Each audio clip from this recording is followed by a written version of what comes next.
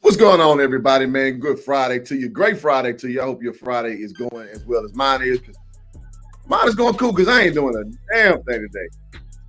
I figured, why not stream? Because, you know what? I got to say this, man. And shout out to everybody, representing that HBCU spirit.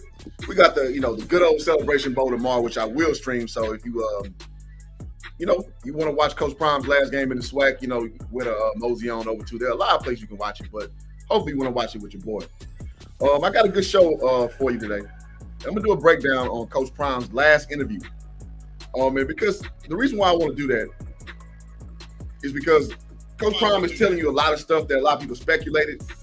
He's addressing it head on. And that's why, like, if you saw me on streams, I've always had the school of thought, I'm just going to wait and see.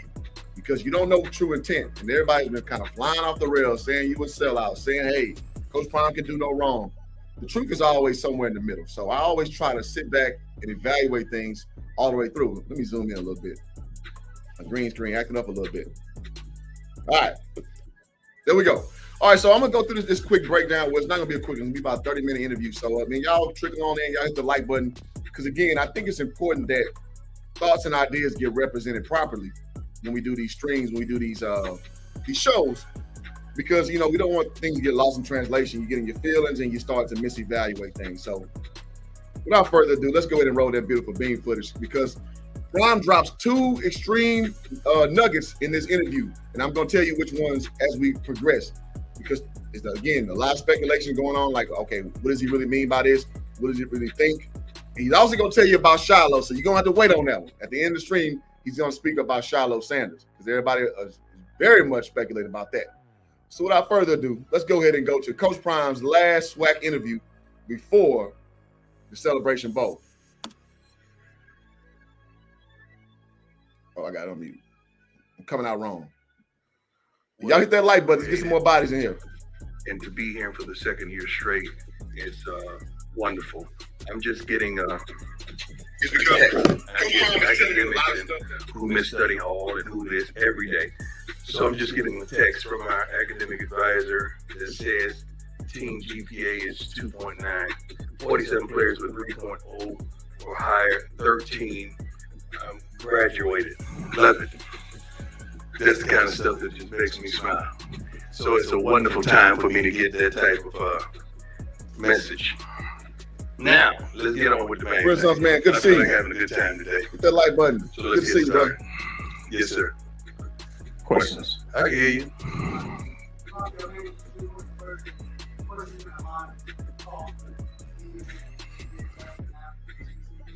But I saw a video with Coach TC and how he's finding the team. Yeah. Can you talk about Oh, and shout out to HBCU Game Day, man. They do great work at getting that content out quick, swiftly, nice, crisp presentation. So shout out to those guys over there. Let's go ahead and pay homage when homage is deserved to be paid. Oh, yeah. First of all, you got to understand, we're really good at doing media. I think you guys know that. Our Agreed. team, my son runs all that as well. So sometimes we let you get it all out, let you say what you're going to say, then boom, we'll drop a video on you. And make you take back what you thought. I got to say this. If Coach Prime is deliberately doing that, it's masterful. Now, I don't know if that's a little bit of cap inside there. I don't know. But, yeah, if he's letting everybody talk first and then put the real story out, it's masterful. But I got to say this, too. A lot of people are just missing the boat because people are not looking at his stuff. Everybody's looking at that good old telephone game. So, but I got to say, if he's doing that to be deliberate, I really love that. So, seeing that in having a wonderful AD, Ashley, I think he's the best in the game. Really, Agreed. He's the best in the game. And to have someone from the inside take over, to understand how we move, how we think, to be able to have a multitude of meetings with some of the kids that were thinking about exiting, and now they're stabilizing those kids. It's wonderful for not just Jackson State, for HBCU period. So TC is the right guy, and you got a chance to see our energy. And you thinking everybody was sitting up there crying and sobbing and mad and angry. We ain't feel like that, man. We have some good kids, and the object was to raise boys to men. And ABC, BBD. Couldn't help myself. I'm sorry. most of our kids are very, very extremely mature, and I'm proud of that. on the left coach. Yes, sir. Don Stinson, DNA Sports Talk. Coach, a lot of times when a coach leaves a program, He's they fired. usually don't come back to. Usually he's fired. Let's just, It's interesting how Prime is kind of heading off stuff at the pass. So he doesn't want to get kind of boxed in on a premise. So he's kind of getting ahead of it by saying about the elevated or terminated, premise all over again. So it's funny how he views that. I'm not saying it's right or wrong, but it's interesting to see that's the way he perceives leaving a job. just get that straight. He's fired. Okay. He's elevated or terminated, one of the two. And you chose to elevate. Mhm. Normally they don't coach in a bowl game. What went into I your would say this. That's a bold statement to say with your JSU stuff on. That's a very bold statement to say in the situation he's in. But listen, man, Prime is of a guy you call with a ruling class mentality, man. It's like, listen, I said this. That's what I meant. You don't like it, you can hit the door. And listen, man, things in life, everybody's not going to like your decision making. Everybody's not going to like your sensibility. But as long as you're okay with it, you're moving forward, then hey, all that matters is you and your family past that part. So I do like that he's consistent with that type of thing going forward. So we're 17 deep. Y'all hit that like button. Let's get some more bodies. Let's go. decision of coaching this particular bowl This game? is a different circumstance. This is a circumstance like no other. Most of the coaches do what? They take the bag, they run, they don't even kiss goodbye. You know, at the conclusion of the... And that's true, too. So he's going to share some insight on why he did that. Because a lot of people said, oh, why you didn't go to the SWAC exit interview after the game. He's going to address that. But also, yeah, man, a lot of coaches, when they take their job, man, they peace out, man. They peace out. So, I mean, it is what it is. The SWAC championship, I didn't even want to be there for the award presentation. I could dance him. Some of you probably seen that. I was so concerned about getting back talking to my team. That's always on my mind. And let me say this. So again, for the people saying that you didn't have enough guts to talk to the media after that, he went straight to his team. Listen, man, when you're in that foxhole, only thing that matters is the coach, the team, the managers, the people who are there every day. The media is cool, but the media is finicky, it's fickle, and it's kind of boring, to be honest. It's boring to address the media. Coming from a person in the media, it's boring. You want to go talk to your people in the foxhole because I know the rumors are swirling around. They know what's going on. If y'all remember from the game, the Southern band director, the MC, was talking about how Coach Prime is leaving, going to Colorado. Telling him, I told you he ain't SWAC. So the news was out. So he went over there to talk to his players first, and I thought that was actually the best move. Is the best from a media standpoint? No, it's not, because we want the information first. But no, he owes that information to his guys first, and I respect that on a high level, in my opinion. Talking to my team. Let's get this out. Let's be direct. Let's answer the questions you want. Tell me how you feel. I tell you how I feel. What went into it, and we showed you most of it probably 2 weeks later after we let you vent. But it's an extreme circumstance. I'm thankful for our AD at Colorado and our AD here that they've allowed me to finish what we start. We always talk about finishing, and then sometimes we have the audacity as adults to leave prematurely. And I wanted to finish, and my kids wanted me to finish. And you had some fools talking about, well, he should go. Well, if I go, don't you think my son's going to? You might want to. Hey, there's a lot of people said that, man. Hey, you will say Prime can't do it. He's going to take his ball and go home. He got every right to do so. Now, I will say this. A little teller, he said my son. He didn't say my sons. Consider that. Like I'm going to go and leave my son. No. Say it again. My son, not my sons. What's your man? Yes. Deanne, Allison Mastrangelo with WSB in Atlanta. You talk about talking with your team. So how are you, dealing with the emotions and maybe even the pressure of coaching your last game with JSU it's emotional. and leaving a legacy? It was emotional in the last championship game, but there's no pressure. This ain't pressure. This is Now, so Prime's about to go into his preacher thing. It is pressure. But I like the fact that he dismisses the fact that pressure as that will apply to his team. So he's basically taking the pressure off them and like, hey, put it on me. Y'all don't worry about that. And it kind of reminds me, I know if you don't like this reference, of LeVar Ball. He was like, man, y'all talk about me. My boys are just going to play. It's a game at the end of the day. Like, ain't no hurt, ain't no pressure, people stealing money from you. Let me take all that. Y'all go worry about the main thing. And that's kind of what Prime is about to do right now. And see, shout out to Big LT in the building. Always talking about getting those likes up. I appreciate you keeping everybody right. I really appreciate that. Let's get some more bodies in here, y'all.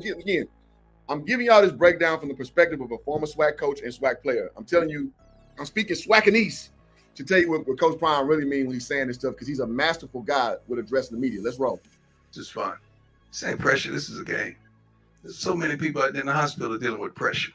This is not pressure. This is a game. Someone wins, someone loses. Pressure when that doctor comes and tell you only have 5 or 6 days.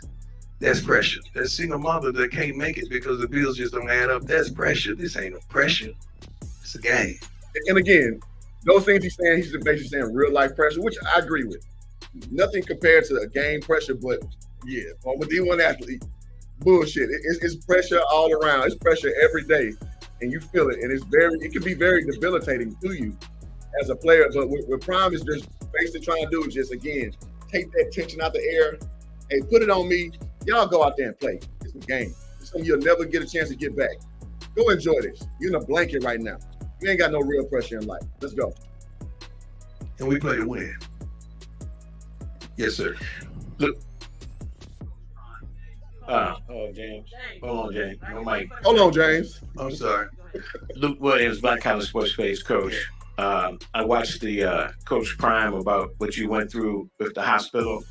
It was, y'all care now? Yeah, it was on the barstool. I ain't think nobody cared, because ain't nobody asked me about that in a long time. Yeah, that was. If y'all saw those pictures, man, that looks brutal, man. You know, him getting that those blood clots filled with. So, yeah, I mean, and that's kind of what, you know, the sentiment of what he's saying is like, man, y'all get so worked up on all this other stuff, man. Like, you know, I'm a real human being. Like, I know I'm prime time to all of y'all, but I'm a real human too. I almost, you know, perish from that.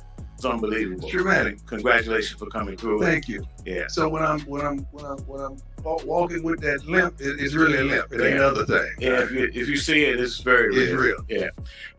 What I wanted to ask is, did I introduce myself? Luke Williams from the Black College Sports Page. What went into you picking T.C. Taylor?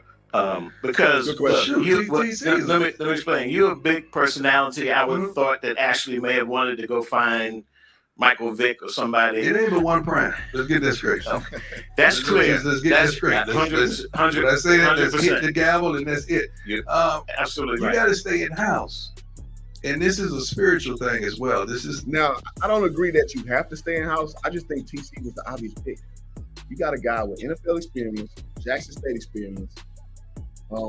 Also the versatility.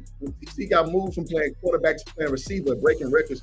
So he knows the underdog mentality. He knows like everything basically an athlete can be facing. And you was, you know, under Coach Prime tutelage like that. That's the obvious choice. It's the obvious choice. And the kids love him.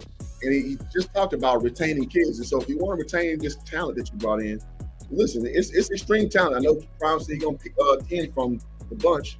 I'm sure we all know that's gonna be Shadua, Travis, maybe Shiloh. Teaser alert. We'll talk about that at the end of the stream. So you know it's only but a handful of guys going. So yeah, man, like you want to retain that talent. So obviously that's the best choice. And shout out to Fabian. Good to see you. Fabian says, I bet Atlanta's Hilton still not sold out on weekend. Every downtown sold out except for downtown Hilton. But why is that? Give me some insight on that. All right, while Fabian getting that together, let's keep rolling. Y'all hit the like buttons, get some more bodies in here. Appreciate you. We're 55 deep. Let's go. It's not just a. Oh, also, if you like the product, man, if you like me breakdowns, you know, I like to give y'all quality stuff, just to give you perspective and not just Coach Prime and then just throw some stuff on somebody else's work and then put it out there.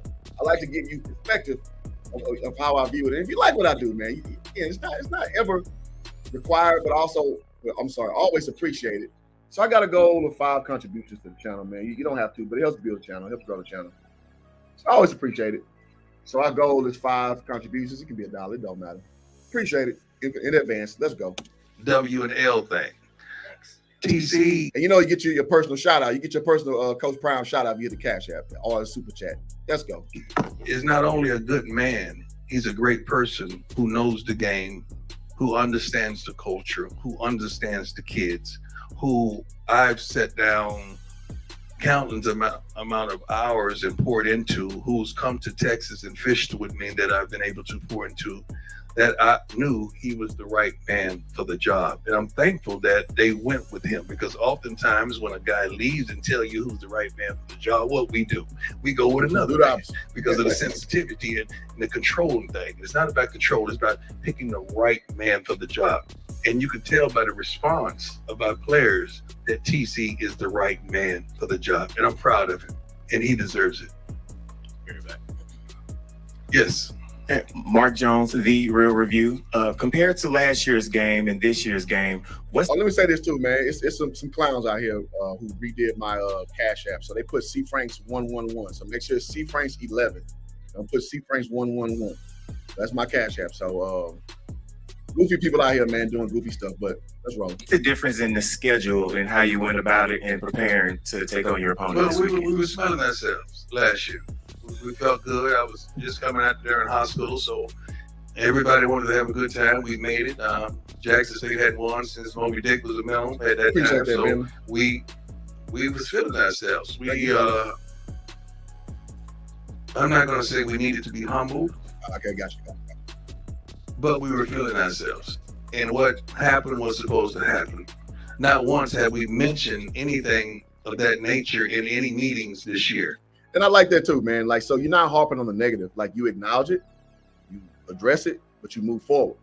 I think in this life, a lot of people struggle with just harping so much on the bad that you never get to the point of, like, not to steal Coach Prime's vernacular, but your elevation. You never get to elevation because you're just worried about the scrum.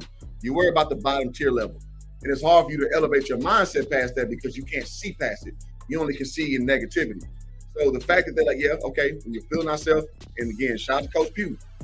Coach Pugh came out there, had those guys ready to go. We talking about South Carolina State.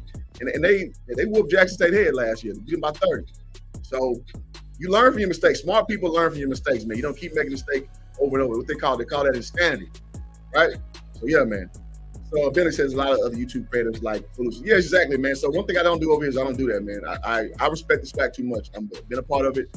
I'm still a part of it. And so with that being said, our first Cash App has trickled in. Appreciate you, Miss Kim, for the $5 on it. You know what that gets you over here. You know what it gets you. Man. We got to appreciate this while we can still appreciate it, man. And you know, tomorrow I'll be streaming, so Swag Lives Matter, gang. Let's get it, Miss Kim. Who is Swag, baby? Much appreciated. Donate to the channel. I'll update that contribution bar. Let's go. We don't result back and revert back to what transpired. We're forward thinkers. The mission was to dominate. We're dominating. The mission was to win, and we won.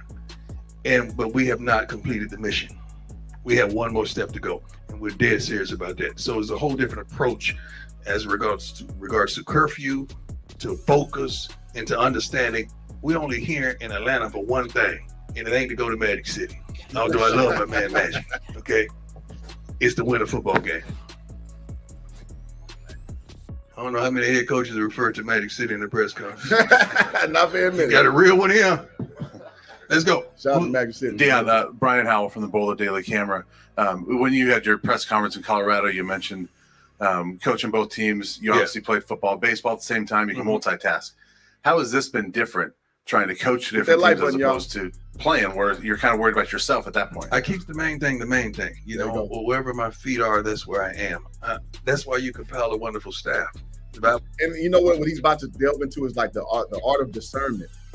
Listen, man, a lot of people don't understand how Prime's mind works, but it works at a very efficient level. And there's streams with saying Coach Prime can't really coach and things of that nature. Maybe not. But any coach will tell you you're only as good as your assistant coaches. So let's just ride with that premise that Coach Prime can't coach the way out of a wet paper bag, which I don't believe. You put the right people around you, it doesn't matter.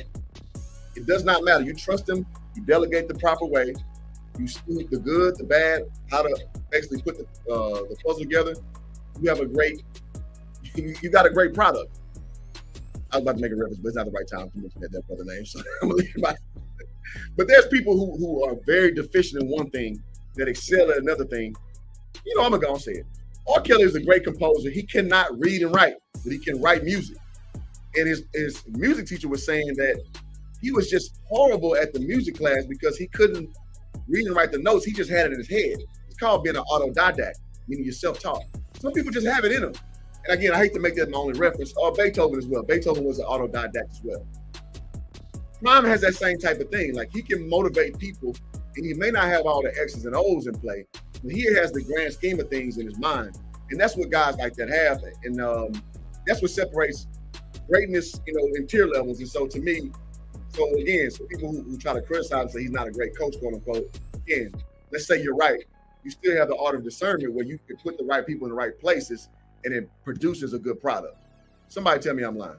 I see y'all ramping up on the thing. See, tell BGS the game started at 11. Yeah, I see you put it at PM. Yeah, I'm gonna let him know. I appreciate that, Bill. I'm gonna let Will know. I saw that. I was supposed to text him.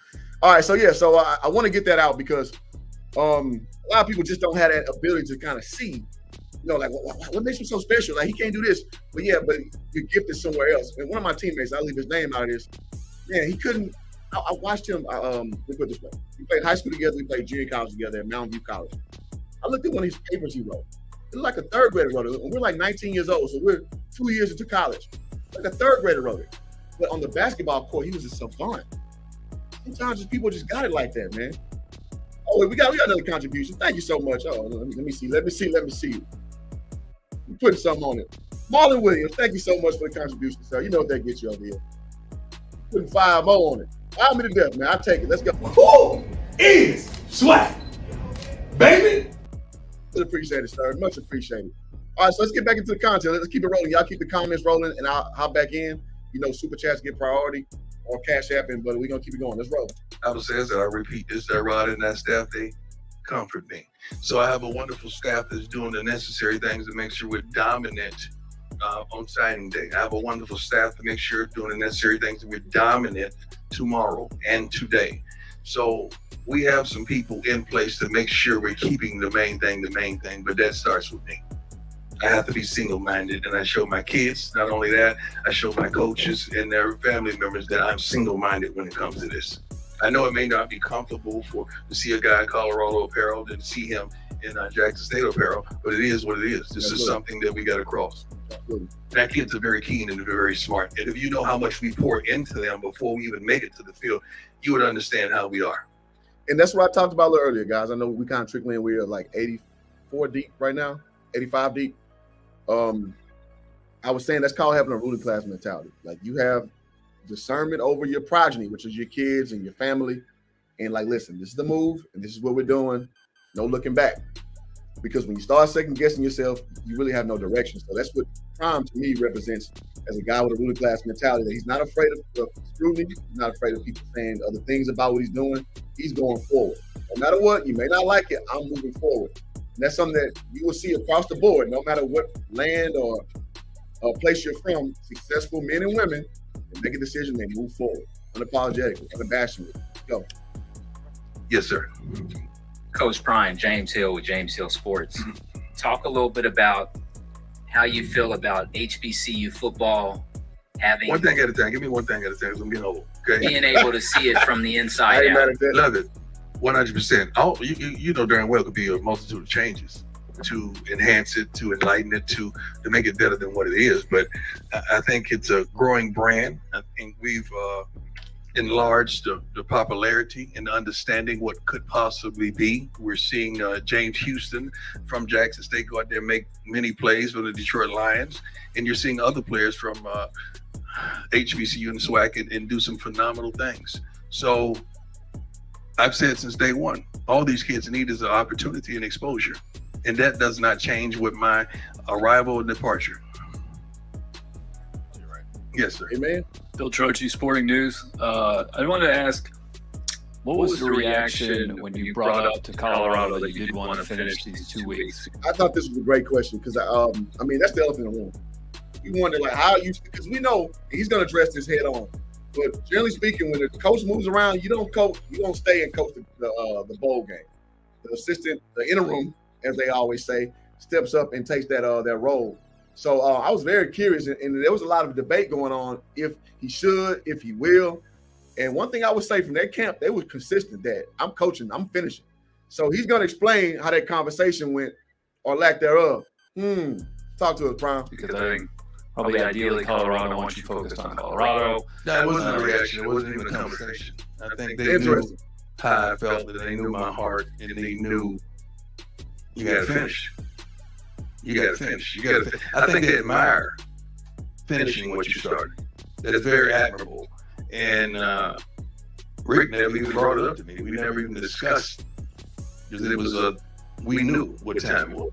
That shows how happy they are to have Coach Prime, because generally speaking, you want your coach there ASAP, working the clock, working the phones, working the recruit trail, building that program up, especially when you bring them up from a lower level, quote unquote. So that's very interesting that there's like, yo, take your time, do what you got to do. That means they have the utmost confidence that they stole a guy they don't deserve, in my opinion. Coach Prime bigger than Colorado. I mean, it is what it is.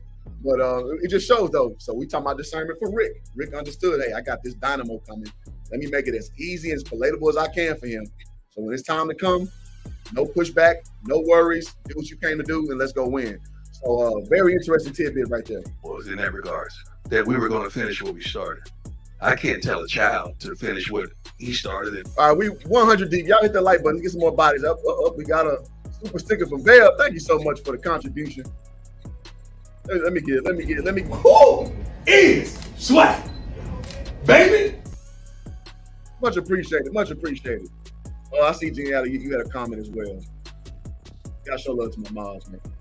Gene Reality says, do you think CU didn't have a reaction because their season already ended? Possibly, yeah. That kind of could have added to the roux of the gumbo. But Colorado knows, I mean, you 1-11, like you're in no position to really force Deion's hand. Now, if you went over to like Alabama, you replacing Coach Saban, maybe. But I mean, listen, man, this is a once in a lifetime guy. We're just being honest. Smart people understand what you have. You treat everybody fair, but not equal. So another coach, depending on your cachet, is with the latitude you have. Fair is to let Coach Prime be him. Then, hey, here's the expectations. Here's what we need to do. But that's being fair. Being equal is everybody treated the same way. And as we know, equality in this world does not exist. Fairness should exist, though. Let's go. And I'm not. Yes. Yes, ma'am. Kate Rogerson from ABC 11 in Raleigh. What impresses you about this Central team, and what have you noticed from them on tape? Well, Coach. Coach, I'm going to address this before Prime says it. And that's actually probably a truth. I mean, you can't predict that. And shout out to, let me say rest in peace to Coach Mike Leach, who was a pain in my side. I'm also a University of Texas fan. So that Red Raider offense was a pain in my, you know what, Michael Crabtree, that catch 2010, 2006, it's seared into my brain. It's just, oh, man. 2007. It's seared into my brain. It's just like pain. So, yeah, I mean, he probably would have gotten that Mississippi State job, perhaps. But, I mean, life is life, man. And like Prom said, he's a guy who follows God's steps, what he tells him to do. So maybe that's the way he started. Maybe that's where he belongs to be. Who knows? Maybe Mississippi State got some sanctions coming down where they have like these. It's going to make it hard for him to thrive and survive and succeed. So you just never know. She sounds very easy on real time. Aaron says, actually did go to the post-game conference, but they were still talking to the other team, so he didn't want to twist him and went to his team. Fair enough. Incarnate Word coach still in the playoffs. Incarnate Word coach still coaching the playoffs, and their last team did also. Yeah, but there's a lot of guys who just peace out too. So I'm not saying he's the only one. I'm saying it's not very common. But appreciate that insight. All right, so let's keep it rolling. Very consistent, very capable. Quarterback can do some phenomenal things. They don't give up a lot of points in the red zone. They're able to be stout. But in saying that, we see some things that we could take advantage of as well. But they're not here by mistake. They're 9-2, and they did a wonderful job in the Meac. We just got to go out there and do what we do. And when we're doing what we're doing, I don't think anybody could deal with us. Right here. Yes. Joe Cook, 60 WAPT. Coach, I just wanted to know, how you guys going about the preparation with you going to Colorado, TC being elevated? Excuse me. Have you guys, is it business as usual? This is going to be a funny question. Look how he's kind of screw-faced right now. So he asked this question in a very clunky way. But what he's basically saying is, so now that Coach TC is a head coach, does y'all hierarchy change? So watch Coach Prime's reaction to like he basically saying in so few words, you got me effed up, but he gonna say it in the way that he says best. Y'all peep game.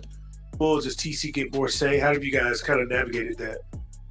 TC is elevated to be the head coach of next season.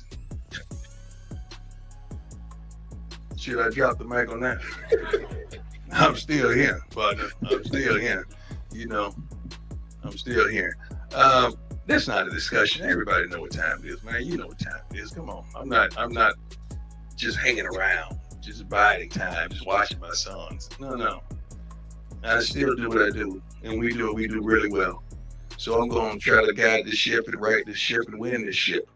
Okay? Then I see what you did there. After that, we're going to pass that mic to TC, and he going to do the doggone thing and pick right up where we left off.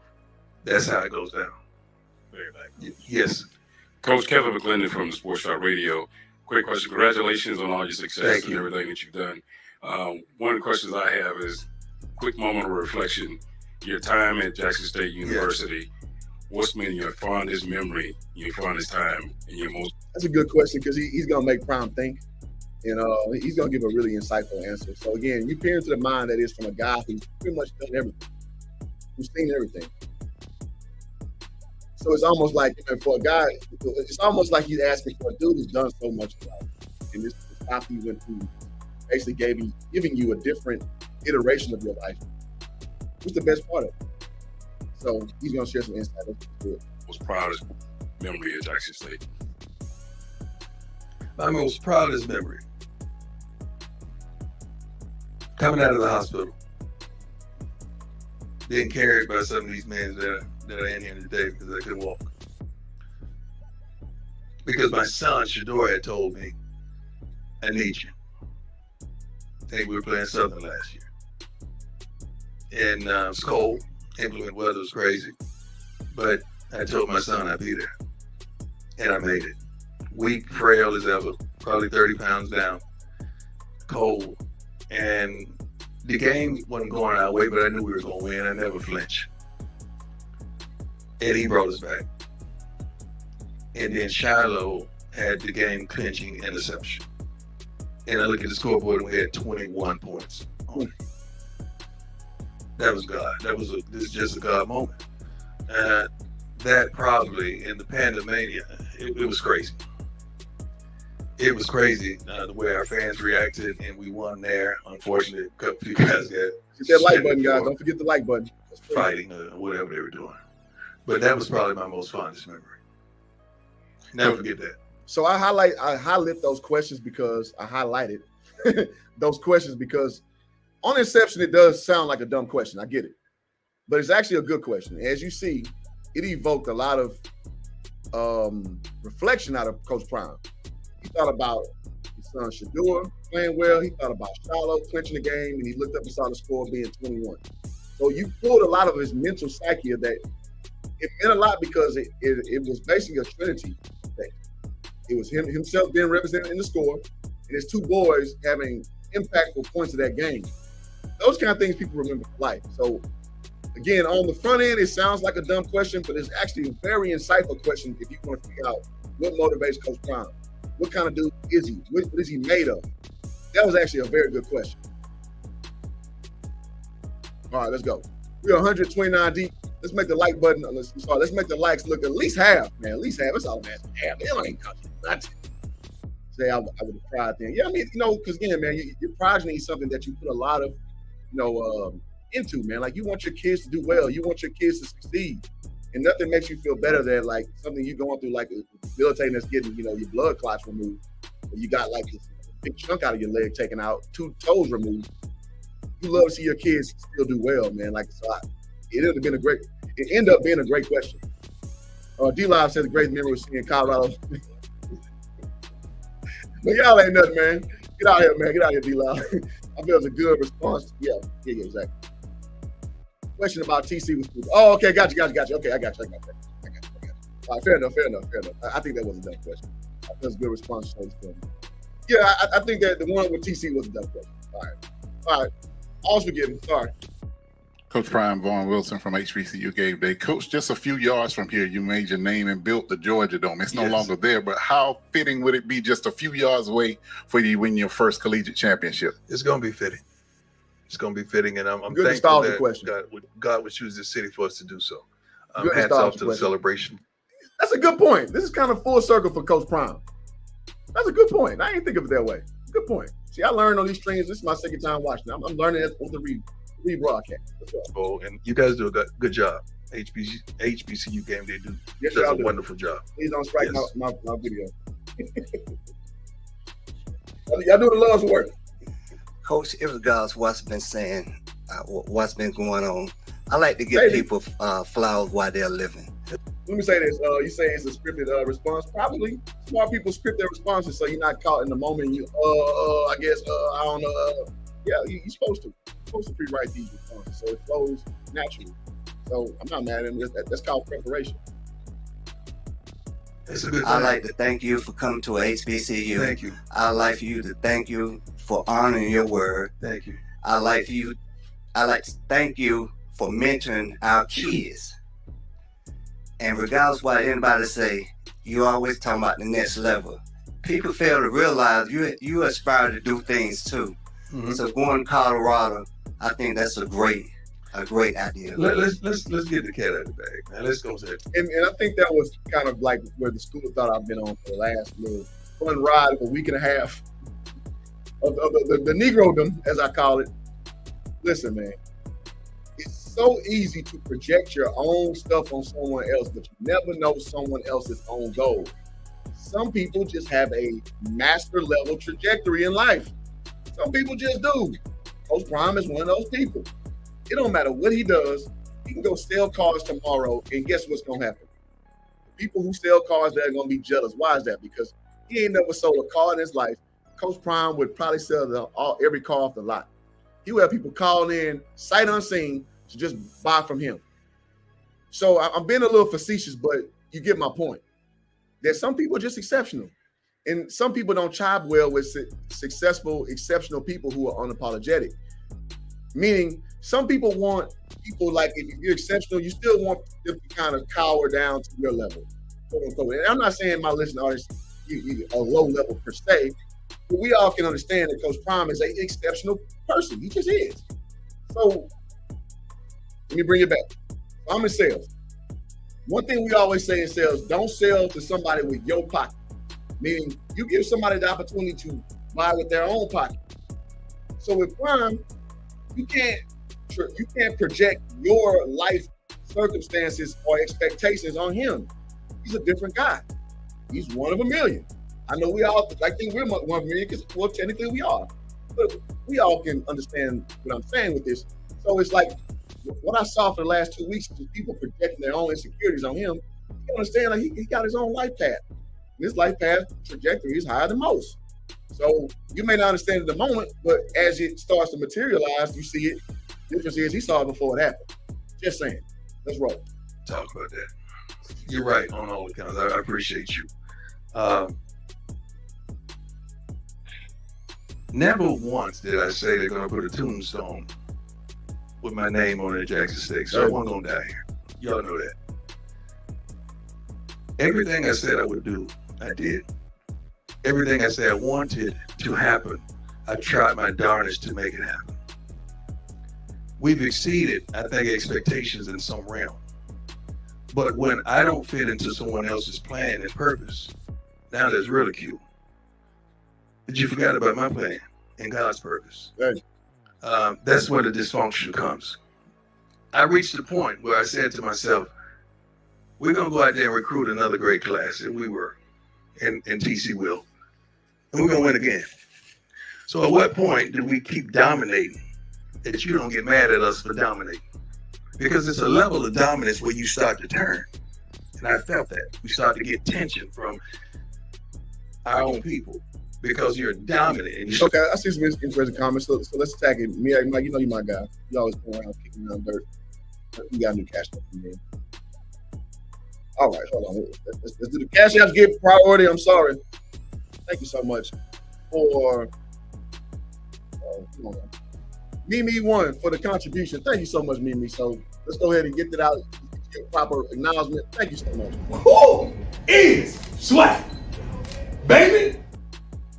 All right, so Meac Mike says, this guy is a charlatan. I never thought I would grow to hate a human. I can't stand this bullshit Jamal Bryant religious rhetoric routine. Okay, so you got the right to feel how you want to feel. One thing I like over here in jargon is pushback. So let's challenge that. Let's challenge that real quick. Let's do a share screen. Let's look at the word charlatan. Who's a charlatan? All right, so charlatan, hope you guys can see, a person falsely claiming to have special knowledge or skill, fraud, a self-confessed con artist or charlatan. Early origin, denoting a Lord have mercy. Yeah, we're gonna skip that word. Selling proposed remedies. So basically, you're selling by like a placebo, basically. Let's look at Merriam-Webster's version. Permanent patients with dubious procedures. One person usually showy pretenses of knowledge or ability, a fraud, a fake. Okay. So you just examine what a charlatan means by definition. That means you don't have the knowledge. Let's go back to it. That means you're falsely claiming to have special knowledge or skill. Okay. So if he was a charlatan, in my opinion, there would be no fruit from what he's poured in. A charlatan is a person who's going to sell you a bill of goods and produce nothing. Can we say Coach Prime produced nothing? I think we collectively can say no. So can you say he's deceiving? I'll go there, but a charlatan, they have nothing to bear fruit for what they say. So I'm not even a religious guy. So I understand how off-putting it may be to you, but to call him a charlatan is just factually incorrect. So I don't agree with your assessment at all, bro. All right, let's go. You read the definition of the spelling bee or Hey, I was a spelling bee champ in 6th grade, I have y'all know. All those that care. All right, so Bell says, where do we come out saying, but he's already rich? Exactly, man. I make this analogy all the time. There was a guy who was a billionaire talking to a millionaire, and the millionaire was struggling in life. He's like, man, I don't know what to do next. I can't figure out what to do. He's like, because you're thinking like a millionaire. Think like a billionaire. And to us regular thousandaires, or some of y'all hundredaires, I ain't calling nobody out. It's hard for you to fathom how someone who has things already wants more, but that thing does exist. So, yeah, I mean, in our community, we tend to do that, but I mean, I'm not going to, cast that aspersion on everybody. But that does go on in our community, to Bell's point. Cam says, definitely exceptional human being. Deion Sanders, 100, absolutely. Eric is agreeing with Fabian. Deion's a blueprint, absolutely. So, Coach TC got if TC failed, and my rap fans, y'all gonna get this. It's gonna be like Memphis Bleak. Memphis Bleak came after Jay-Z, got all the cosigns from Jay-Z, and fumbled the bag. Fumbled the bag. So TC, man, I hope you learned these 2.5 seasons you played with Prime. Because listen, man, when you coach with Prime, because you got the whole game laid out for you. You got the endorsement. So if you drop the bag, boy, you on some Memphis Bleak stuff. So again, my rap aficionados will get that reference. All right, dang, if Meac hate on D, it must be right. I mean, listen, man, Meac Mike is gonna be the contrarian in most cases. It is what it is, but by definition, he's not a charlatan. Let's see. Fabian says Prime will work with people who have bad credit too. They want a car. You want to earn it? Yeah, absolutely, Della. I really appreciate that contribution for Smack administrative stuff. Yeah, I agree with that. He's gonna lose that towards 10 minutes in. 10 more minutes. He's gonna talk about that. Contrarian says if he dominates Colorado, he doesn't think he's going. All right. So if he dominates Colorado, he doesn't think he's going to get Prime full of shit. No, I don't think he is at all. He's phrasing it in the way that he sees it. Now you can kind of pick it apart like, I wouldn't say it that way, and I would agree with you. That's the way he sees it. I choose to understand people rather than bash people. Now, if you to Meac Mike's point, if you prove to me you're a charlatan, meaning you're not producing anything, I'll tell you who a real charlatan is. I'm gonna lose some of y'all on this one. I don't care. Umar Johnson is a charlatan. Umar Johnson has not bared anything from what he said he's gonna do. This school was taking 10 years. Reggie Douglas, Marcus Garvey. I used to be an extreme follower of Umar. I just started looking like, what has he done? This dude talked about Coach Prime. What have you done? That's a charlatan. Like, you have not produced a school that you said you're gonna make. You beg for donations, and then you stain people for other people taking donations. What are you talking about? So if you want to talk about a charlatan by definition, that would be your boy Umar Johnson. Just think. Let's see. Deion Sanders did everything he said what he's gonna do. Yeah, he did. Maybe he left off something because he did leave like he's gonna be there for quite an extended period of time. So the essence of what Meac Mike is not wrong. But again, I always say how long is enough. You can't tell that man how long to go there. Say, come on and break it down, man. Listen, man. Read the difference. Oh yeah, I got that already. I briefly says God only talks to Deion. No, God talks to everyone in your own way. Now, this is the part that no one can tell somebody else what they know. This is where it gets a little dicey. Just saying, it's a little dicey. TT says top FBS teams only get half players in the league. Yeah, Deion did that. Yes, he did. And James Houston is balling his ass off. And not only that, when he had his interview about his success, he didn't say nothing about University of Florida. James Houston said, going to Jackson State, I've already had multiple sacks, so I know I can do it again. He didn't say nothing about Florida. He said Jackson State. Just saying. All right, so you know what gets you proud over here, man. Super chat first. I'm expecting coach to do it all by himself and get millions. Our folks can't give a brother free likes. Come on, get the lights up, folks. Thank you so much. Thank you so much for that contribution. You know what that gets you over here, man. Who is swag? Baby? Much appreciated. Much appreciated putting something on it. All right, so I'm gonna try to catch all the comments, but y'all going fair today, and I really appreciate that. But if you want it at the top, man, put $1 super chat, $2. I want to get some rebuttal on Mike. He says, I played and recruited. I've heard coach speak in hyperbole.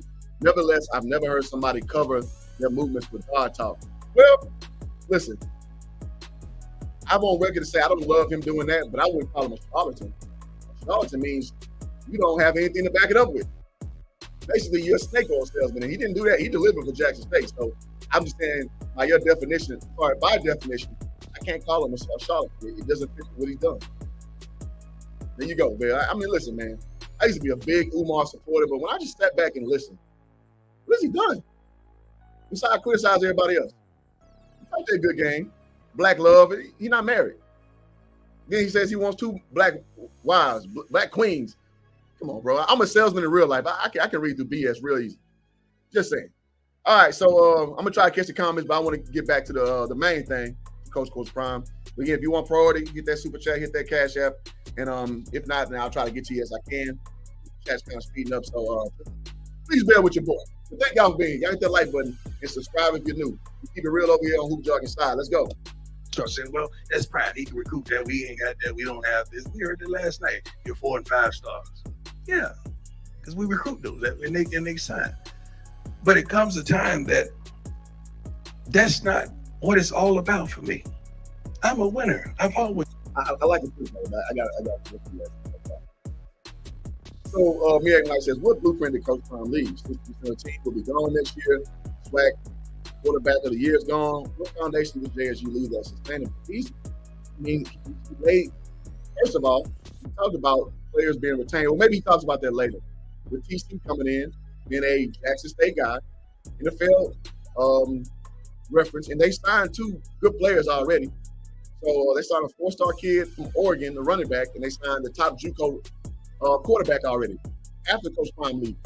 So the blueprint's there, and the retention is there. So as far as the blueprint, it's like using the media to your advantage, putting the spotlight on your program, bringing in top talent, and keeping things in house. So yeah, the blueprint's there, bro. Come on now.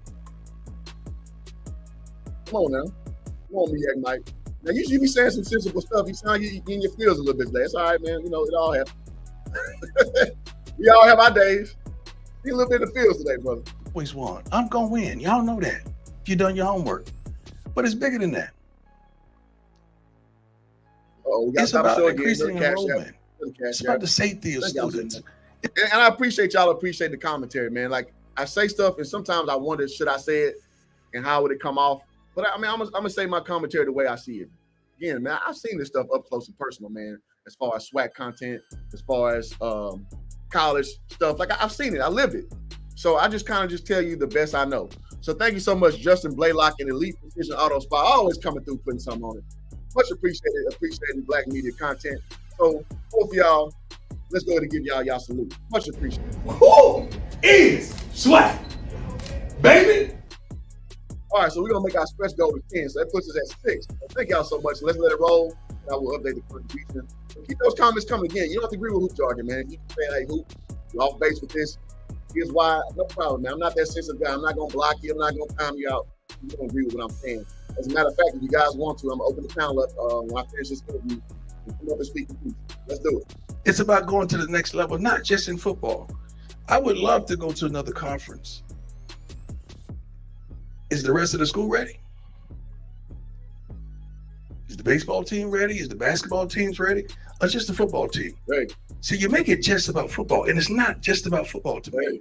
It's about our trainers and kids that the fire alarms may go off and not being turned off at 3:15 in the morning. It's about people that may not have the proper safety. Okay, now here's what Prime about to go into right now. And if you went to a SPAC school, y'all know what I'm talking about. He's talking about that HBCU bullshitting. And with that bullshitting, it is very off-putting. Now, we as HBCU alone, we learn to deal with the bullshitting. It's like, all right, you just kind of deal with it. It is what it is. Now, this may be the first time Prime has seen this good old smorgasbord of stuff that goes on these campuses. It may have just been a little off-putting to him. I'll just keep it a beam. When I came to Prairie View, I saw a lot of stuff that I didn't see when I went to Stephen F. Austin. I just learned to it come with the territory. So I'll never be on these streams talking about it's a bad experience. I'll tell anybody to go to Prairie View A&M University over Stephen F. Austin State University. I'll tell anybody to. But I'm like, hey, when you there, it may be some off-color stuff you see. Just to understand it's kind of baked into the cake that is the HBCU experience. So that's kind of what he's speaking on about now. So I'll let him talk and not me. But that's kind of the realm he's going into right now about. For the people saying that, oh, you should have took Jackson State to the next level, he's like, okay, but what about all this other stuff? I can't just take the football program there. This other stuff got to be where to go as well. So that's what he's kind of going to hit on right now. So let's hear it from his perspective. On a campus that they should. I'm not just talking about Jackson State, I'm talking about everywhere. So the things that I want to accomplish, I can't do it by just being a darn football coach and winning games. I can't do it. And I reached the point where I had a real conversation with the Lord. That's funny how you believe the Lord when he said to come here, but you don't believe me when I tell you the Lord may tell me to do otherwise. It's like my God is talking to you about me. I don't think he works like that. But it's so much more that I can't do because that's not my occupation. I'm a football coach and a darn good one. And name one thing in football that we haven't accomplished that I said we would. But it's bigger than that. And until we address these underlying issues that nobody wants to talk about, ain't nothing gonna change. Football, yes. But what else is gonna change? And I'm a change agent. That's what it's all about to me. Because I'm not just attached to the football players, the equipment persons, the trainers, the academic persons, everybody on campus. When we leave, you're gonna find out what all we did. Because they don't really talk about the positivity until we go. And listen, I'm gonna take Prime at his word. If he's being genuine about that, it's really gonna make a lot of y'all look silly, man. With these, some of y'all kind of are very flagrant with the ad hominems because you may have viewed Prime in whatever way you want to view him in. He may not be that. I mean, we 200 deep in here, man. Let's hit the like button. Let's get some more bodies in here. 200 deep in here. Thank y'all so much for being a part of the stream because I think this is important. It's important that we address these things. And again, man, we're going to take Prime at his word. But we're also going to critique things as they are to be critiqued. And my whole goal of this is kind of, again, speak Wackanese and let you know what he's really saying in between the lines of what he's saying. Oh, yeah. Let's see. D-Lob says, question. I'm going to scroll my screen. Y'all stop me on my phone. All right, so it's popping up slow. So let's see. What does he mean? We're gonna find out when he leaves. Don't they post everything every day? Well, I would assume that he's saying that some stuff they just kind of left unsaid that may be told third hand, may pop up later. But that's a good question. I don't know. But again, that's called minutia, man. Some of that stuff comes out in the watch. You know what I'm saying? Well, don't come out in the rinse, come out in the watch. Geniality says, Dr. Phil is coming up in a minute. Okay, so maybe that's what he's speaking about. But that to me tells me, man, I've done a lot of stuff out of pocket. Y'all gonna see the time. I ain't on that. I was saying what's the real purpose of going to college? It's not sports part of the picture. Yeah, I mean, coming from a guy, I have a master's degree in education, which I don't use, but I mean, the interaction time and relationship I built in college, he was working in some capacity. I wish I wouldn't have paid for my master's degree, but my undergrad degree was free because I played basketball. But yeah, man, you know, it's one of those things, man. It's a trade-off. Black and black, yeah, man. Unfortunate. Against plays it very well. Absolutely. So let me get back to it again. If y'all want y'all to prioritize, super chats are always welcome. Cash apps as well. You get your special acknowledgement. But let's go. Find out what all we did for Jackson State and all we wanted to do for Jackson State. I just pray to God that in all that get some understanding on change and where change really starts. And it does not start in the football department. Hello. Now my guy, the Pope. Hello. Listen, man, I understand from a financial burden standpoint, the football program generally drives things at the university. What about the engineering department? What about the architecture department? What about the humanities department? The criminal justice department? Business department? Come on now. It's supposed to be institutes of higher, education. Football program supposed to elevate everybody past everything. And as we know, you get a lot of pushback from the administration about the sports programs. Any AD will tell you that, a lot of people always say that, football is football is that. You get a lot of the administration pushes back so much on sports programs. It's not even funny. It's not even funny. So, listen, man. I thought it was good. That was a moment, wasn't it? Yeah, Coach. Thank you, Sam, for clapping me up. My man. Hey, amen to that. Amen. That's You're looking good, sir. Yeah, thank you. You too. I just want to congratulate you for a terrific season, everything you've done, and for the next chapter. Yes, sir. Just a question. What can you get out of participating in the Celebration Bowl that maybe you couldn't get out of participating, let's say, in the 1AA playoffs? I've had conversation with some ADs, and they're saying, well, maybe we should. Money for school. How about that? Let's start off with that. Hey, this might take a hard left turn. I'm going to run that back. Before I do that, thank you so much, Sylvester Townsend, putting 5 on it. Thank you so much for the contribution. So, again, man, you know we'll come over here. Who is swag? Baby? All right, so let's run it back because that's a very important zig to the zag that just took place with Coach Prime. So let's run that back. Participating in the Celebration Bowl that maybe you couldn't get out of participating, let's say, in the 1AA playoffs. I've had conversation with some ADs, and they're saying, well, maybe we should. Money for our school. How about that? Let's start off with that. Celebration Bowl. I'm glad Prime said this because I've been on panels, on top of panels, on top of panels these last 2 weeks. And I said, man, why Jackson State don't go play in the FCS Championship Series and playoffs? Ain't no money in that. It ain't no money in that. All it is just a good old chest beat that, you played against North Dakota State University this year. That's all it is. Or Sam Houston State. Or you played against New Hampshire. Like, come on, man. Like, there's no money in that. And moreover, who gives a damn about well, get back. North Dakota State has kind of built a bedrock for the quarterbacks in the league. But besides them, who else is sending people to the league like that from these playoffs? I mean, they sent Trey Lance and Carson Wentz like that. That's not to be disrespectful. The money's in the bowl game. So that's your answer. If everybody was curious about that, that's your answer. Shit. That's your answer. But I'll let Prime tell it. They do in the purse here is much greater. Say we play in the playoffs, the FCS playoffs, okay? Most of those games are where? Right. We got to fly there. Well, who paying for that? Hello. We don't have that in the budget. Like, I would love for us to host a home game. I would love that. But a lot of those things are not in the budget for us here at Jackson State. And as a football coach, I had many hats. And I think about those things. And how do those things not just affect that program, but affects the school? So that does not fit whatsoever. But in saying that, fam, you should have been invited. Agreed. Coach Willie Simmons is doing a bang-up job over there at FAMU, and the only game they lost was North Carolina into Jackson. That's rough, man, that their season came to the end, man. That's rough. Yes, the playoffs. And might I say, they played North Carolina very well, missing about 8 players. I think Isaiah Land being one of those players who has pro prognostications going forward. That's rough that Florida A&M season ended, like it did. Because we're being honest, they deserve being that SWAC championship more than doggone Southern.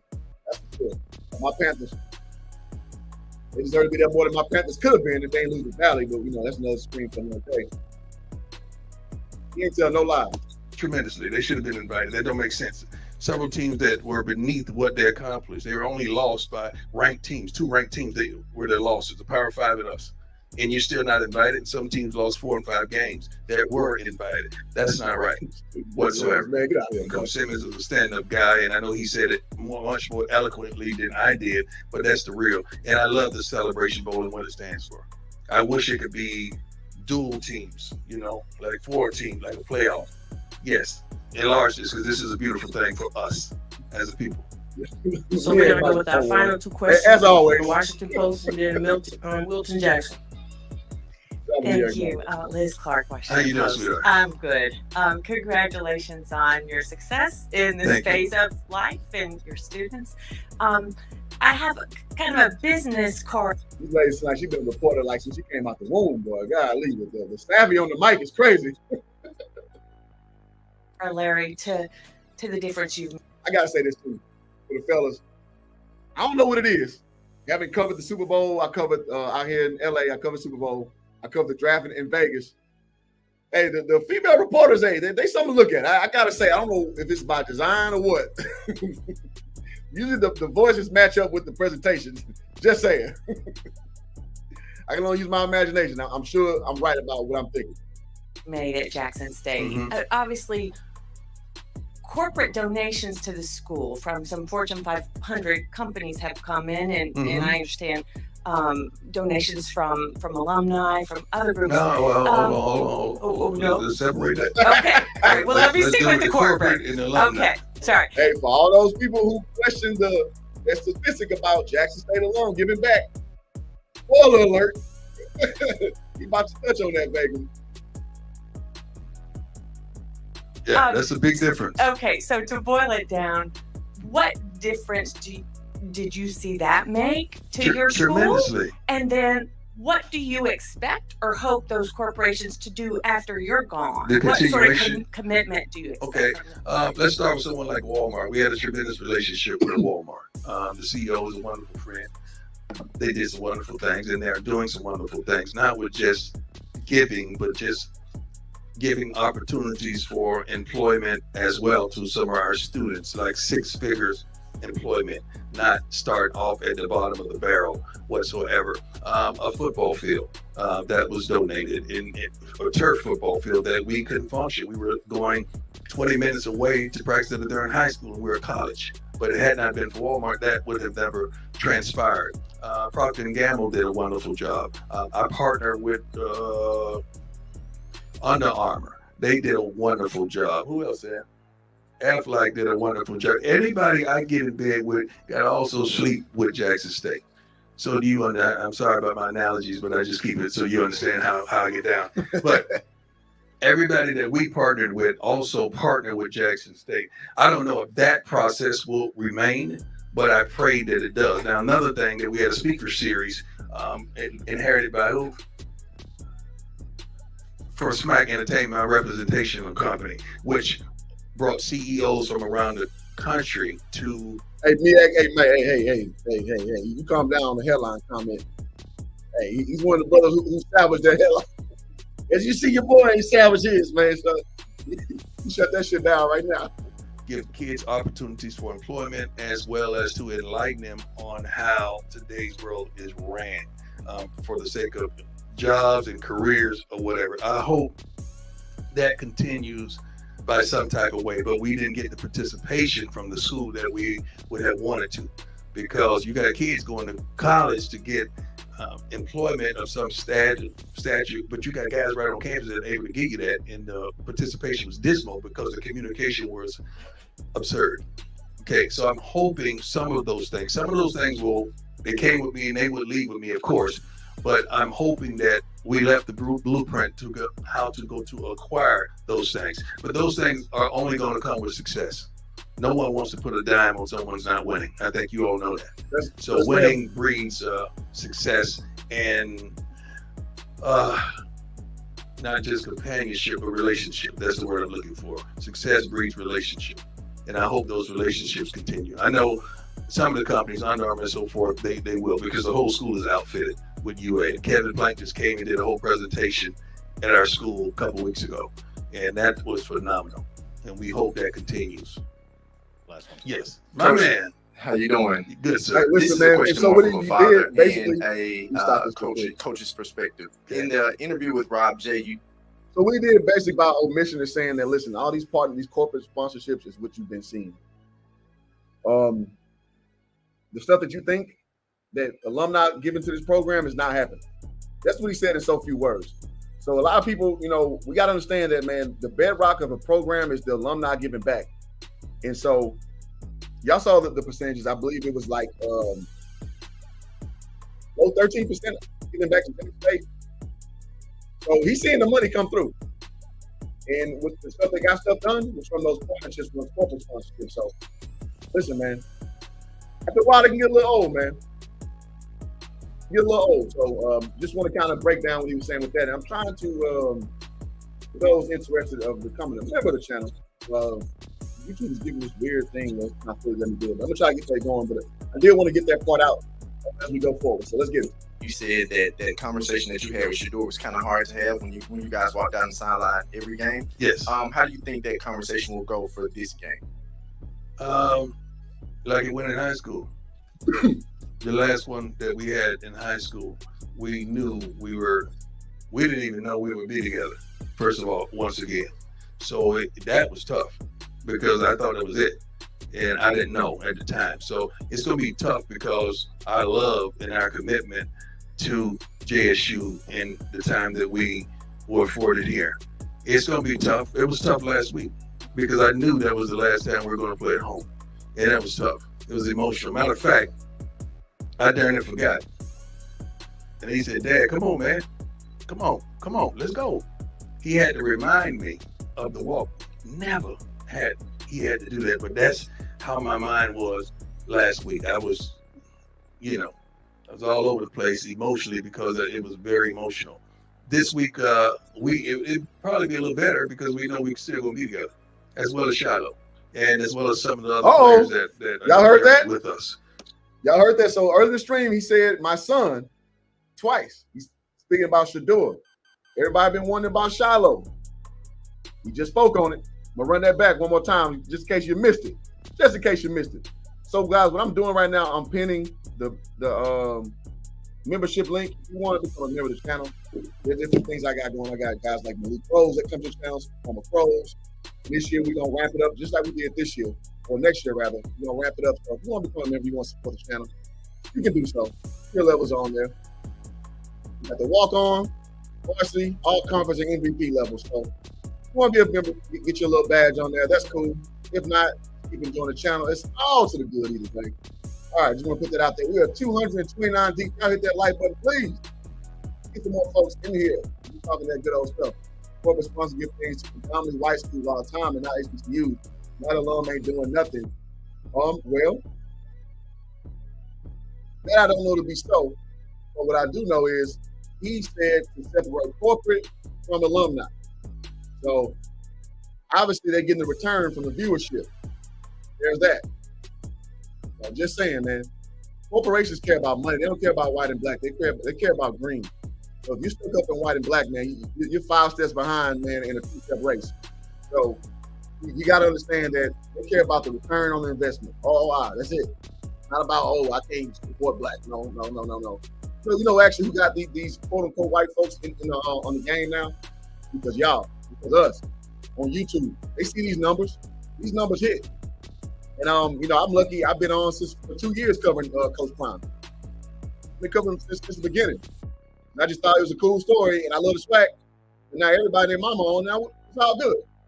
But these corporate sponsors not coming on for piety. They're coming on to make money. So again, if you want to join the channel, you can, man. Listen, I'm going to give you my real, unadulterated opinion every time. And it comes from a place of knowledge and experience. If you don't like it, you don't like it. If you love it, hey, man, now everybody doing that in the little heart. I don't know why everybody does that now. That's kind of weird. But all right. So let's go ahead and let's run it back. He talked about Shiloh. You know, I was all over the place emotionally because it was very emotional. This week, it probably be a little better because we know we're still going to be together, as well as Shiloh, and as well as some of the other players that are going to journey with us. So it's going to be good, but it'd be great if we could. Hey, Mike, I'm about to block you.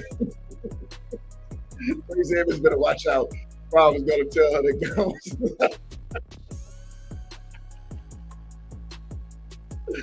Hey, he got him a nice one, but I mean, when the Lord say elevate, you must elevate. Oh, that's funny. Oh, let's see. Money is not racist. Never has been, never will be. I said, hello, everyone. Drumline Mom. For you at PP, angry black woman here. Shout out to Miss Diva. Good to see you, Miss Diva, as always. Yo, so Miss Diva, you know, I'm gonna make you admin. I appreciate you. Always. I don't be giving like moderator riches like that. You heard it. Chat is spicy, man. Shout out to Mike, man. One of the few, the proud. Big Spill, I got you too. Big Spill is one of my first subscribers back when I was way unmonetized. I got you, Big Spill. I know you didn't come in on the HBCU stuff too, so you still sticking with me. So I appreciate it. They'll say somebody, bro, like, faster than great. Not crazy. Let's go. Come out of there with victory. That's what it's all about. Winning is the only thing we do this for, and changing lives, and trying to provoke change. Did I get everything, guys? You did, Coach. Thank You did. Okay, let me get this one last gentleman. I'm sorry. Right there in the back. Yes.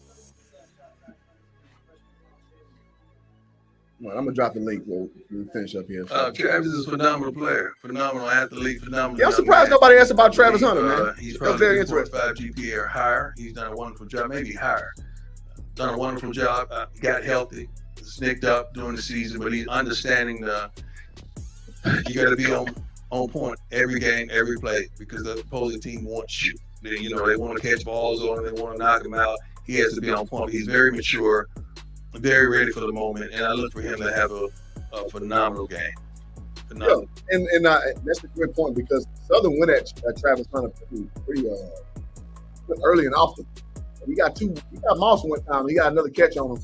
So yeah, man, people not afraid, man. So he gonna test the water. So I thought that was good that he acknowledged that. Travis, like, listen, man, because that kind of goes with the whole thing. You're talking about a 5-star kid. You would think that ain't nobody swag kids on him because you're seeing that they're skill players. Don't drive anybody. Shannon Sharp anybody. Jerry Rice anybody. Listen, man, we seen these guys come out of black schools and do well next year. Daryl Hodge, Prairie View alum, he plays currently for the Browns, wide receiver. Listen, man, he's kind of out there on the wide out position, so it don't matter what you project to be at going to Florida State, ACC level. You got guys at that level with the swag, playing the skill position. So I thought that was good that he let him kind of compartmentalize that situation properly. Like, listen, man, you playing against athletes, bro. Ain't nothing sweet out here. Ask the basketball situation. I'm gonna start covering basketball games. It's like basketball than what was past. Grambling and Prairie View in particular, man, we get some good quality wins against Pac-12 and SEC teams as well. So y'all keep y'all here on the swivel, man. This back train rolling. Okay, I want to thank you all. I appreciate you. I'm sorry, my brother. Come on now. Don't do me like that. I ain't the one calling the shot. Hey, I appreciate you. I love you. I have the utmost respect. All right, so let's open it up. So we got a chance to break down with Coach Meac. I spoke swacking needs for y'all, man. I showed y'all, my bilingual capabilities. Let you know what he really meant by some of the stuff he said, because it's important with these streams that we see the whole totality. It's not all about storylines and what people say, because we see in these streets, man, a lot of people just make stuff up. and they run with it. These are big content creators, and people just digest it as truth. These claims, even with Meac Mike trolling all day, they're important. You come tell a real story as it is to be told. And it's based on truth. Swackinese, man. I'm fluent in Swackinese. Coach Prime is not a god. Exactly. Y'all got to stop deifying regular men. They will always let you down. They will always let you down, man. Stop deifying regular men. So he's going on this purpose based on how he perceives it, just to be respected. Be respected. All right, so again, the panel is open if you want to come up here and challenge anything or just kind of so you doing this like an easier. You want to add anything you think I may have missed, or anything of that nature, y'all do that again. The membership is open. Again, I'm gonna do these more often, man, and my whole thing is to just give you some insight, man. I want to give you insight from an applied standpoint, not just from a speculative standpoint per se.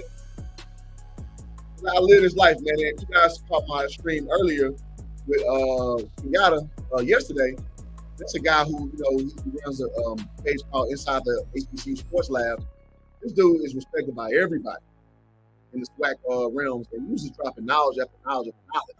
So what I'm gonna start doing is have him come up more frequently, and that'll be a members only thing when you get to ask Dr. Kabir anything. All the SWAC questions that you have, you can ask him whatever, man, and he'll be at your disposal. So that's what I have planned for this channel. So I got coaches. It'll just be a one-on-one. You can ask him anything.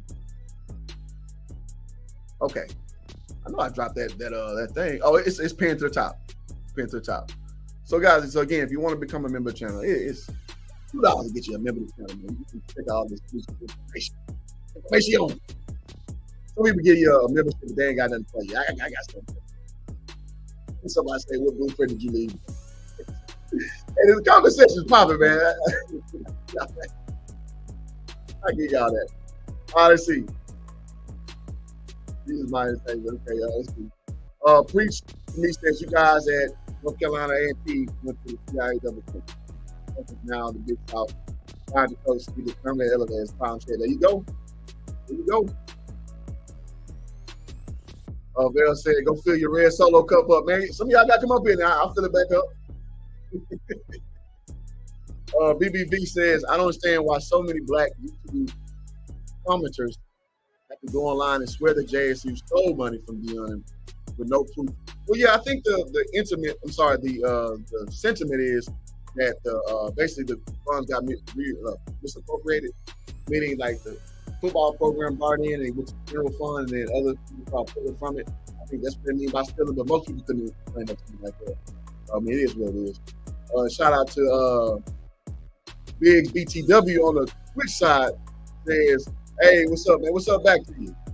And without further ado, let's go ahead and bring up Swag Mom. What you got for us, Swag Mom? Good afternoon. How are you doing today? Oh, man, ain't too bad. I'm up here. I just wanted to ask a question. I just didn't really feel like typing all of it in the chat.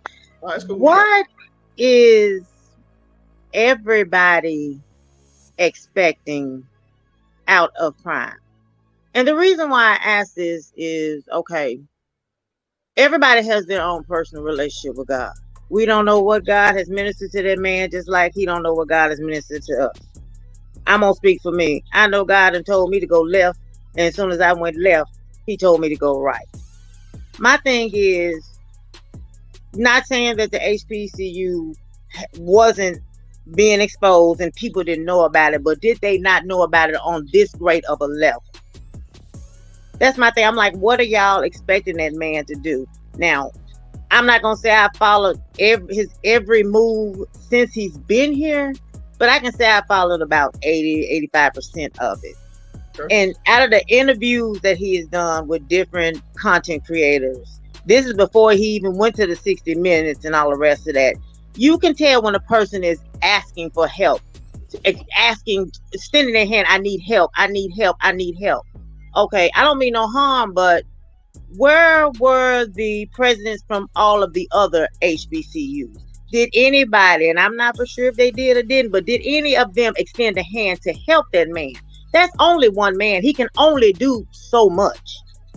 I mean, come on now. Yes, he said the Lord led him here. I do believe the Lord led him here. And the same way I believe when your time is up, your time is up. You know, everything is for a reason and everything is for a season. And a lot of people don't know the difference between a reason and a season. I mean, what more could he have done? He had reached the ceiling. Only thing he needed to do was render the Celebration Bowl. Okay, say they win that. Okay, what else is he going to accomplish without help from anybody else? Now, I don't know the ins and outs of everything that went on. None of us know the ins and outs. All we can do is sit here and speculate. But my thing is, and I'm asking this legitimate question, what more did they want from the man? Well, nobody helping the man. The man out here done had half his toes cut off. He out here cutting damn grass. His shit getting stole. Don't get me wrong, but I'm just gonna keep it real. I'm looking to move, and the first thing I'm looking at, okay, what is the crime in the area? And let's not act brand new. What is the crime? I'm not saying ain't no crime in Boulder, because yeah, they had the grocery store shooting, but that's the first thing on my problem. What is the crime around here? Is folks breaking in cars? I mean, can I forget and leave my door unlocked? I mean, let's keep this shit real. He said this, he said that. Ain't you done told a lie too? Ain't God done told you to do something and you done went, he told you go left and you done went right? Quit being fucking hypocrite. I mean, goddamn, y'all, I mean, I'm not gonna say we were looking for a black savior, but damn. I really believe in my heart, and I'm gonna let this go. That this is this man's first team. I know he coached Little League, high school, but this was his first coaching job. Now you a man. I'm not a man. You can add on to this. This is your first coaching job. These are your babies. You are feeding and pouring into these babies. These young men. You can't tell me that man ain't feeling some kind of goddamn way from leaving them damn kids. Despite everybody calling about Prime a sellout, Prime is a pure ass nigga. He is a Negro. I'm sorry. I don't see no. Prime know how to play the game with the white folks, but if he had to choose, he gonna be right here in the hood with the rest of us. Don't play with it. But I mean, that's just. I don't mean to rub nobody the wrong way. I'm just trying to understand, because I really believe this ain't got nothing to do with the alumni. This has nothing to do with the students. I'm talking about the presidents, the ADs at these other schools, because at the end of the day, everybody benefited off of this shit, whether they want to say it or not. Yeah, we done sold out games. Yeah, Negro, you know you benefited. The restaurants in these towns, them motherfuckers benefited more than anybody. That man kept saying, where my tip at? Where my tip? They know how to do it. Hell, they know how to finagle some shit when they putting money in their damn pockets. Hell, I didn't work with the black folks, and I sure enough worked in corporate America. And the motherfuckers do it all the goddamn time to this day. So, like I said, I'm not trying to rub nobody the wrong way. I'm just asking a question. What more could that man have done without the help of these other HBCUs in the SWAC? Did any of them extend a helping hand? Did any of them say, okay, hey, Prime, we ain't got this, but hey, I can help you do this? Okay, the same way Prime got out there with his son and his phone, why not? And I'm going to say this, why UAPB couldn't have done it? Why Alcorn couldn't have done it? Why PB couldn't have done it? These other HBCUs could have done the exact same damn thing that Prime did. Now look how and I don't mean no harm, and I'm not prejudiced. Now look how them goddamn, the ink ain't even dried on the motherfucking contract, and them bitches done damn near hit $1 million goddamn dollars. I saw it on the news, off of ticket sales, off of merchandise sales. Goddamn it, he ain't even went to Boulder yet. Why? The SWAC couldn't have taken advantage of that. Y'all know Prime loves to be in the media. You know he's letting you use his image and his likeness, and he ain't charging you. Look, at least the content creators on YouTube took advantage of it. Hey, let me jump on this train while it's smoking. Why the other HBCUs couldn't do that? This man ain't new to it. He true to it. How long Prime been in the limelight? He had his own reality show. The motherfucker came into NFL with diamonds and jewelries and everything else. What is he doing now that he didn't do 150 damn years ago? Oh, he lifted in pride and he this and he arrogant. This Prime ain't changed not one iota. Or maybe it's me. I could be missing something. He came in here with drip. Damn, the man is at a press conference talking about Chocolate City. I was like, damn, can you send me a ticket? Because I want to go to Chocolate City with you. I mean, let's just keep it real. But I mean, like I said, I'm not trying to rub anybody the wrong way. I'm just asking a question. And who knows, the other ADs and the other presidents at the HBCUs might have done something behind the scenes. But it's like, what more did y'all expect this man? Do you want him to go up there and to the SWAC president and bust a motherfucker upside the head and say, move nigga, or like the dude did in 5 Heartbeats when he was playing the song wrong on the piano? I mean, come on, dude. Let's keep this shit 100. But that's it. I'm off my soapbox. But I'm just, like I said, you are a male. You've coached. Is it maybe I'm missing something? I don't believe that man wanted to lead them babies. That was his first damn team. You can't make me believe that this is not bothering that man. You can't make me believe that. I'm sorry. No, I feel the passion about it, man, because to me, it seems like it was just a culmination of a few things. Just like, damn, I really can't get this done? Like, damn. All right. No, cool. A lot of things. And then you got his children. I'm going to say this and I'm finna go. Let me tell you something. You can see it in them babies' face. Yes, they're young adults, but those are still teenagers. They're in college.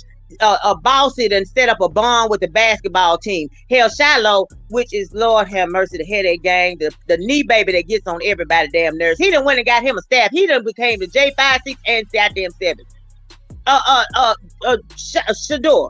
Shador is the baby. You already know he attached to his daddy hip, so he gonna move when daddy move. Let's keep this real. We parents in here, we know how these kids is. You can't tell. You go back and look at that video when him and Tracy and Bossy was. You can look in Bossy's face, look like she was about to cry.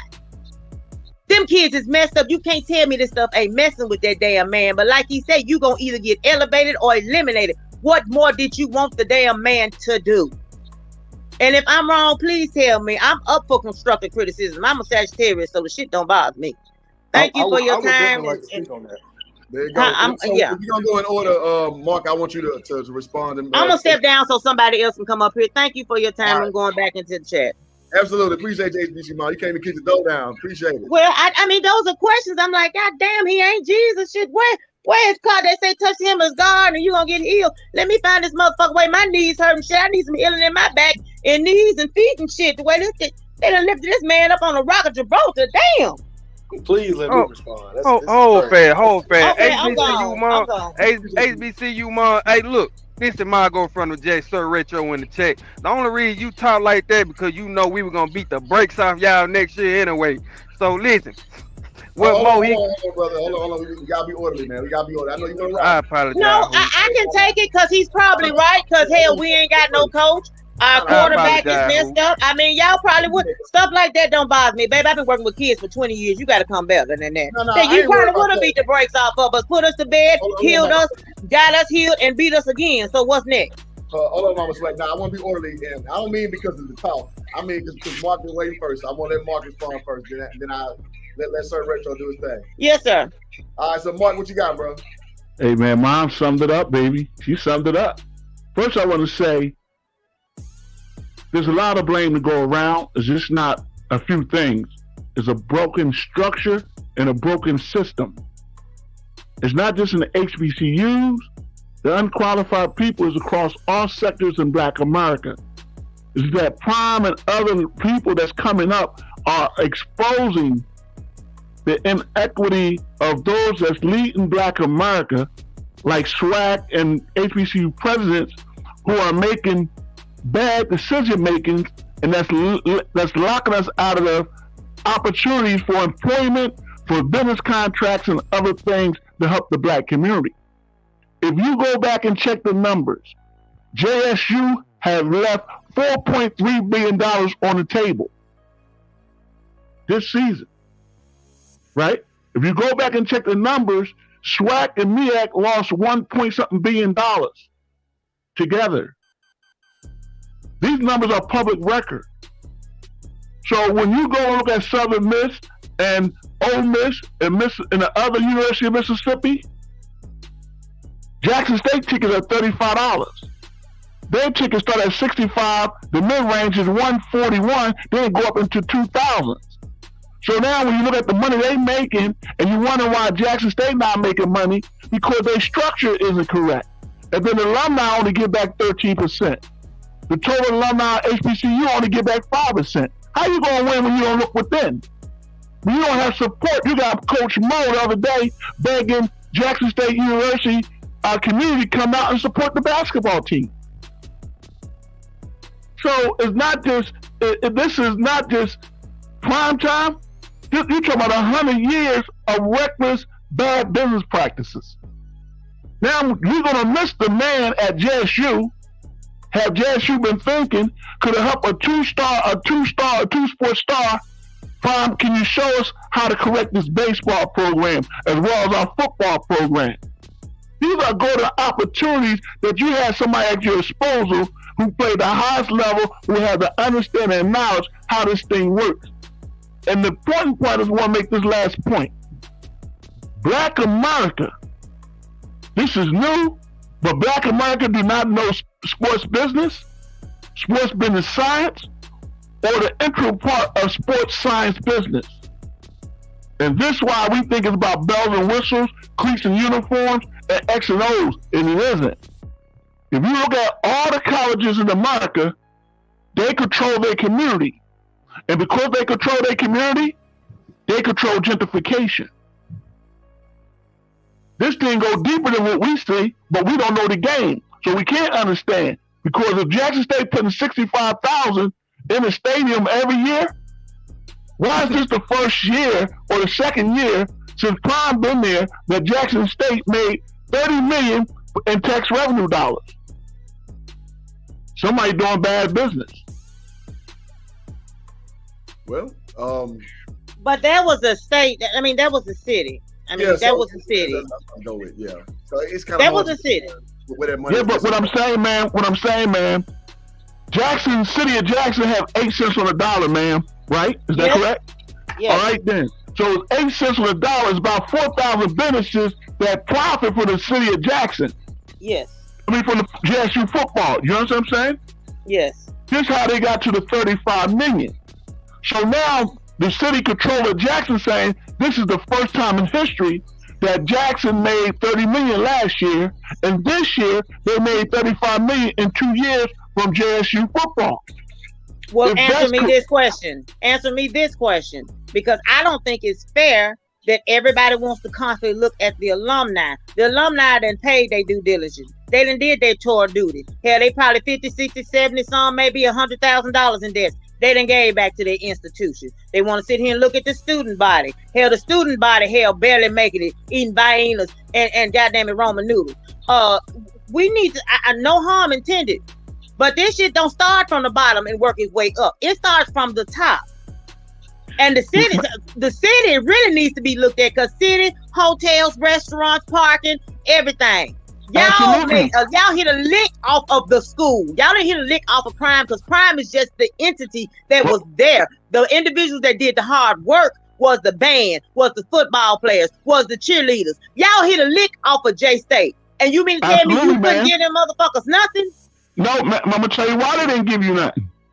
Because the city, the black elected officials, failed to create a community benefit agreement.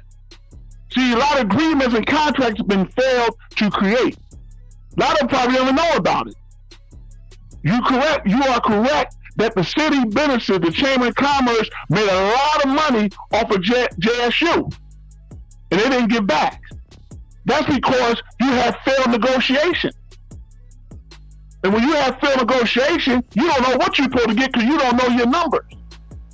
So when you don't know your numbers, you don't know your equity, and you don't know your value. It's not a baseline. Yeah, exactly. Yep. Well, I'm going to say this with common sense, and then I'm finna get ready and go. I might not know numbers. Well, I'm going to lie, because I'm not saying you, man. No, I'm not, man. No, I'm not saying you. I'm not saying you, man. No. I'm saying the officials at Jackson State University. This is the point I'm making. This is the point I'm making. I was always taught, do right by people that do right by you. Now, if I came up to you, I have been in Walmart, just using this example. I was in Walmart, and I was getting some stuff, trying to get some stuff for my daughter to go to college, and I was like, well, no, this will wait till the next time. Do you know somebody came up to me out the blue and gave me $100? What did I do? I sit here and pass it forward on down the road to somebody else. If somebody is doing right to you, if somebody is bringing financial gain, bringing people been talking about certain restaurants and all the rest of that, that's publicity to your establishment. When people do right by you, God damn it, do right by them. I don't give a damn. Motherfucking white folks know how to. They've been funneling money since the dawn of days. They could have funneled some goddamn money and pushed some money over there to that football team. If y'all didn't have to do nothing, you could have rented the buses for them. You could have went and rented the plane for them. Hell, it's gift tax out there. They could have did right. I don't blame the alumni. I don't blame the students, and I don't blame Jackson State. I blame the city of Jackson for sitting there benefiting off the backs of those damn football players, and they gave them eye water to cry with. That's fucked up. And I'm sorry. Before you rebut, brother, let me say this real quick. Meac, Mike, your device is not connecting, bro. So that's why it's not allowing you to come up. So see if you can fix that so you can come in and join the conversation. And shout out again to Della with 5 more said, this is so good. Yeah, man, we got the conversation rolling, man. So who is swag, baby? Appreciate that contribution. So Mark, go ahead, man. Mark, you might be on mute, Mark. No, okay. No, until we understand how this thing works, until we bring the people together at the table, until we understand the partnership that need to be, the contracts that need to be done, until we go back and restructure them crazy TV deals. HBCU have the worst TV deals out of all TV deals. Until we go back and understand this business, we know, let's be clear. We know there's a lack of government funding support. We know there's a lack of corporate support. But there's no way in 100 years, 150 years, that HBCU been in existence, that we cannot think outside the box and take lemon and make lemonades. There's no way. And if that's the case, which is seen to be the case, because everyone upset because not that Prime just left, but Black America was looking at Prime as a black leader, uplifter. So if we're looking at Prime as a black leader, then what are the black leaders that's in a leadership position? Who are they? And why are they there? Well, that's the key point. Everybody's looking at Prime as the black leader, singular. Where are the leaders, plural? I mean, even a dog get tired. How much? That's why I go back to my original question. How much more? What did they want from the man? Ma'am, you missed the point. The point is there is no black leaders. The black leaders has locked us out of contracts. See, this stuff is coming out now. The black leaders have locked us out of corporate contracts. They had locked us out of technology contracts. They had locked us out of television, black media contracts. This is what the black leadership has done. This is why Prime, when he's talking about, not just Prime, Roland Martin, Byron Allen, these people are exposing what the black leadership has been doing for the last 50 or 60 years. They got us tangled up outside the process. Well, let me ask you this question then. Let me ask you this question before you go any farther.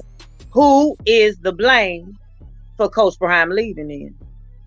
The city, it's the JSU, it's the city of Jackson, it's the state officials, it's the SWAC conference, it's the Meac conference, it's the HBCU. Why? Because they could have did something, and this is what they don't understand. Just like Colorado didn't have the money, but Colorado constructed a contract, JSU could have did the same thing without the money. The city of Jackson could have gave them 10% of the $35 million or the $30 million they brought in.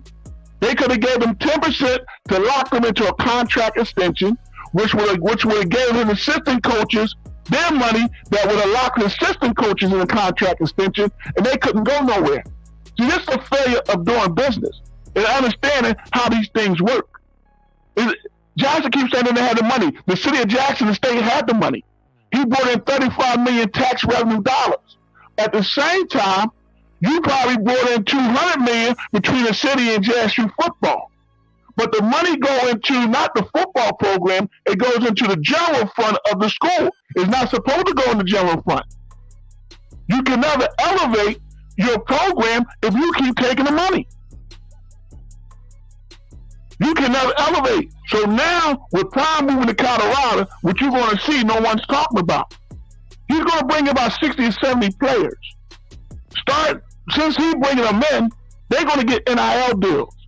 in the Power 5 conference level, them NIL deals go to $230,000 and up. Prime going to create about 60 or 70 young black millionaires before they graduate from Colorado. This understand the nuance of sports. I'm understanding. Now, this is my question, and I'm asking you: do you feel when that? Because going back to the rhetoric of what everybody said, it ain't about him coaching. He came in and said this, and that, and who shot John, and Mary had a little lamb, and all the rest of that fuck shit that everybody on. Let me ask you a question: do you believe or do you feel that everything that he said he actually wanted to do, but he could not do it because there was a lot of pushback and adversity and mess in the way to prevent him from doing everything that he wanted to do? Absolutely, I believe it. His conference today summed it up some. Yes, he couldn't do it because the structure and the system is broke. See what it is? They locked us out. The contract they negotiated lock us out. So therefore, you cannot have a breach of contract. We locked out. You understand what I'm saying? But the contract is stuff, okay, that's what media and all the rest of it. Some of this stuff that's everything, man. That's just not media, man. That's all the way across the board. Media is just one of the contracts. That's just one of the contracts. Media is just one. So you you saying contract. So you mean to tell me, and I'm asking now, if I get offensive, I do apologize. I'm not. I'm asking. So you mean to tell me we just hold the contracts right there to the side. Now, when that man was extending an olive branch to bring in all of the SWAC coaches, all of the SWAC presidents and ADs and stuff, what part of the contract, what part in that contract prevented the presidents and the ADs and the coaches from getting together and let's sit down at the table and have a powwow? Because they sure look charming when they asked up there in Trump face. They probably gave away their TV rights bills. They gave away. Hold on, Mark. Hold it thought. I'm sorry. Cash. No, you good. I got Now's super chat. I want y'all to keep rocking. I like y'all going with the back and forward. I'm gonna be out the way. So CBW said, "Wow, this is fire with the content." So appreciate y'all with y'all's back and forward. So let me give them the acknowledgement. I want y'all to keep having y'all's discourse. Who is SWAC, baby? Thank you, CBW. So all right, Mark, go ahead, bro. I'm sorry. No, you good, man. Oh, there's different level to sports contracts, man, and television. And what the HBCU's done, it looked like they locked themselves out of the contract. Meaning that you only can get streaming deals. You know what I'm saying? Or they got third tier deals. So somebody somewhere, and matter of fact, man, I don't have the paper with me right now. There's a lawsuit going on, and there's a big news article about the SWAC and other schools over TV deals. I don't know if you're familiar with that. Hell, I go to a PWI and I work at an all-white school. Hell, I know all the crooked shit that go on, and I've been working. No, I'm talking about this HBCU. Yeah. All the lawsuits and contracts and all that shit. It's the same. To me, it's the same thing across the board. White and black. Just white folks tend to get more money. It's not, ma'am. It's not, ma'am. You know why? Because the Big 12 and the PWIs just got it just got $2.28 billion. I'm gonna tell you this. The one thing, the shit goes on in the PWIs also. The thing about PWIs, they just tend to keep their business in-house, under wraps, under the carpet. Ma'am, I'm not saying they don't go on the PWI. What I'm telling you is they have a better structure. They have a better system. We know crookedness go on everywhere, man. I'm not disputing there. What I'm saying, the structure in the system is better. That allowed them to get big contracts. Okay. You cannot get big contracts if you have an empty stadium or gym. Okay, now let's put I'm hearing you about the contract aspect of it. Just put the contract aspect of it on the side for a minute. We ain't forgetting it. Just sit it over here to the right for a minute. Now let's go back to the interpersonal relationship. When that man, Prime, extended a hand, an olive branch, and invited all of the SWAC coaches, all of the SWAC ADs, and all of the SWAC presidents, let's sit down. Let's have a powwow. The contract stopped them from doing it, and they don't want to change the structure. So that's why they didn't do it. So you mean so it's somewhere in the contract that says that Prime can't talk to another coach? No. Not about talking. Prime wanted to change the structure of the contract. They don't want to. Okay. They don't want to change the structure. They can't change the structure. They don't even want Prime to see the structure. Prime did it the right way. He wanted to bring him to the table when it was the right thing to do. Okay. The structure and the sweat conference, they want to come to the table. Prime, remember he said, let's create, and one brother always said, well, we already have an organization, it's called SWAC. Right, Prime got pushed back from the beginning. He came to HBCU. From SWAC, he got pushback from. Okay, let me ask you this question. Is now all of that is on the table. You just explained to me, because that's why I was like, okay, it's somewhere in the contract where the coach, all of them couldn't come together, and you just explained that. Okay, now let me ask you this question: could the possibility that step into the HBCU eyes wide shut? Say it again, ma'am. You got your phone going out. I'm sorry. Could it be a possibility that he stepped into the HBCU with one thing in mind, and then when he got in here, he was like, "Oh shit, it don't work like that." Absolutely. But it's a good thing, because now by his presence being there, he exposed the broken system and the broken leadership. He was a lifesaver to a lot of them kids, man. One kid's mother, I was reading, one kid's mother wanted to come and get her son when the bad water happened, and then she started speaking about how her son, when he first came there before Prime, he wasn't getting 3 meals a day. And you know what? I want to speak on that. I'm so sick of them folks with this. And Prime took a bath in the pool. It was an ice storm. The ice storm hit here also and froze us in. Was not the campus froze over? Did he not take him, his coaches, and his players to the hotel? Prime was not the only one that took a bath in the damn pool. Hell, I forgot the white coach name. He told all of them, get 2 cans of water so you will be able to flush the damn toilet. I understand people are going over here to this bar stool and they cherry picking shit, but it's a damn shame. Well, there was an ice storm. Right. Not just that, man. I want to tip my hat to Prime for when they had the storm in Florida. And Prime was that Bethune-Cookman? He let them come to Jackson and use the field while he was, I think, going to Alcorn. Prime was doing a lot for, not just for Jackson State, but for HBCUs in particular.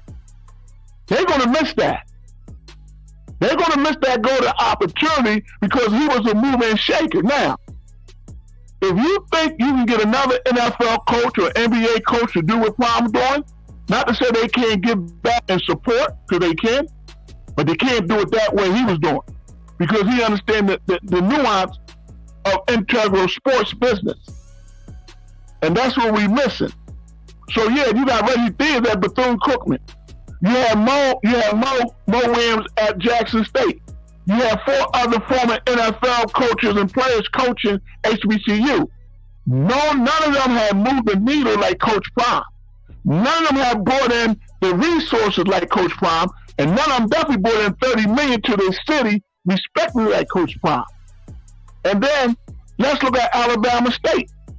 It was Coach Prime that sold out Alabama State homecoming. But they were ungrateful. I'm gonna push back on you. I'm gonna have to push back on you on that one, because you know homecoming sell out anyway now. I just can't let you take that from Alabama. For the meat, man. Go back and look at the SWAC conference after Coach Prime won. The media asked Coach Prime, "Do you know this is the first time in history that Alabama State sold out a game, not homecoming, a game?" And Coach Prime asked the media, "You mean in history?" He said, "Yes, sir. This is their first sellout ever."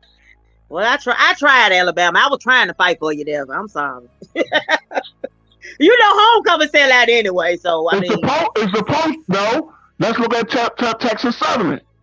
Remember when go back and look at the conference when the Coach Prime asked what's the ticket sale? Did they sell out yet? He said they having trouble. Remember, he got with the Houston Rappers, and the Houston Rappers helped get the word out, and they sold out TSU.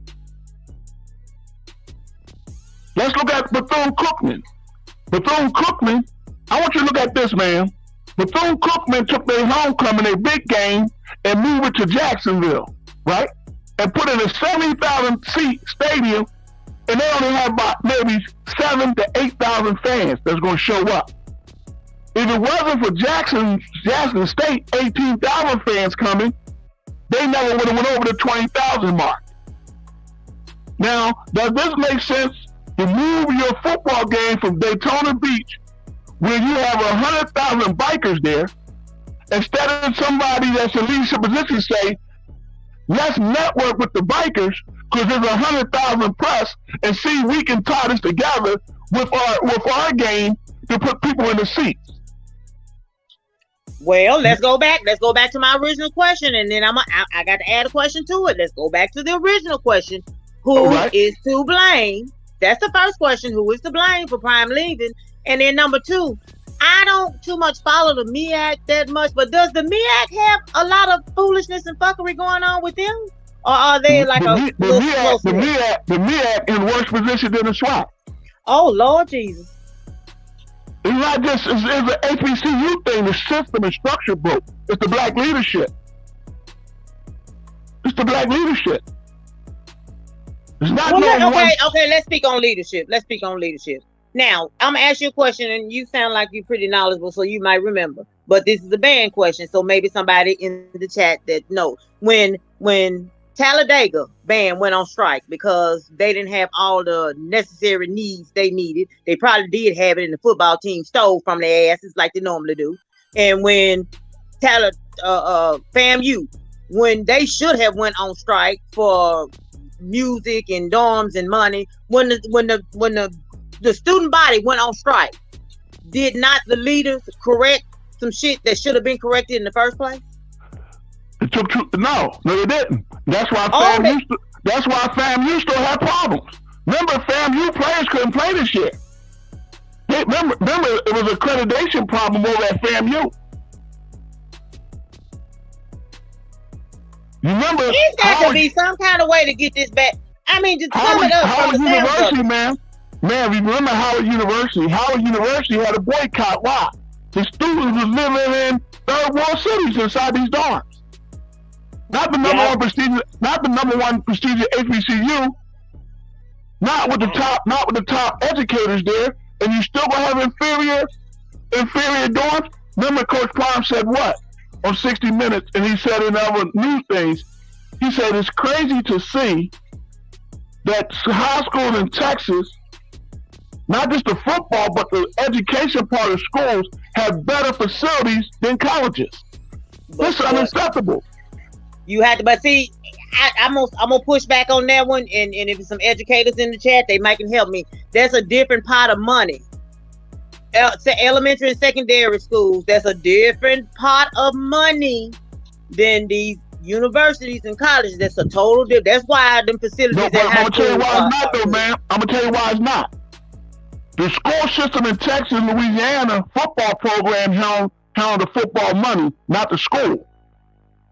At HBCU, the football program at PWI held their own money, not the school.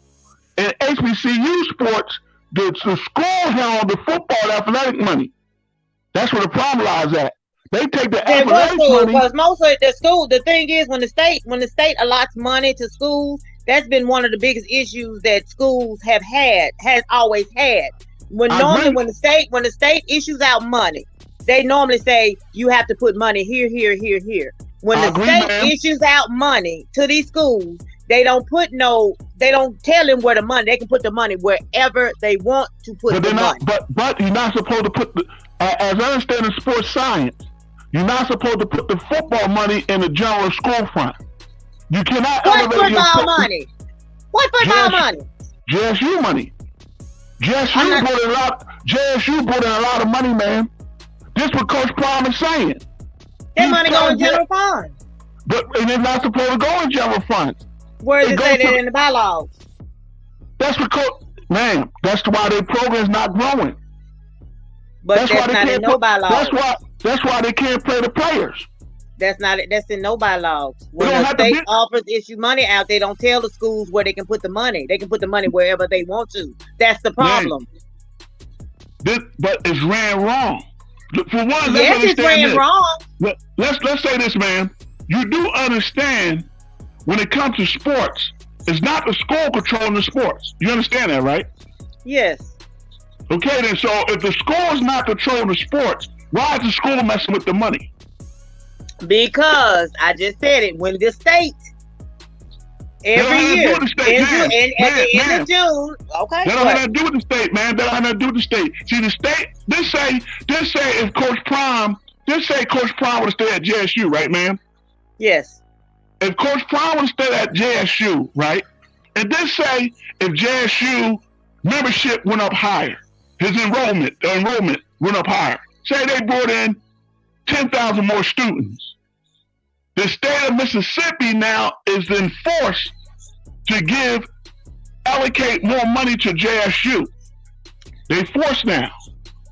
How they enforce when hell they already underfunding these HBCUs by the bill. I understand that, but they're going to be they enforced now to give them more money. Now, yes, because you taking money and because the black president is taking the football money, you're not letting your football programs grow that can generate more money for your schools. It can do more if you let the pot grow. Did you just hear what I said?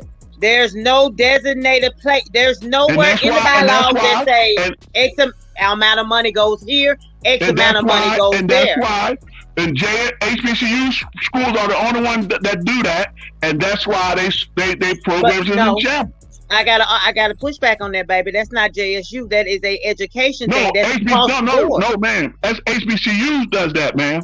That's HBCUs does that. Sweetheart, they doing that at the school I work at right now. Man, do you know, can I ask you this, man? Yes, sir. In Texas, right? Texas is having stadium wars for high schools. Yes. They're having stadium wars, man. You know what that is? They're looking to see who can build the best football field and spend the most money, man. And where do you think that money is coming from? It's coming from football and basketball. Not the school. It's coming from the fan base. The fan base, high school football in Texas hold about 50 or 60,000 people. Well, I'm gonna tell you this, and if I'm wrong, I apologize ahead of time. I used to work in department before I started working in the education part of the state. I used to work in the Department of Finance and Administration. Everything is public access. You can always, if you can't pull it, if you don't know where to look at it online, you can always request the information. Absolutely. The state, hold on. The states give each school a certain amount of money each year, but they do not have restrictions on where that money can be spent at. That's why they always say it goes into the general fund. It goes into the general fund. Let me ask you this. And you're right. Let me ask you this though.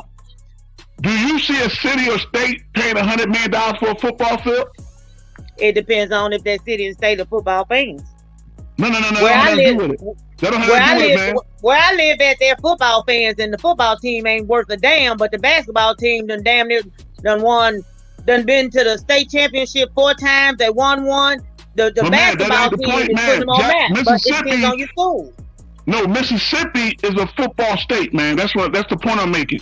It's a football state, right? Mississippi, the South are a football state. That's football country, right? They're not going to put $100 million stadium up, even if the school was getting that money. The school itself not going to build a $100 million stadium unless something was bringing that money in. But think about it. Would you want to waste that? I mean, I'm not going to say waste it, but for how long is football? Maybe 3-4 months out of a year, maybe 5.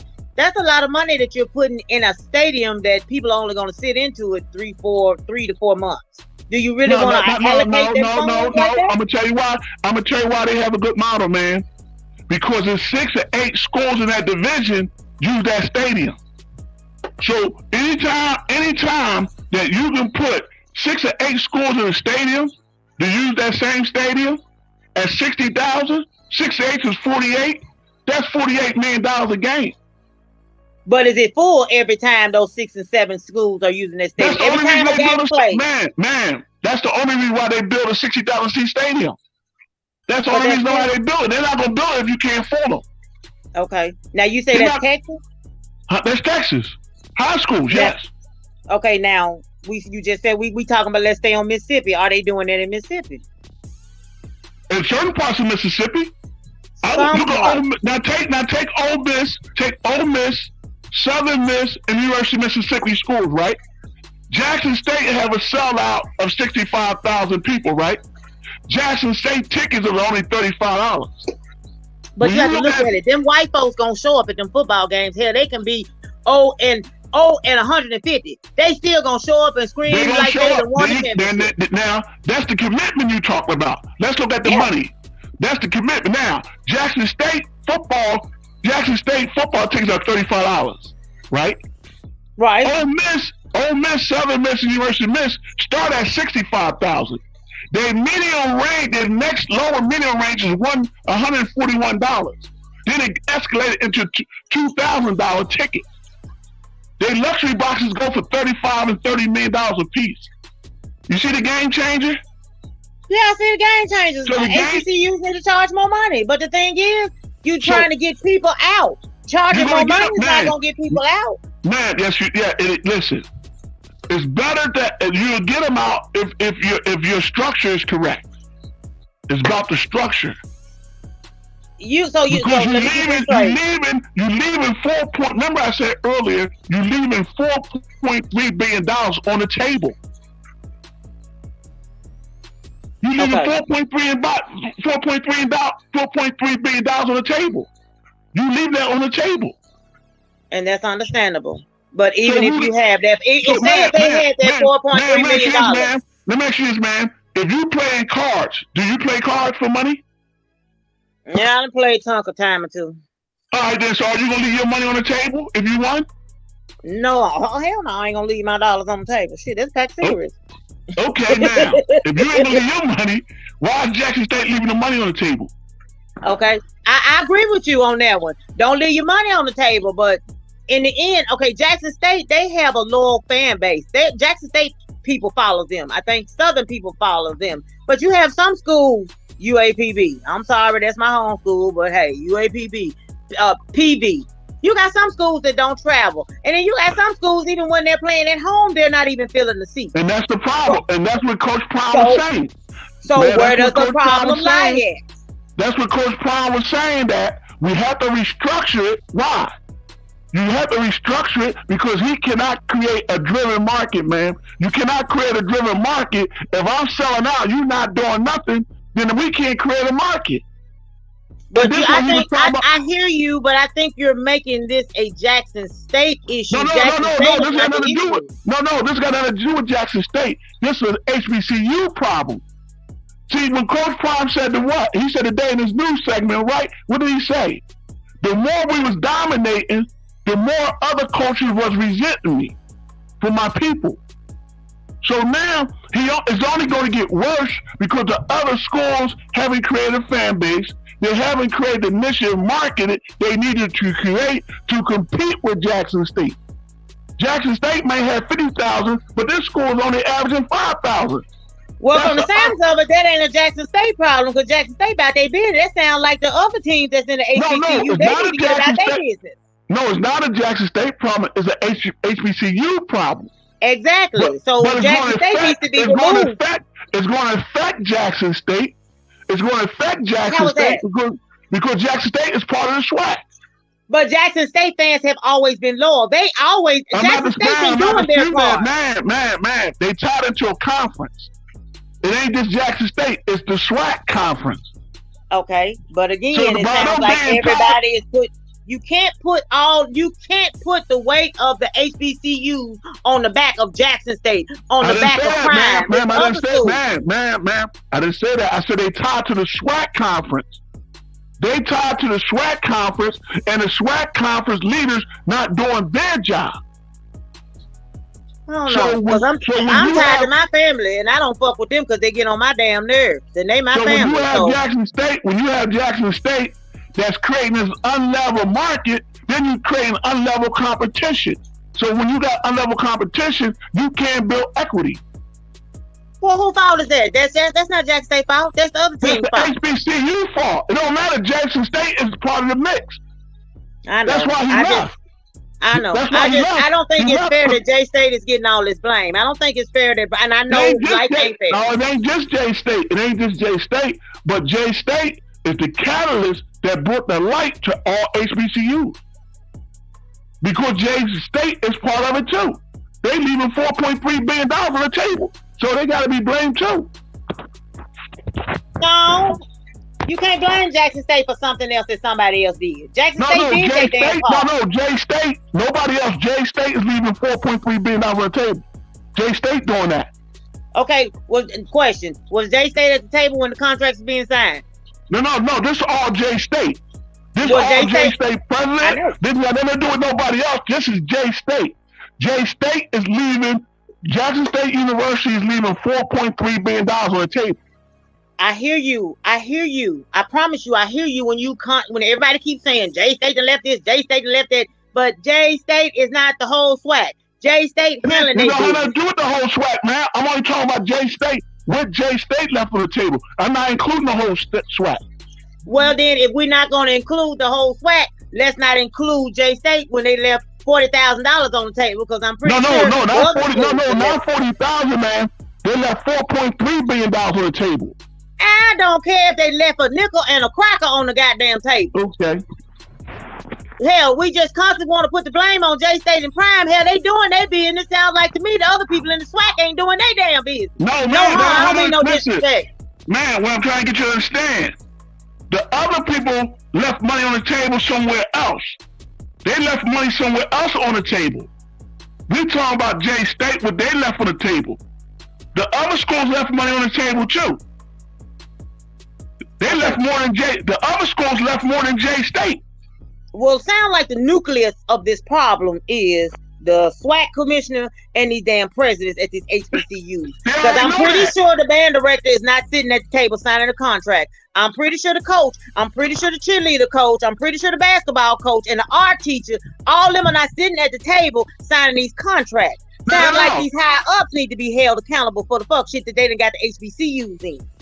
Absolutely. Now, don't get me wrong, I agree.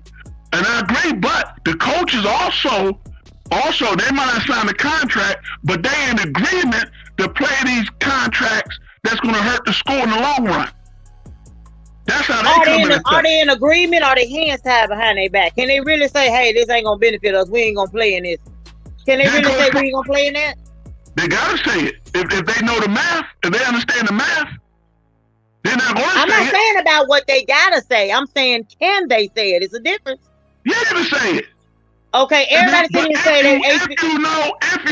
If you know the sports science of the business, it shows that they didn't know the sports science of the business. Or could they be in so much financial dire straits that they had no other choice but to play these fucked up ass damn games? No, sometimes you can be financially strapped. You have no other choice but to, damn, I got to go in here. I got to go get my ass whooped for this $300,000. But I just looked at the newspaper in Timbuktu in half-baked Colorado and got $1 million. But ma'am, if you go down, you say 300,000, right?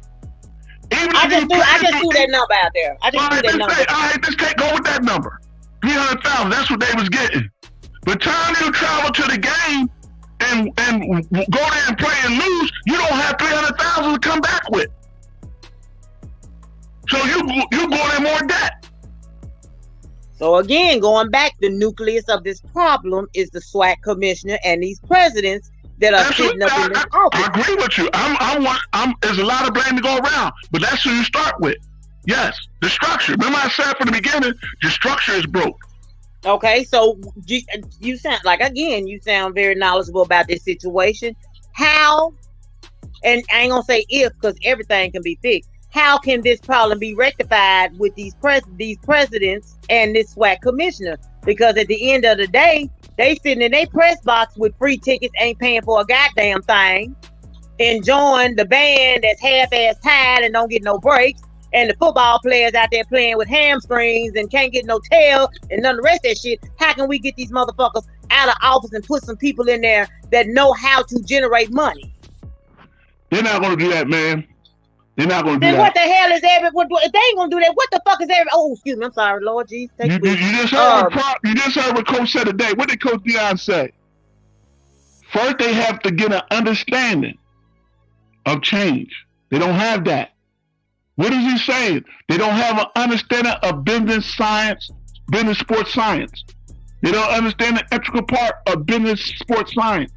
They have to get an understanding. They don't have that. That's the first thing. So what is he saying? That you are not qualified. Although, let's be clear on this, man. When you look at a school president, right? He have a background in financial literacy. He have a background in business administration. He have a background in economics. But when he don't have a or she don't have a background is what? Sports science, sports business, and the nuance of sports business, the integral part, how it works. How to construct different things in sports. They don't have that knowledge. But you sit in a position or you sit in a seat where these decisions have to be made. And based on your decision, you are locking us out of the process. And it's not just HBCUs, it's the Black political, it's the Black caucus, it's the Black Congress, it's the Black people in corporate America, it's the Black people in healthcare. They are locking us out of the process. But see, the question I asked, and I think Coach Simmons, I mean, he might be correct in what he said. It comes to the alumni to put their foot down somewhere down the line. I'm listening to what you just said. It's definitely the alumni and the boosters. You're correct. It's definitely the alumni and the boosters. And speaking on that financial literacy thing, no disrespect, but hell, even the candy lady know that you can't sell a penny candy for a penny no more. They had to go up from a penny to 3 cents. Hell, you don't. It ain't don't take a rocket scientist and a master's in finance to know, hell, 1 + 1 don't equal 5. I agree with you, but these are people with PhDs, MDs, GEDs, doctorates. These are people that's in leadership. But when you look at it and look at their leadership and they got their master's degrees, you ask them, what have you mastered? Here's the question you got to ask them. What have you mastered? Because there's no way in 100 years that we still slaves. And you notice they keep saying, old tradition, old tradition. Old tradition is slave condition institutions. Old tradition is slave culture. Coach Prime wanted to get away from old tradition. That's sharecrop talk. And I mean, I can understand keeping some old tradition, but we in a new time. Old tradition, yeah, but we got to have new tradition when it comes to these finances, because hell, we getting beat upside our head left and damn right. That's why I was asking when Coach Simmons said alumni need to put their foot down. Can the alumni, and I'm asking this question, not the decision, can the alumni put their foot down and say, hey, look, dude, you're not benefiting us. You're not helping us. You got to get up out of office. Absolutely, ma'am. You're 100% right. Now, who do you think hired Coach Prime to go to Colorado? It wasn't the president. It wasn't the athletic director. I don't think it was anybody. If you want my honest opinion, I think Prime it was a white boy. No. Listen to what I'm saying. I'm thinking that he was so beat down and so disgusted, he took the first thing smoking. No, he didn't take the first thing smoking. He took the first Power 5 job. But it was a white boy that wanted Coach Prime, alumni. See, the alumni at PWI is the alumni. I know that. The alumni, the boosters call the shots for real. That's who call the shots at white schools. The boosters. You're missing. I'm not talking about. I'm coming from a different angle. I'm understanding everything you're saying. I know about the little white boy and all the rest of that stuff. But hey, let's just be real. A Power 5, hell, these motherfuckers, they need to be a Power 1, 1 and 11, And hell, they ain't been irrelevant in the last 20-some damn years. Yes, I know they done hired 2 black coaches. Yes, I know all of that. But damn, out of all Power 5s, I would have stayed there and fought it out of Jackson State before I took that motherfucker. I'm just going to keep it 100. That's why I say I really believe he was down to his peers and he just said, enough. I'm throwing my hands up, Lord. Take me somewhere else. Now, that's just how I look at it. I'm not saying it's right. I'm not saying it's wrong. That's why I say I don't believe anybody. I mean, somebody hired him on. I think he just was down in the press, but I could be wrong. That's just my assumption of it, because nothing against Colorado, but hell, fuck no. Hell, I can't deal with the cold weather here. I know I ain't finna deal with no cold weather 6, 7, 8 months out of a damn year. And then all of them, they got to adapt to a whole different culture from HBCUs to PWI.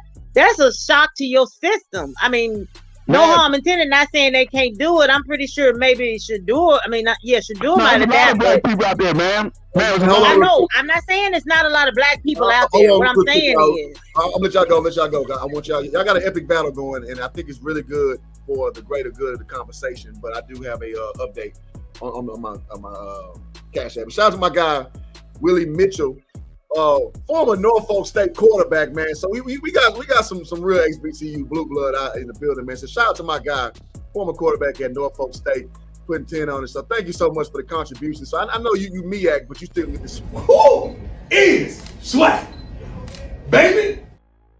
All right, you guys, ding ding, get it. Wait a minute, let me ask you a question now. Somebody said that the Meac is having worse problems than the SWAC, because I thought the Meac was kind of like a, HBCU was like a tighter knit. They had their stuff a little bit more together. You know what I'm saying? Not to down the SWAC. Talking about closing. Did you see recently? I think back in September. I got to get the paper. I have the paper the next time. They expect they might close about 10 schools, HBCU schools. And the states are sitting here, the government is sitting here. I looked at a list the other day of all the monies that they're owing all of these HBCUs. And I'm like, okay, is anybody storming the Capitol trying to figure out why the state hadn't gave these schools their money yet? Or is it something in the bylaws that I'm missing why these schools are underfunded? And it's proven that they're underfunded. It's on black and white, and nobody is like, hey, can we get our money because we about to close down? Is there something that says they can't do that? No, what they should have did was took the 1954 board versus Brown Education and filed a lawsuit. See what's going to happen, man. I don't know if you've been keeping up on colleges. There's a case in the Supreme Court right now where they're trying to strike out black people from going to PWIs. If that gets struck down in the Supreme Court and we're waiting for a ruling, it should be before the end of the month. If that ruling comes down, there's going to be an influx of students going to HBCU schools. The problem is HBCU schools do not have the infrastructure for that kind of enrollment. Now, since it's underneath the minority bill, and this is a minority thing underneath the civil rights bill, you're going to have white women, Asians, Latinos, Africans, Caribbeans, and other people racing towards HBCU schools for enrollment. And you got to let them in. If they state institutions, you have to let them in. The question now becomes, where are the kids of the African descendant enslaved people going to go to school at? And then they giving them minority scholarships, because they're minorities at HBCUs. I've never understood that one. What? Because a white person came to HBCU? Are you fucking serious? No. That ain't what make a minority, and this is why I blame Barack Obama and the civil rights leaders. Barack Obama made them minorities, and the civil rights leaders made them minorities underneath the civil rights bill. And that's why Martin Luther King called the 1964 Civil Rights Bill a weak bill. Why? Because why do they want to get underneath the Civil Rights Bill?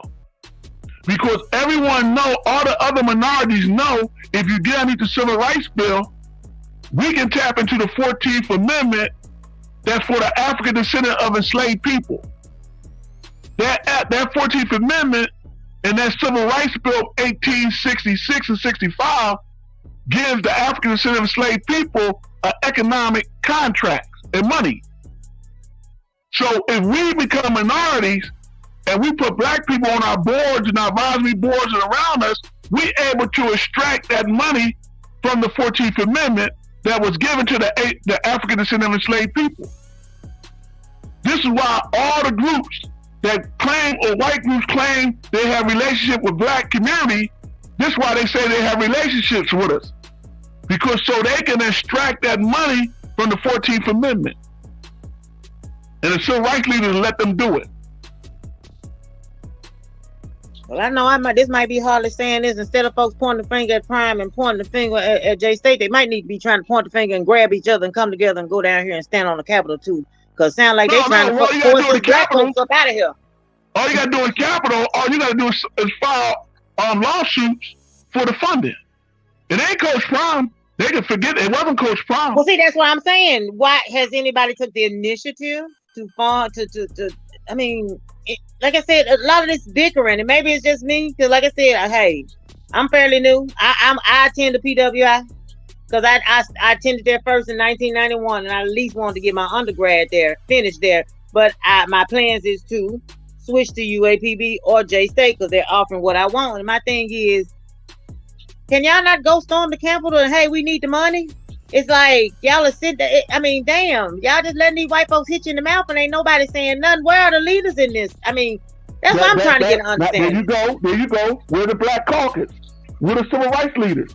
We're the black attorneys. We're the Divine Nine Act. We're the Alumni Act. These are the important people that's associated with HBCUs that can go and take that lawsuit to the government, to the federal government. And it's something we can do. It's something we can do too. It's something we can do, but we ain't doing it. And that's why I call for an economic summit, because these things that we can do to change the landscape, but we won't do it. Or we don't know to do it. But we can do it. Okay. Well, let me ask you a question then. Since you say you want to have an economic summit, who would you call to start it off? I guess lead it off or whatever. Who would be your, I guess you say, Mount Rushmore of leaders, whatever. I don't even know what to call it. If you can pick somebody that would start this, who would you call? Black economists. Why would you call black economists? Because they're dealing with economics. But hell, they ain't doing shit for the HBCU now. So what they gonna do for the HBCU when you call them? Nobody, they'll come. But if they ain't coming now, then nobody call them. They're not. They're not dumb. They seeing all this mess that's going on TV. They know the HBCU struggling. Man, they're not associated with HBCUs, man. That's our reality. So why call? But if they're not associated, why call them? Because they'll come if you call them. But do I have to call you? You see I'm in need? Man, it doesn't work that way, man. It doesn't work that way. Why would you not? Okay, why would you not start with in-house? For one, we have to understand this. The black community is a monolithic community. We're not monolithic. And man, you know, and I learned when I came to school in the South in the 80s, I learned that Texas music is different from Louisiana. I learned that Louisiana music is different from Mississippi and Arkansas. The food culture is different in each region of the country. Why? We're not monolithic. I learned when I was in Alabama started Mardi Gras, not New Orleans. I learned that the Delta blues is different than Alabama blues and Louisiana blues. And Chicago blues are different. And that's how the black community is. We're not monolithic. Everybody's not underneath the same red, black, and green flag where we think everybody gonna run to our aid. Some black people don't even identify what's going on with it because they think they exempt from what's going on. They're not, but that's their belief. And knowing that and putting a structure together to call an economic summit, you have to get with people who have no favoritism but understand how economics work. Okay, well, let me ask you a question. Would you not want to start, we're gonna use UAPB again.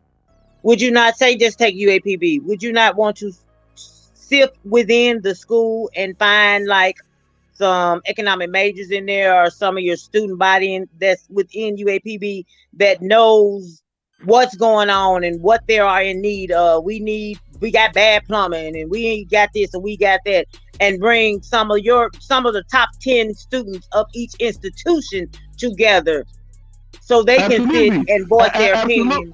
Absolutely, ma'am. That's a great suggestion. And I would do that because I would let them help organize the economic summit. You understand? So now they understand the structure of organizing the economic summit. Now we can have agenda, strategy, initiatives, innovation ideas, and a plan of action. Now we can build a model and structure that can help HBCUs in the Black community. Now, man, let me ask you this. You went to a PWI, correct? I still go to one, yep. Now, let me ask you this. You see the city of Jackson, and JSU sits in the city of Jackson, correct? Yes. When you go to, say, the north, up north, or other cities around the country, the PWIs control the community. Okay. In the South and in the inner cities of America, the Black communities is controlled by PWIs. So what the PWIs done, the PWIs took the Black community and turned the Black community into a neighborhood, and they became the community. So they went from being colleges to university. So when they become university, your universities function as what? A community. So the universities, they get their own police, they get their own hospitals, they get their own real estate, they get their own economic bank system. Colleges get everything that a community is supposed to have. The colleges replace the community. And why is that important? What is the two biggest debt in America? Healthcare and education, right? When Barack Obama was the president, who did he give the money to for the Recovery Act? He gave it to healthcare and education. So who got the money when he gave the money? The PWIs. Why? Because the PWIs function as what? A community. And they control the anchor institutions inside Black America. We don't know this. Was it just given to the PWIs, or was the PWIs the ones that just jumped on it? No. The PWIs is the only one can get it. No, the PWIs is the only one can get it, man. Why they only ones can get it? Because you gotta understand something. When you in the north, your hospitals, like say I'm in Baltimore, right? And I go to Johns Hopkins. Johns Hopkins not only have the big major hospital, but they also have the college. Remember I said he had the money to what? Two people, right? Healthcare, education. When you're in Philly, you got Temple University and Penn. They have what? They have the college, and they have a hospital. Healthcare, education. When you're in New York, you got Cooper's and all that, Cooper's and the upstate Rutgers Hospital. Healthcare, education. This the game they play. We don't understand the nuance of business. But with the stem, you can say that with the stem. When those three stimulus packages came out, the vast majority, which a lot of people didn't know that, you said correct, the vast majority of them went to education, and that's because they want them damn folks to go back to school, so them parents can go back to work. Did the HBCU jump on it? Well, did they jump on the money? From what I understand, I'm going to say this about HBCU. I don't know about HBCU, but I know in Philadelphia, the Black leadership sent the money back and said they didn't know how to fill out the paperwork. Now, I did hear that about a couple of schools, that's the HBCU, that did send the money back. When they came to the Black media, for the contracts, the Black Caucus, the Black Congress said they didn't know how to do the paperwork. They locked the Black media out. That's why we don't have a big Black media. They locked them out. This is why we locked out. So you're suggesting that we take the HBCUs, business and economic interns, them students, and create this summit No, that's what you said. No, that's what you suggested. No. What I said was the summit, but when you said the students as interns, that was a great suggestion. That was a great suggestion. Why? If you go back to when game day came to JSU, right? Game day allowed JSU students to become interns. That's a hell of a thing to have on your resume, although you might have worked with them 3 days. That go on your resume that you worked with Game Day, ESPN for 3 days. That go on your resume. You can't get that everywhere. It doesn't work that way. So these are the intangible things we have to understand how to do to create opportunities for our kids and our community.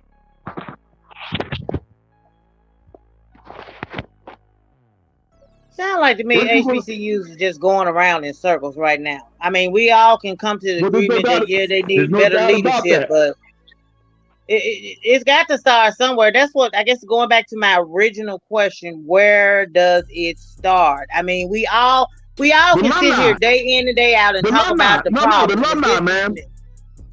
The alumni. But the alumni should not be the only ones. We should. The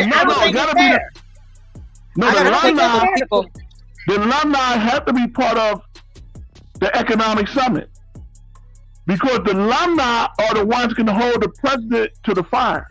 Only the alumni. I agree with you, the alumni, but I'm saying everybody graduated from a black school. You know what I'm saying? Who in this call graduated from a black school? I just said I attend the PWI. I didn't. Okay, the guy talking. Did you go to a black school? Have you gone to attended a black school, or have you graduated from one? No, I was recruited by Prairie View A&M. I never went there. Okay, so you're talking about institutions, and you're giving information about institutions that you, one, did not attend, and two, didn't even graduate from. So how you know the inner workings of a black institution and can speak on it when you've never even been to one? That don't make you can't speak on a subject because you haven't been to a school. Because I'm saying that because over 90% of everything you said is inaccurate. Well, let me ask you this then, man. You went to HBCU, right? Yes. And the HBCU been open 100 years, right? Yes. And Coach Dion only been there 2 years, right? I'm ready for the point. The point is, they didn't get it right in 100 years. They didn't start to turn around till he got there. You making blanket statements. You say they didn't get it right. Man. Be specific. What hasn't been gotten right? Because you made a comment about the last comment you made. There's so many, but the last comment you made was about something got sent back to the state because black institutions didn't know how to do the paperwork. I didn't say that, ma'am. Ma'am, I didn't say that, ma'am. I didn't say that. I said in Philadelphia, when the money came out for the home assistance rental agreement money to help the poor people, to help the people, the elected officials send the money back to the state, I said. Not about HBCUs. Oh, okay. I didn't say nothing about HBCUs, man. I said that up in Philadelphia, where the people needed the money for the rental assistance, and the elected officials said they didn't know how to do the paperwork. I said, and when it comes to black media, when the black media met with Congress to get the contract for black media, the black Congress didn't know how to do the paperwork. Not HBCUs. I never said nothing about HBCUs. But if you look at the presidents that have been in some of these HBCUs 10 to 20 years, some of these presidents graduate from HBCUs and they went to HBCUs, then the question becomes, why are we still in the same condition? What condition are you talking about? Let me tell you about the president of Jackson State. The president of Jackson State is a lawyer. The president of Howard is a doctor. He's a neurosurgeon. You're telling me that these educated people, and some of them graduated from the institution, and some of them graduated from institutions like Harvard. You telling me they incompetent? You telling me they don't know what they're doing? Well, I'm telling you, ma'am. Because if you want to talk about Jackson State, I can talk about Jackson State. Let me tell you what they know how to do. They know how to do the education part, man. Right? They don't know how to do the sports science part. With sports science, what are you talking about? Sports science? Because if you had to ask, man, well, it's evidently don't know how to do the sports science part. Let's look at the evidence. Because sports is the business. Sports is the business. No, it's a science to the sports stuff. And you can't run it like you run the school. Let's look at the evidence, man. If Jackson State been getting sellout crowds since what, 50 years, right? Over 50 years. Over 50 years, Jackson State gets sellout crowds, right? Why is this the first 2 years? Last year and this year is the first time that the city of Jackson brought $30 million in tax revenue money. No. First of all, you have to separate the city of Jackson from Jackson State University. No. That's what I was saying. You can't put Jackson State in that. The city of Jackson is an entity, and Jackson State is a separate entity. No, man, a separate structure. No, man, listen to me. The city controller, you know what the controller is? The city controller is the treasurer of Jackson. She had a news conference that said this is the first time in history that the city of Jackson has brought in tax revenue from Jackson State University football. She had a news conference on that. My thing is the city of Jackson getting money, benefiting off of Jackson State University. What does that have to do with Jackson State University? That's the tax revenue dollars, man. That's what. That's the tax revenue dollars. The city is benefiting off of Jackson State. Unless there's partnerships and sponsorships directly from the city to Jackson, that don't have nothing to do with Jackson State University. Man, yes it does. And that's why I explained to the sister earlier how PWIs run their communities. What you're trying to do, you're trying to glorify PWIs. Like, no, I'm not glorifying PWIs. But that's not even how PWIs make their money. They don't make their money from the city and the state. Ma'am, I said PWIs control their community. That's not glorifying them. That's the truth. They control their communities. That's not always the case. Ma'am, PWIs control their communities, ma'am. That is the case. Okay. Let me tell you this. In the community of Jackson, Jackson State University is not the only institution, not only state institution in the city of Jackson. Is it the largest in the city of Tallahassee, Florida? FAMU and Florida State are both in that city. Ma'am, I'm asking you a question. So they're not controlling no city? We know Jackson State ain't controlling no city. Jackson State ain't controlling nothing. They're not you don't know what Jackson State doing because you didn't graduate from Jackson State. You don't work in the state capital of Jackson, Mississippi. So you don't know what Jackson State doing. You don't know what deals the president got going on. Ma'am, it's public record. Let me give you the information. When you go to a public institution, it's a public record. This ain't hitting record. This is not hitting information. This is a public record. Whenever you go to a state institution, it's made public. From everything you do. From everything you do, from contracts, whatever you sign, to coach sign, whatever you do is a public record. Well, I think that PWIs enhance your community because it wants to attract more people there. It depends who live there, man. It can work both ways. PWI can enhance your community, at the same time gentrify your community. That's our gentrification. That's why in the north, PWIs and out west, PWIs has gentrified the black community. They control gentrification. Matter of fact, they do the research and the work on gentrification, PWIs in the north. Well, I'm going to say this again. And like I said, that's the reason why I'm up here asking questions, because I attend the PWI. My daughter attends the HBCU, and I'll be transferring to a HBCU.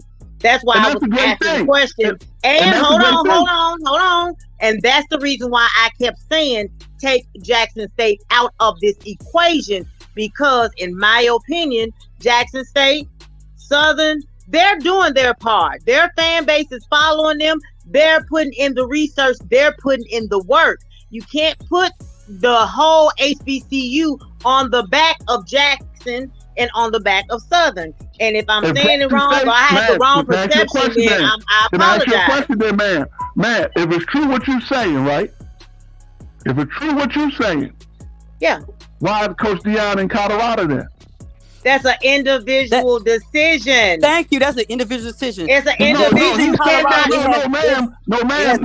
Jackson State. Ma'am, he stated today at the news conference. Ma'am, he stated today at the news conference while he's in Colorado. He stated the problems at JSU. He stated it today.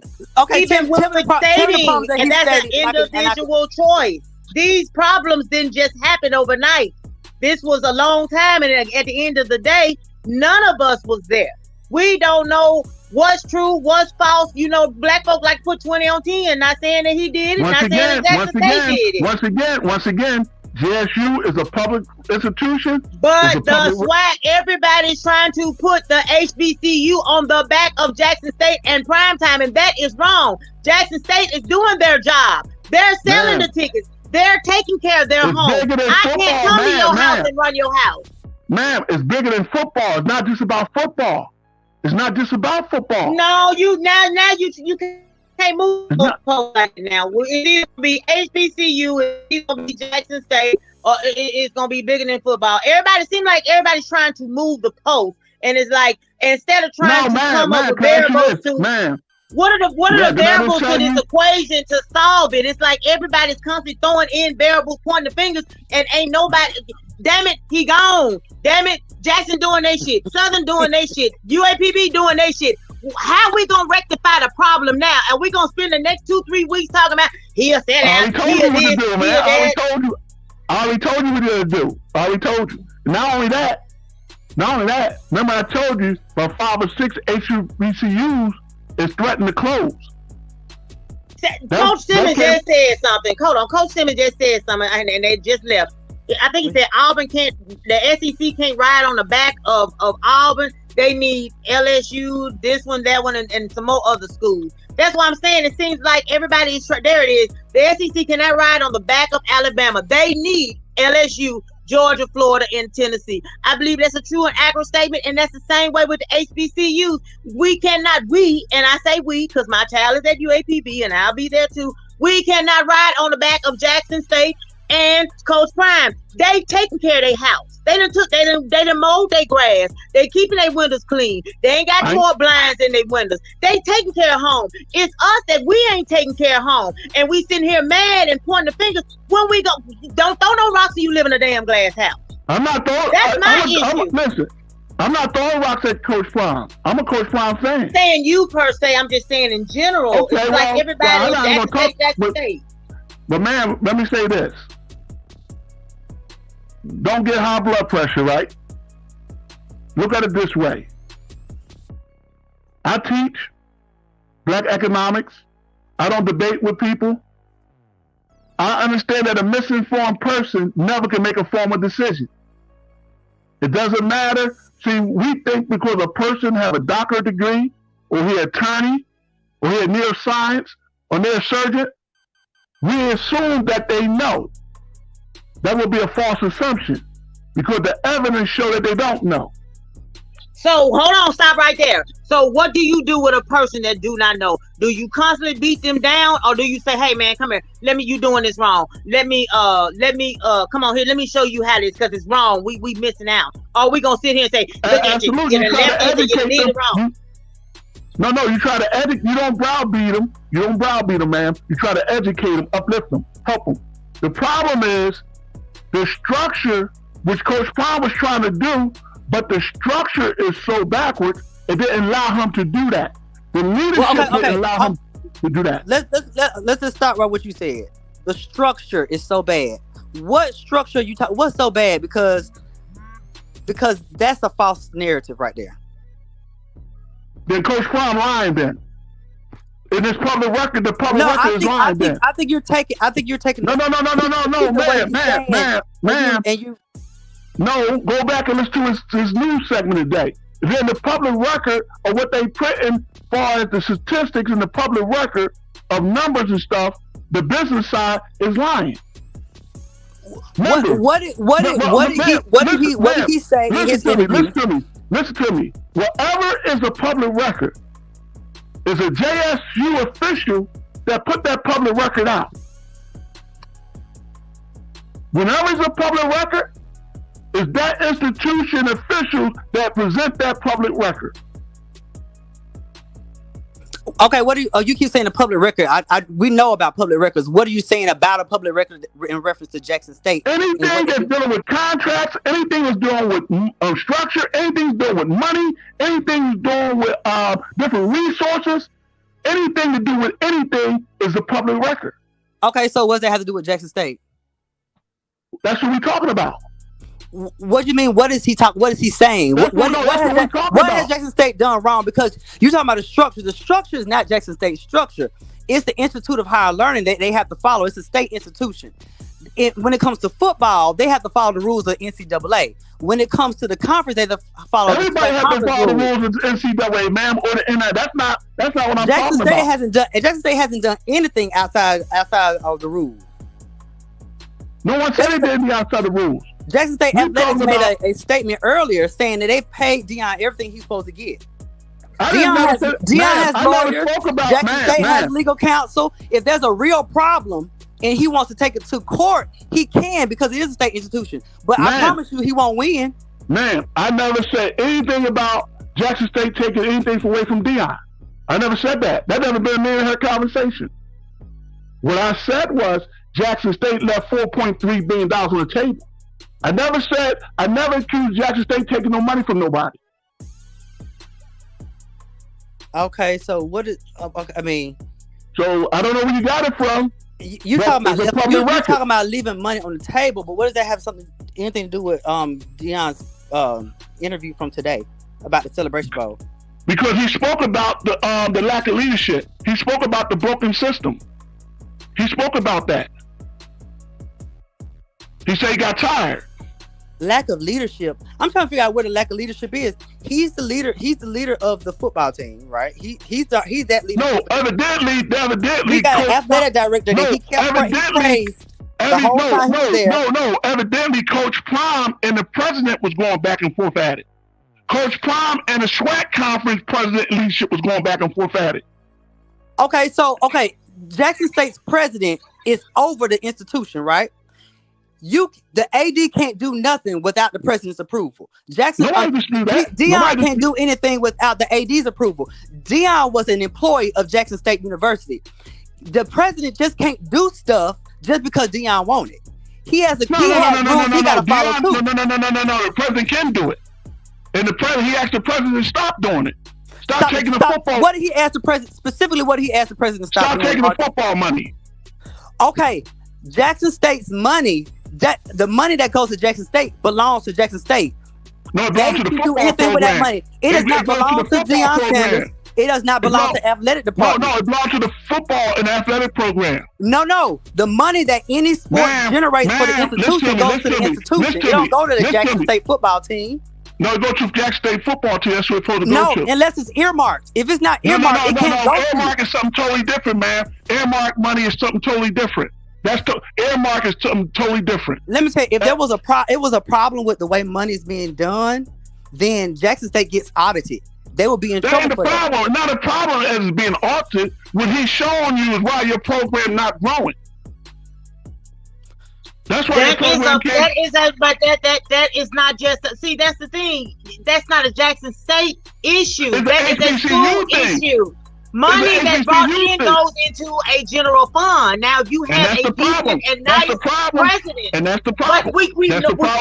But see, you got to take fact out of fiction. We're talking fact. We're not talking about what is right and what should be right and how we feel. That's a fact. Where's that in the bylaws? Number one, she forgot to add one little small key. Deion Sanders is a state employee. Also, that trumps all of it, the football coach and all that. There's rules and bylaws and regulations that a state employee has to abide by. I agree. And black schools are not the only schools that follow that motto. Most schools follow the same motto. No, man, no, it's not true. It's not true. That's not true. Yes. Yes. That's not true, man. If you, That's not true. That's not true. How does the university in the high school? You will hear me. Ma'am, let me tell you, man. If you average 50,000 fans, there's no way that your football team shouldn't be able to catch a plane. There's no way, if you average 50,000 fans, there's no way your football team supposed to be playing other bigger schools for $300,000. That don't have nothing to do with Jackson State. Jackson State playing those. What the hell? Football teams been traveling. Football teams and bands been traveling on buses forever. What the hell?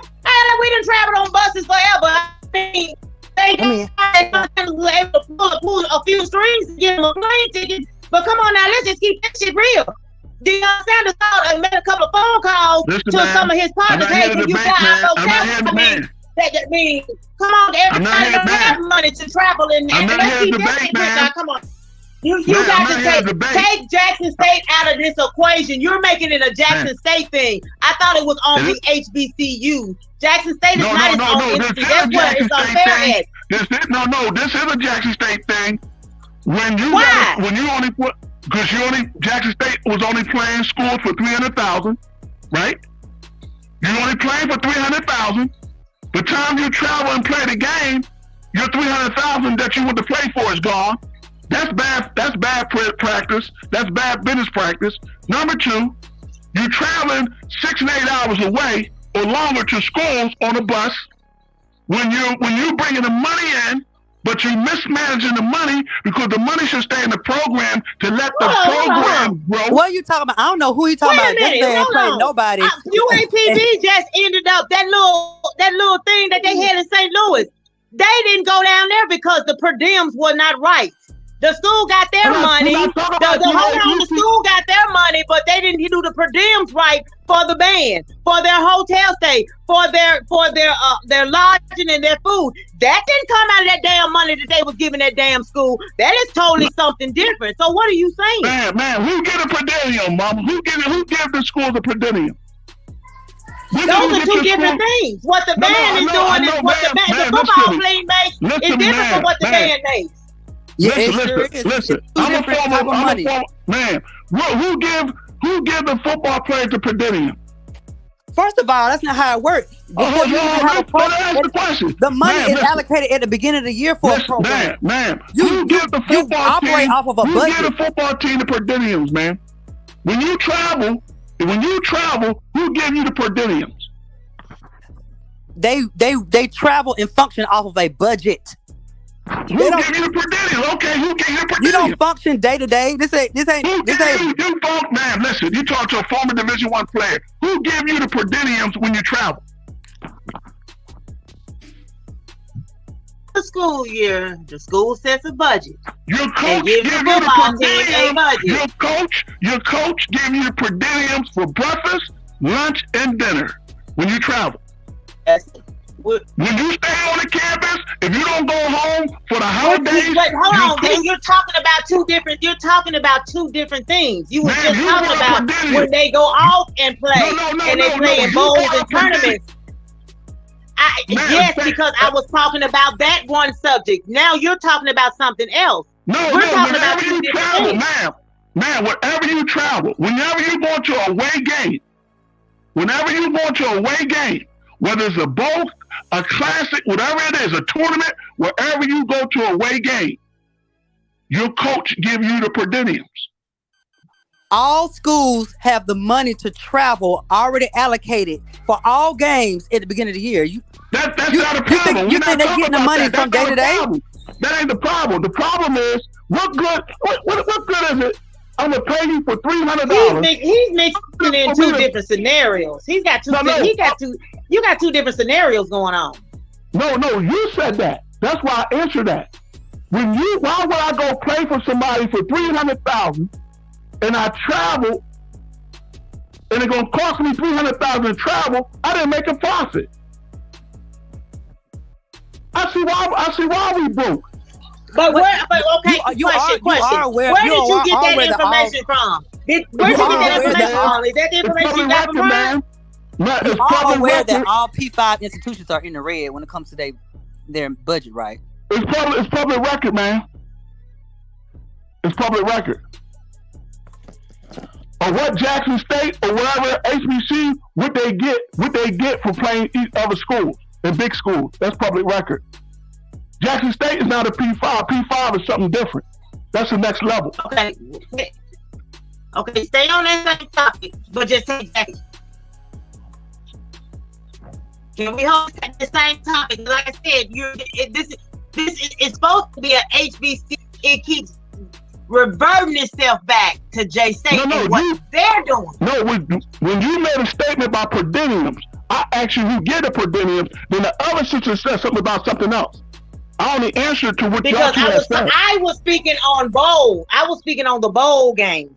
I wasn't speaking on what the football team does. You get per diems on every road game. Whether it's a bowl game, whether it's a tournament, whether it's a classic, you get per diems. It doesn't matter. When you go on the road to play a game, you get per diem. Well, I guess that rule just bypassed UAPB because they didn't get their per diems from the organization, from the organizer of the bowl event, so they didn't go. So the school didn't give them their per diem then, because the coach is the one that give it to you. So two different entities. Two different entities. No, that's two different. The football team got their stuff. They didn't want to give the band their stuff. I'm telling you, my child is in band. Then that's still the school. That's the school issue. Let me tell you what happened. Let me tell you what happened at the beginning of the season, right? At the Power 5 schools. University of Texas did not make space for Alabama band. So Alabama, they wouldn't give them tickets to the game at Texas, right? The conference didn't know this right away. The conference didn't know this. That they didn't give the band, the band couldn't go on the road with the team. The conference let the band know and let the school know next year you will not be able to do that, and then they're going to take some of their tickets from them. That way, if you play whatever Alabama play Texas again, what's next year, whatever the case is, not only do the band go to every game, you will make sure that you have their space protected for them to sit at the games. And the University of Texas didn't do that. You do know it's not a requirement for the band to show up, right? No. You do know that, right? No. In SEC it is. In SEC football it is. Really? Yes. Really? Go back and look at the public record. Practice with the football team. Man, go back and look at the football team. They can close the whole stadium and not let nobody in there. Man, go back and look at the football thing, the conference, where the segment on why the band couldn't come. And look what the commissioners of the SEC said to the University of Texas. They say it's required for the bands to go away on the road with the football team. But my question is, my question is, why are we comparing apples with pears? We're talking about HBCU. No, We're not talking about PW. Why are you comparing? No, I already said that, man. PWI? Man, sometimes when you have a conversation, you have to run things parallel. Yeah. No, I understand that, but this is a new one to me because like I said, I attend the PWI, got babies all over in PWIs and HBCUs, and it has never been a requirement that the band has to travel, but I could be wrong. Man, that's why I gave you the name. Man, that's why I gave you the name of the two schools in the game. That way you can go back and see for yourself. The name of the two schools, Texas and Alabama. And that way you have the name of the two schools and what happened, the band. And that way you'll read it for yourself. What I say? Public institution. So that rule. So does that rule and implication? Does that go for all of the Power 5 schools, or just those two particular schools and that particular? I don't know because you can't take a blanket statement and put it all the way across. That might just be for that. Let me tell you why, man. I said the SEC, man. I said the SEC. But The okay, well, let's see with the SEC. I Is said the that a rule SEC in the SEC or that particular game? And I said that. Is that a man. rule I in said I that didn't- particular game? Ma'am, if you go back and listen, ma'am, I said I don't know if that's just the SEC thing, but the SEC sent a memo to the Big 12 to let them know that the bands would travel to Big 12 games when the SEC played Big 12 games. Okay, that might be what. Because that's the first time I ever heard. That's the first time I ever heard that a band had to go, and that's the first time I heard where they admonish the University of Texas for not letting the band have their space. They sold out the area of the band for them. The band doesn't have to show up. The cheerleader don't have to show up. The pep team, the only people that's in contract that has to show up is the football team. If they decide that ain't no band coming in there, they can call them Ma'am, the SEC said the band supposed to be there. Was it the SEC or was it that particular school? Man, and that particular rivalry? Listen, man, I gave you the name. I gave you the name of the two schools. I gave you the subject of the two schools. That way you can research it. You'll see what happens. Well, all schools have a contract when they play games with each other, and if it's within contract, if it's within conference, there's a certain amount of conference games that no matter what conference you're in, that when you come show up to a game, that you have to bring all your auxiliary, which includes the band and the cheerleaders, or you get fined. So that's just not the SEC, because that's a SWAC also, and that's all up. That's most of the I didn't say it was. I didn't say it was. That's why I didn't know. See, I wasn't arguing with you. That's why I said, is it just that school or is it across the board? Because that is a question I've asked months and months and months ago.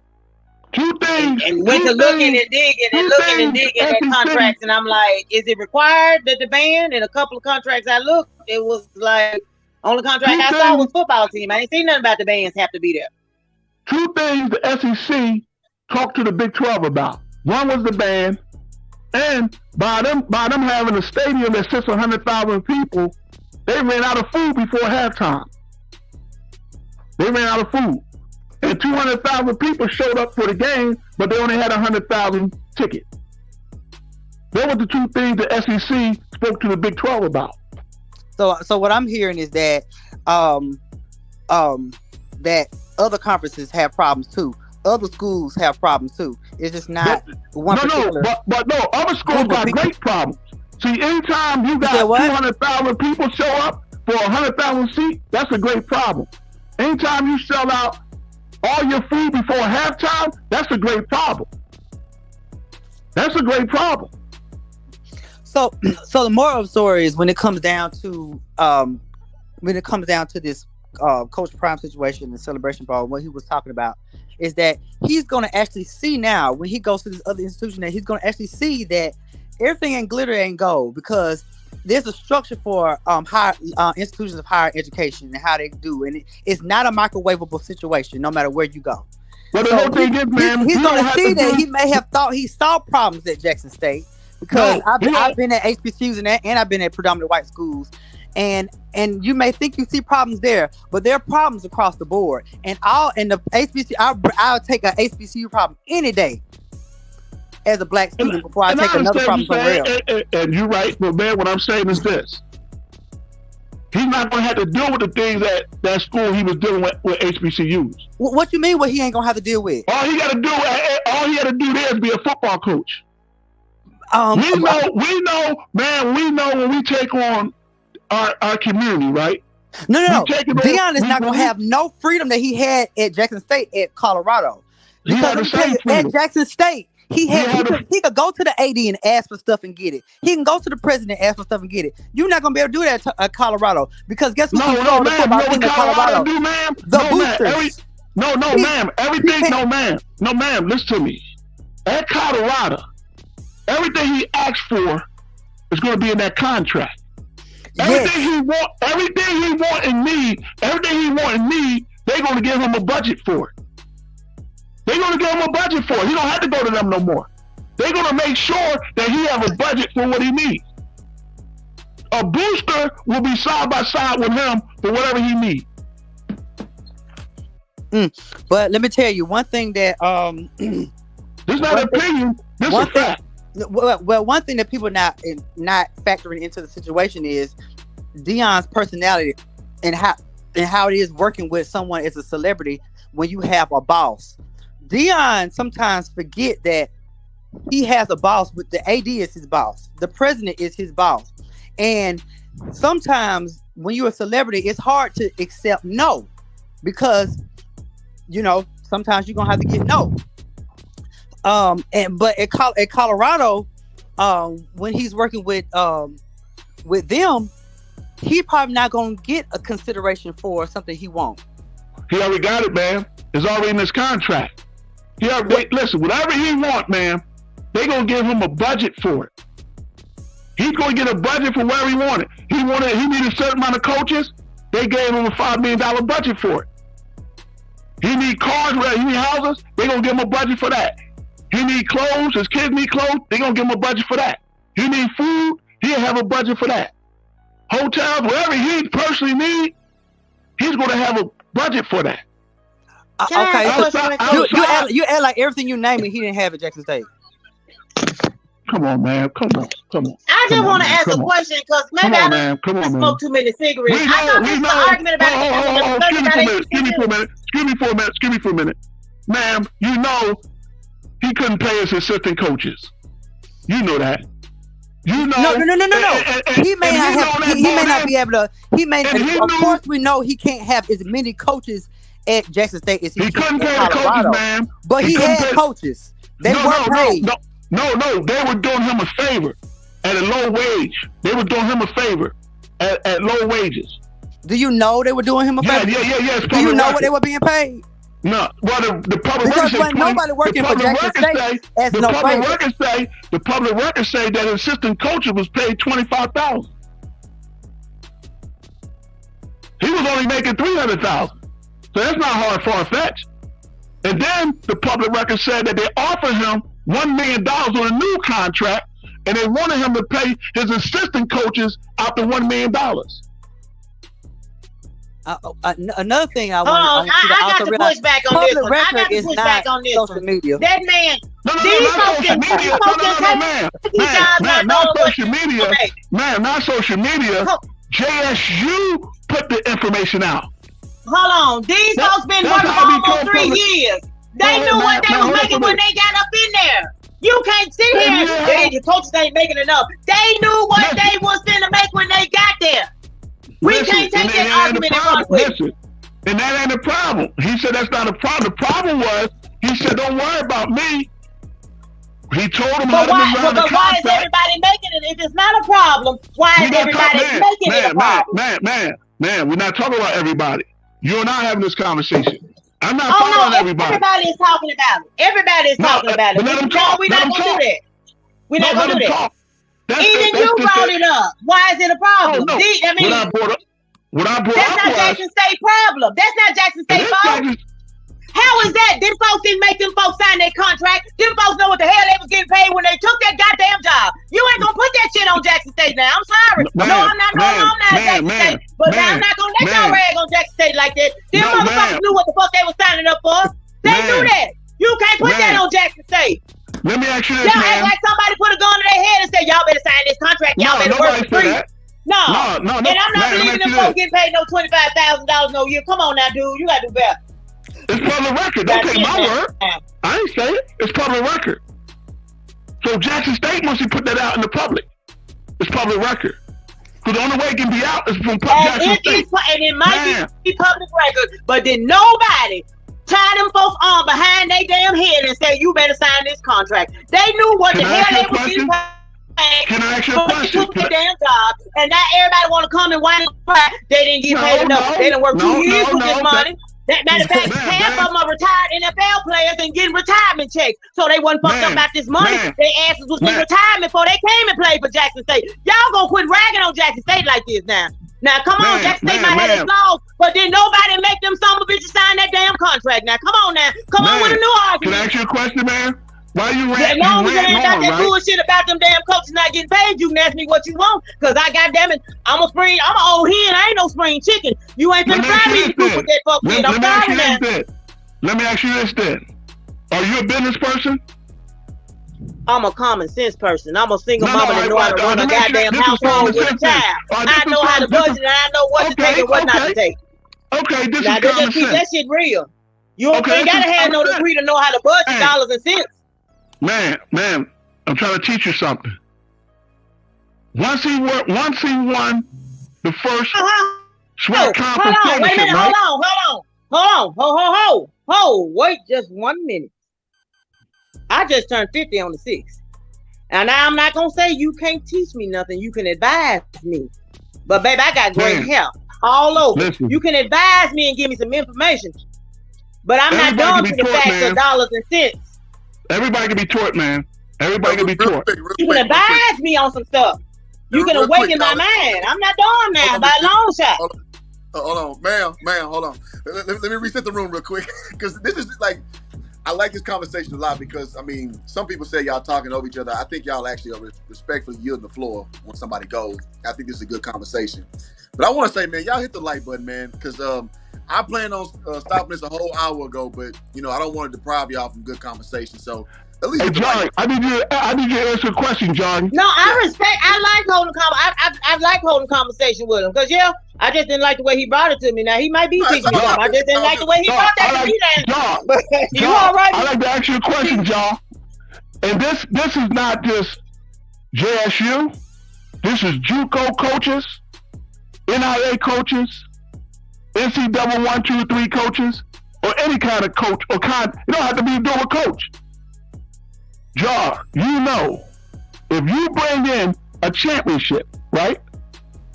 Or you bring in a certain amount of money to an institution, they usually give you what? A raise and an extension of contract. Is that correct? Agreed. Yes. That's all that I'm saying. Man, yes. we know Jackson State couldn't pay him what Colorado did. They didn't have to. They didn't have to pay him what Colorado did. And he told them how they could have paid his assistant coaches. Don't worry about me. Take care of them. Mm-hmm. Can you show me one piece of public record or one video that one of his coaches complained about money? Show me one video that one of them coaches complained. Show me one piece of public record that one of them assistant coaches complained about money. And I ain't got nothing to say. No. I need you to show. We talking in fact now. Let me share this real quick. Hold on before you go. Let me share this because when I coached at Prairie View, man, like I know how coaches weren't getting broke off like that. And to Miss Diva's point, they won't. It's because they know that okay, if you complain about pay, what's the alternative? Go down to JUCO, go down D2, go down to high school. Like I've literally had coaches who have Division I jobs right now, high major jobs, who called me about. I used to be a teacher 8 years ago, who called me asking like, man, like how's it teaching? SWAT coaches. So the point I'm making is they kind of know that the money situation. They know you're not in it for the money. You're in it for kind of like the greater good. You coaching up young. Absolutely. Not so great situations. So Prime is like, okay, yeah, let's elevate it past that to like, let's go next level. And he said this verbatim. You don't have any NFL aspirations? You're not trying to go Power 5? Like, what y'all trying to do? So the reason why that's important is because the mentality before that is just like, man, let me put my dues in and maybe the right coach here, he'll bring me up with me. But I mean, I just kind of got to do the mustard seed of faith thing. So that's real. John, let me ask you this, John. Let me ask you this. Go ahead. Now, Coach Prime won the SWAC last year. Mm-hmm. He won the SWAC this year undefeated. Mm-hmm. You don't think other schools looking at assistant coaches to say, we want to bring y'all here to do the same thing Prime doing there? Oh, it happens all the time. Kevin Sumlin got on because of winning with Texas A&M. Started being with Oklahoma, being an assistant. So, yeah, that happens all the time. They're going to come and offer the assistant coaches way more money they make. Why? Because they have a winning recipe with Prime. Yeah, absolutely. That's the business and science of understanding the game process. It's not putting JSU down. It's not putting HBCUs down. We got to address the problems and issues in our HBCUs and in Black America and the Black community. We got to face the music. Well, I agree with you on one thing. Go ahead. I agree with you on one thing. If you wasn't pointing the arrow straight at JSU, I ain't heard you say nothing about Grambling. I ain't heard you say nothing about Perryview. I ain't heard you say nothing about UAPT. I heard you say nothing about Texas Southern. I ain't heard you say nothing about nobody else. This whole conversation is focused on what's going on with JSU, what's going on with crime. I understand the money aspect of it, but my thing is, let's backtrack. Remember you said that every homecoming was sold out? I said, no, it's not. Remember I said Coach Plum had to sell out Texas Southern University? Coach Plum had to sell out A&M, Alabama. Coach Plum had to sell out Alabama State. And the first time in the history of Alabama State that the news media asked Coach Plum, did he know that this is Alabama State's first sellout in the history? And Coach Plum didn't know that. And then Coach Plum said that, well, this coach in the school should thank me for helping me sell out, so to say I'm not swag. Well, that's actually not true. That's not true. Alabama State has sold out a larger number of crowd before that game. That was the largest amount of people at that homecoming for that particular game, but that still was not Alabama State's record. That's the news. If it is Coach correct, Prime and the state have man. If it's wrong, then the news media of Alabama State, Alabama put that out. No, no, they didn't put that out because their highest selling game was against Tuskegee. If that's wrong, then the news media put it out during the news conference. You don't. And she's steady telling you it's wrong. She's steady telling you it's wrong. That was the highest amount of attendance they had for a homecoming. But Alabama State has had a higher attendance at their stadium before. Let me ask you something. Was the home? So you saying that the Tuskegee capacity was more full than homecoming? Yes. Because the newspaper was saying the newsman with black schools, we have high attendance for homecomings, but we also have high attendance for other games that are classics. Alabama State has the Turkey Day Classic, which outsells homecoming. Jackson State has the Boombox, which outsells homecoming. We have the Soul Bowl, which outsells homecoming. Well, that ain't what I'm saying, man. I'm saying this game here that played Alabama State. Go back and look at it. I live HBCU. I don't have to go look at it. I know. Okay, well then you got to know what he said. Then why this not a conversation then? Because you heard what the news media said. Yeah, that's why I told you wrong. And Prom said he didn't know. And Prom said in the history of HBCU, at that school, this is the first time he had a sellout. He didn't say homecoming. He didn't say regular game. He said in the history of Alabama State, this is their first sellout. I keep telling you over and over that you're wrong. And if that's incorrect, then the media put that out there. Well, there's several media outlets across the United States. No, we're talking about Alabama media, man. That came from Alabama media. No, They played the game at Alabama media. They played the game at Alabama State.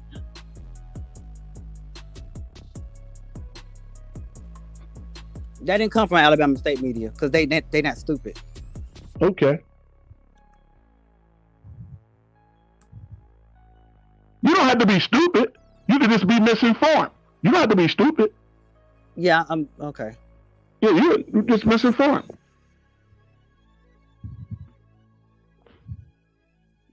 Because I think Alabama State Stadium, all the top 5 records is set by Tuskegee and Alabama State. Okay.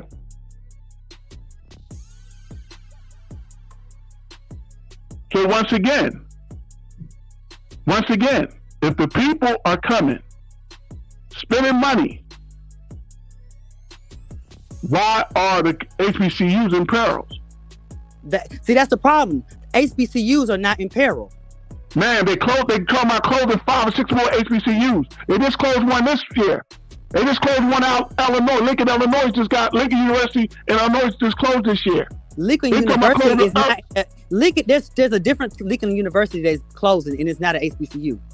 That's an HBCU.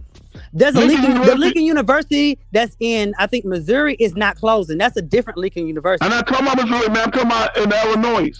That's an HBCU. There's no HBCU in Illinois named Lincoln. What school just closed, man? It's not an HBCU. What's the name of it? Google, let's get it. What's the name of it? Google will solve this.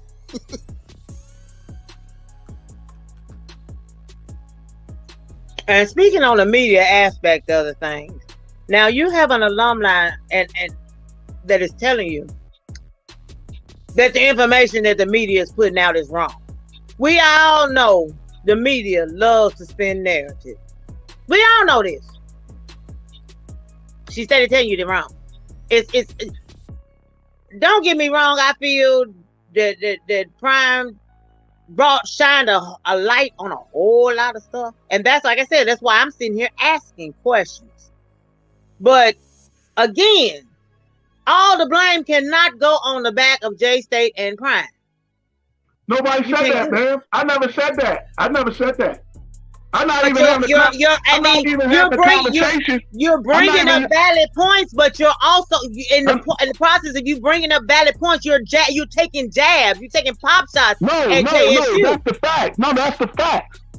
They left $4.3 billion on the table as a fact, man. So, okay, get baby. Val, Look, I'm doing nothing ain't we all done lost money before?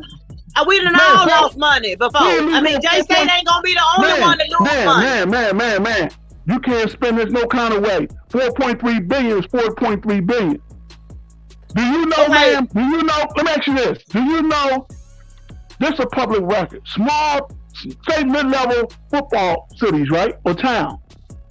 You know what they bring in to their community and their businesses for 7 games?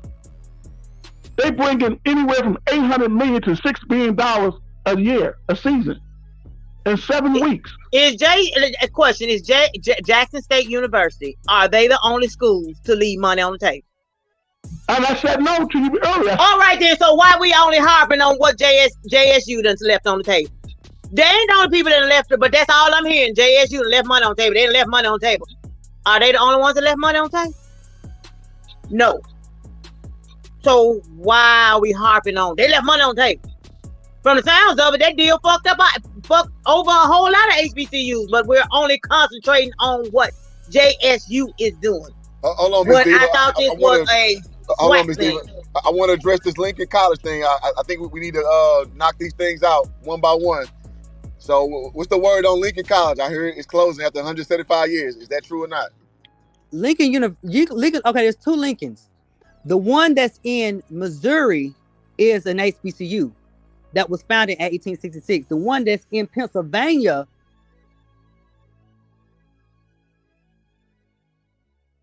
I think that might be an HBCU also. Yeah, no, it's okay being wrong. I just want to make sure we get the facts down. I ain't trying to shame nobody. I just want to make sure we get the facts down so we can move forward and know what we speak about going forward. That's all I'm about. It's cool. I mean, because we having nobody's expected to know everything on these topics. So we throw it out there. Let's make sure we get to a consensus and we can move forward knowing what the real is. We'll let the one and we'll let the chat decide to figure it out. Because I know the Lincoln I'm familiar with is in Missouri, and that's not closing.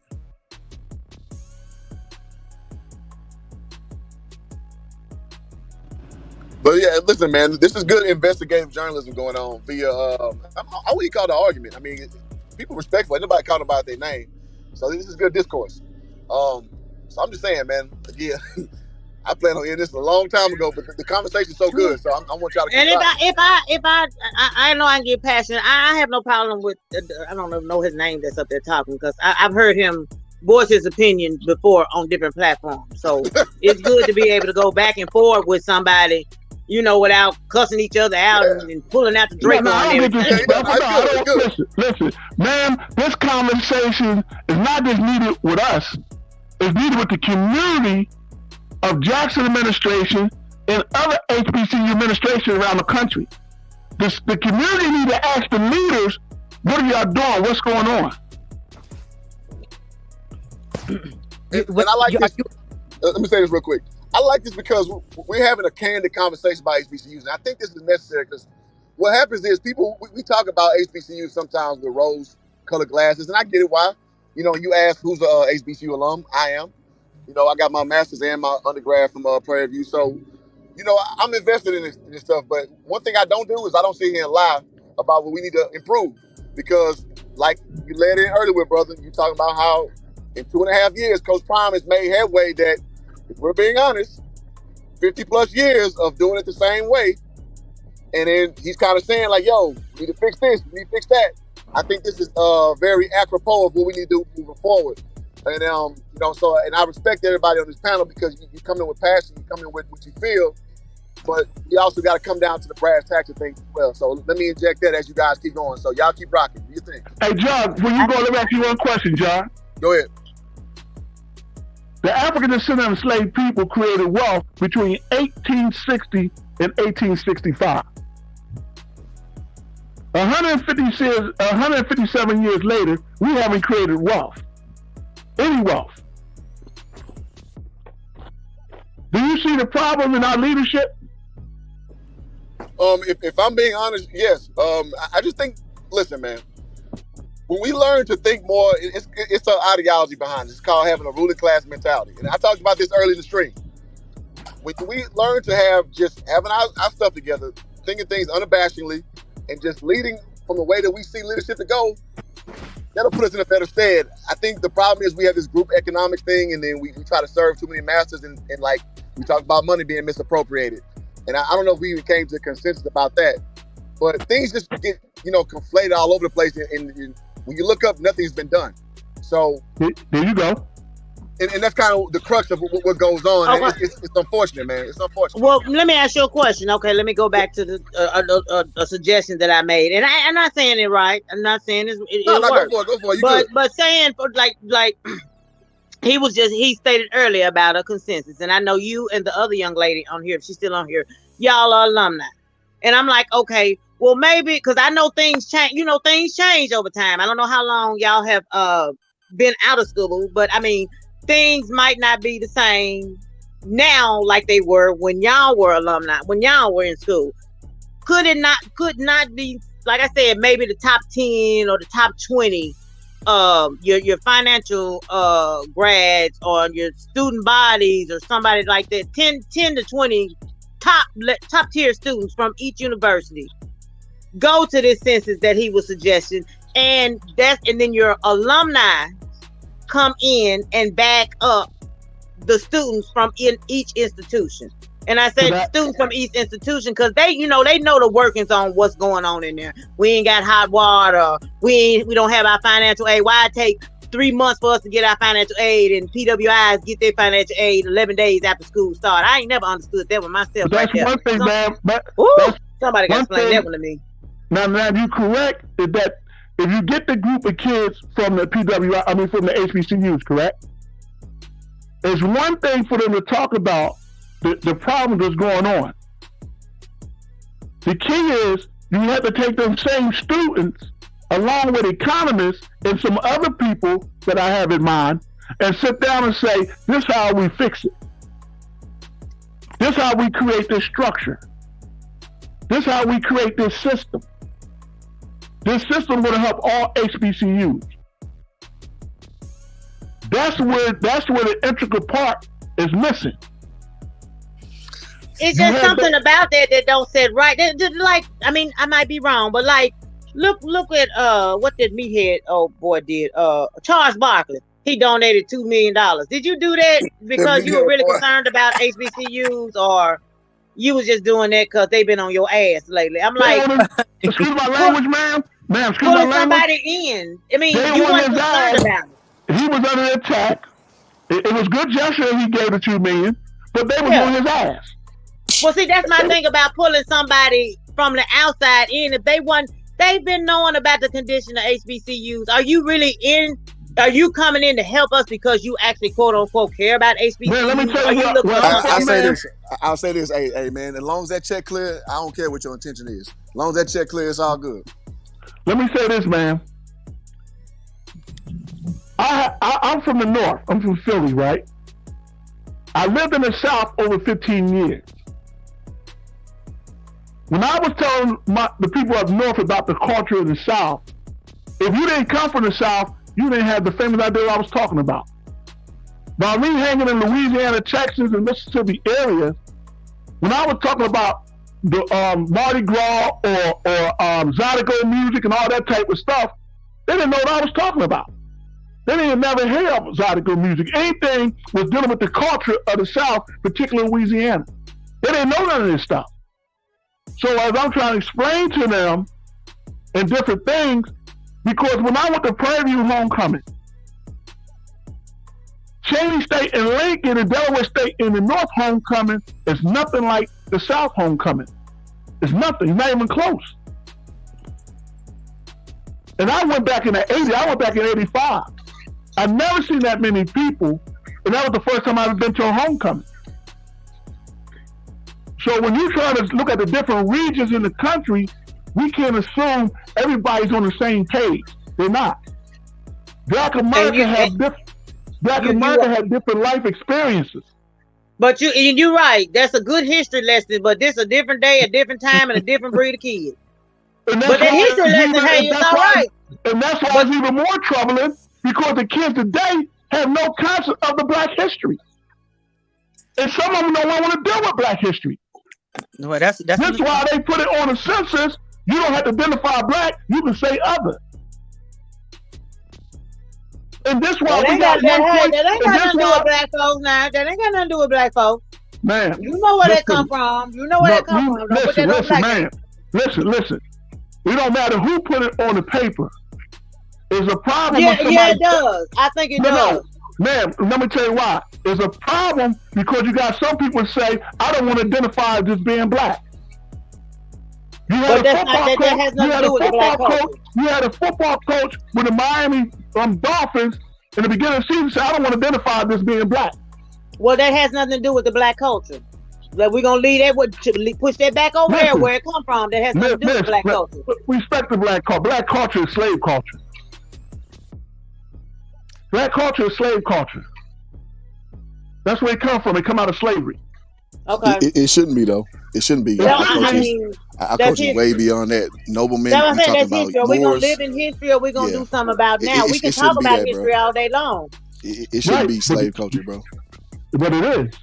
Yeah, but our that's music, unfortunate. Everything came out, and not supposed to, everything came out of our what?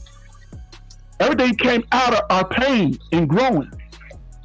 Whether it's our music, for the blues, the jazz, whatever, the spirituals, whatever it did, it came out of our pain. That's what makes us a unique group of people.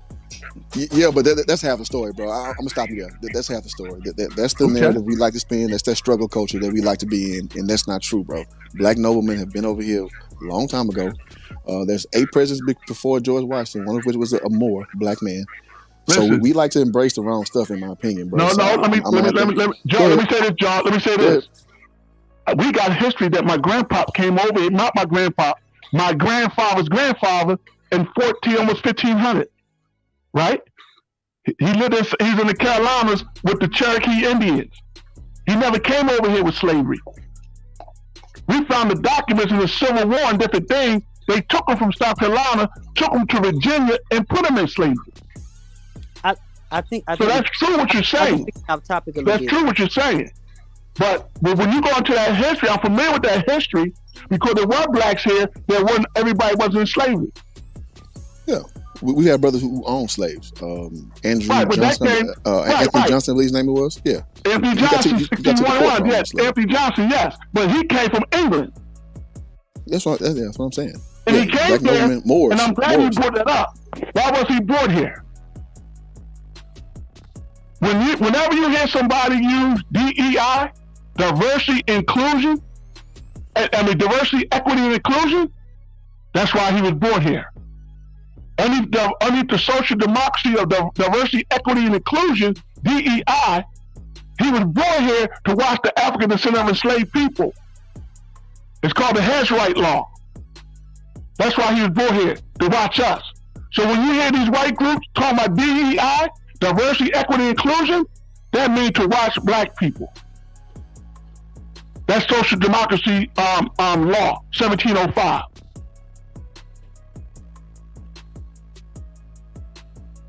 Yeah, but that's a different story, John. We can get deep in that, but that's a different story.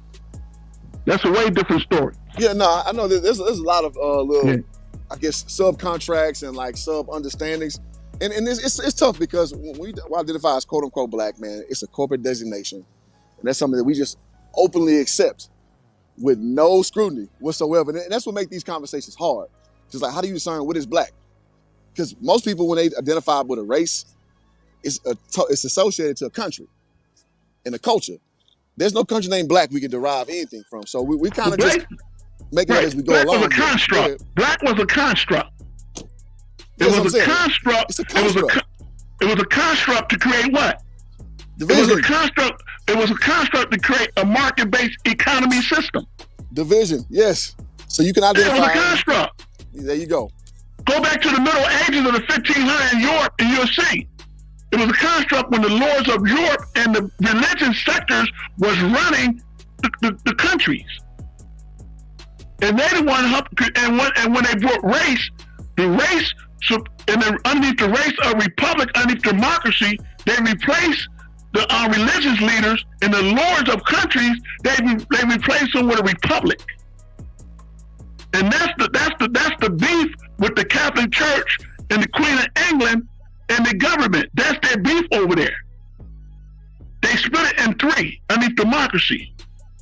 When you go back into the Latin terms of the Roman Empire. But when you go back into Africa, they don't say villages. See, Africa, they don't say tribes. Europeans brought tribes to Africa. Africans say lineages. And underneath their empires during the 15th century, not the 15th century, but the Middle Ages, underneath their empire, they had constitutions. So the Europeans took the Republic of Europe and the Constitution of Africa, and what we are here underneath America. We're underneath a market-based economy society, which we stand underneath a republic with a constitution. No, what you're saying is right and is deep. And here's what I don't want to do. I don't want to get too far into that because it's a lot to digest. And I want to keep the main thing about the main thing. Shout out to Coach Prime. But what you're saying is onto something, and I actually love to talk about these kind of things because that kind of discerns what actual race is. It's not just skin-based. Race is way deeper than that. But I don't want to go that deep. I want to keep this about this because this is going to be another 4 hours about a whole bunch of speculatory things, and it's hard to prove. It's very hard to reference it, and I don't want it to be about that. Well, let me just say this, Jar. Go ahead. When I was studying the history of wealth in Black America, I'm writing something, how to create wealth. When I studied the history of how we lost our Black wealth, is where I came across my ancestors' history in that argument. My ancestors didn't have a court. They took it to the federal government for the hearing in 1871. And in that argument, they had to give their history on how they got to America. So when it's not hard to prove, and if you study European history, Europeans will tell you their history. So, but go back to what you were saying, stay on the subject. The subject, it got to be where the community, the Black community as a whole, we got to hold our leaders accountable. And then we have to know who's qualified and who's unqualified. And what we're finding out, that we have too many unqualified leaders. Although they maybe good in one thing, but not necessarily good over here. And if that's the case, then you got to get the people that's qualified to be over there, And then we don't get locked out or get locked into these bad contracts and these economic opportunities that's not afforded, or we get locked out of the process. Well, Ms. Diva, let me ask you this. So from you having experience with the compliance and things of that nature, do you think that we don't have the capability to do that at the HBCU level, or what? Like, so to kind of go against this point, do you think we have the infrastructure together to do it? Or is just like not being allocated correctly? Or what's your thoughts on that to kind of put this back in the frame what we're talking about? Shit, child, I thought we was in history class. Shit, I damn near dozed off here. Shit. I'm a sociology major. I like, fuck that damn history. I mean, not in a bad way, but I don't.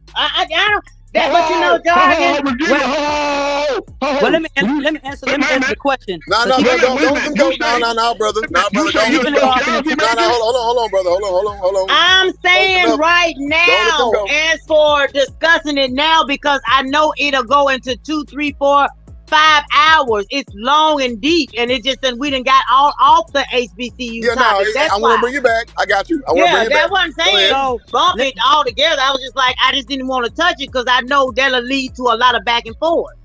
So I wasn't saying nothing about bad.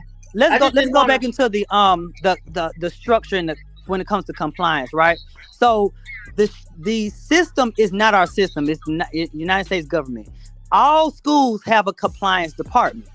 The only difference between some historical black institutions and predominantly white institutions is the level of resources we are allotted. So we have a compliance department. We all have the same structure. It's just the fact that our compliance department is smaller. So we're having to do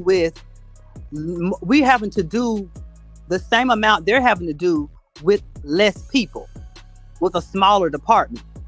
So, but the thing is that can be viewed as good or bad because during COVID time, HBCUs, it was reported that HBCUs thrived better than predominant institutions because we were used to dealing with less resources, and they weren't, because they had to function without having revenue from football, and we were used to not having their large revenue. So it's not the fact that HBCUs aren't able to allocate resources, because we still have to function and report to the state, just like any other institution. It's the fact that we're having to fight more than one battle. And it's also important that when we have conversations, that we separate the black institution from black sports, because it's two totally different things. Because the money from the school is functioning based off of how it knows how to survive historically. And historically, black schools do not put that much into the athletics department, only because they have a certain amount of money they have to allocate out to each department. White institutions have boosters to help them. Wait a minute. But and their fan base comes out and support them no matter what. Okay, but you got to also look at fan bases, the type of fan bases. We have fan bases that support us too, but we have single black women that are buying tickets. We have a poor demographic that are buying tickets versus them. They have a higher wealth gap than we do. Now, hold that point you said. Go back. Hold that point you said about the historical way of doing business. And the historical way of doing business, you're correct in your point, but that's the problem. We haven't changed in the first, second, or third Reconstruction. And that's the problem we're running into, because we're still doing business from 100 years. No. That's a problem that they're still trying to fix, because the problem is run off of state funds. Can I? No. Forget the state funds. No. Grant money. Listen, don't worry about the state funds. Let's go back to the social condition. No, let's not talk about the social. Because you said trying to take us back in history. We're trying to fix the current. No, we know about history. Ma'am, you can't go forward till you go backwards. But what did you just say earlier? The kids ain't studying about history, so you just talking to a brick wall. No. What I'm telling you is this: the kids gonna have to go backwards, because you can't go forward. How you gonna fix the problem? How you gonna make these kids go backwards? You can't make them go back to clean their damn room up. Now come on, now let's keep it real. Listen, man. I don't want to debate with you, man. But how you gonna fix a problem? You don't know. How you gonna get a solution? You don't know the problem. Sometimes you have to gain a person's attention to get them to see a problem. You can't even get their attention. That's a different story. But how are you gonna? But you got to know what the problem is to fix it. How you gonna know what the problem is? I don't get your attention to focus on the problem. Man, me and you having a conversation. You brought up something. You talk about the 100 years of business practices. This is why I say the alumni and the divine mind are important to HBCU schools. Why? Because the majority of them are black professionals with a higher income. but they only give back total across the HBCU. They only give back 5%. No, that's a lie. Because HBCUs don't not give. HBCUs not give the average across the nation is the same. It's about no, it's not, ma'am. No, it's not. Because no, it's not. You know how much Colorado gets alumni gave back? Ma'am, no, it's not, ma'am. 8%. Ma'am, HBCUs give back 5 to 7%. Jackson State give back 13%. That's average across the nation. You know that, right? No, it's not, ma'am. No, it's not. That's false. That's false. The highest given institutions in the nation are Ivy League institutions. We understand that. Listen, I teach this, man. Harvard and listen to this. Harvard and Morehouse, Harvard alumni and Morehouse alumni give the exact same amount to their universities. Man, do you know the difference between Harvard and Morehouse is that Harvard has a higher wealth gap than Morehouse does. Man, do you know the problem is not the percentage that we give back, it's the wealth that we make. Because HBCU grads are at the top 10% of United States black folk. And you made my point, that's why they should give back, and that's why they should come back. You made my point. That's why they should be at the basketball games and football games. And you made the point. You answer your own question. The support is there. No, it's not. How can it be there if you got Mo Williams just was on, what's the day? Friday? He just was on Wednesday, asking for the people to come out and support the game. But that's just one person. That's not all HBCUs. That's but one then on top of that, on top of that, we are on Christmas break. It's the Christmas holiday. Jackson State students are not in Jackson, Mississippi. Do you understand that besides Jackson State, put Jackson State on the side, other HBCUs only averaging 5,000 fans? Do you understand that? Well, the SWAC is leading the nation in because only because of JSU, ma'am. No, it's not just because of JSU. It's Jackson State, it's Southern, it's Alcorn, it's FAMU. It's half the top. We are leading the FCS in attendance. That SWAC has led FCS in attendance for the past almost 10 years. It ain't new. Man, what I'm asking you is this. If them schools you name not playing Jackson, the point is this. What is FAMU record? What is FAMU crowd capacity when they play, say, Alcorn, or they play another school besides Jackson? Let me tell you this. It don't matter what you say because we're leading the nation. We're number one. The conference is number one. That's the point.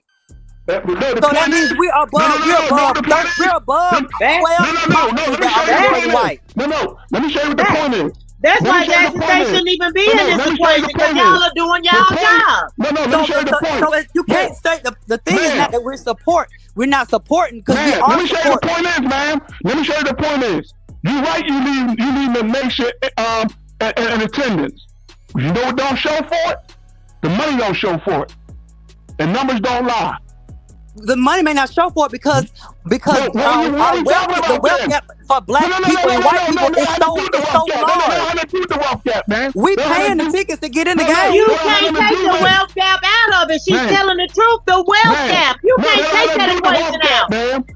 Because you already said that HBCU graduate are 10% of high earners. You already said that. And that's what you got to rely on, that 10%. So what about the other 90% of the student body? You going to put everything on the alumni back? No. So we're going to put everything on the alumni's back and make them carry it. It starts with alumni. Alumni, the alumni are doing their part. That's what she's saying. They're doing their part. They only give up 5%. How they doing their part? They only give up 5%.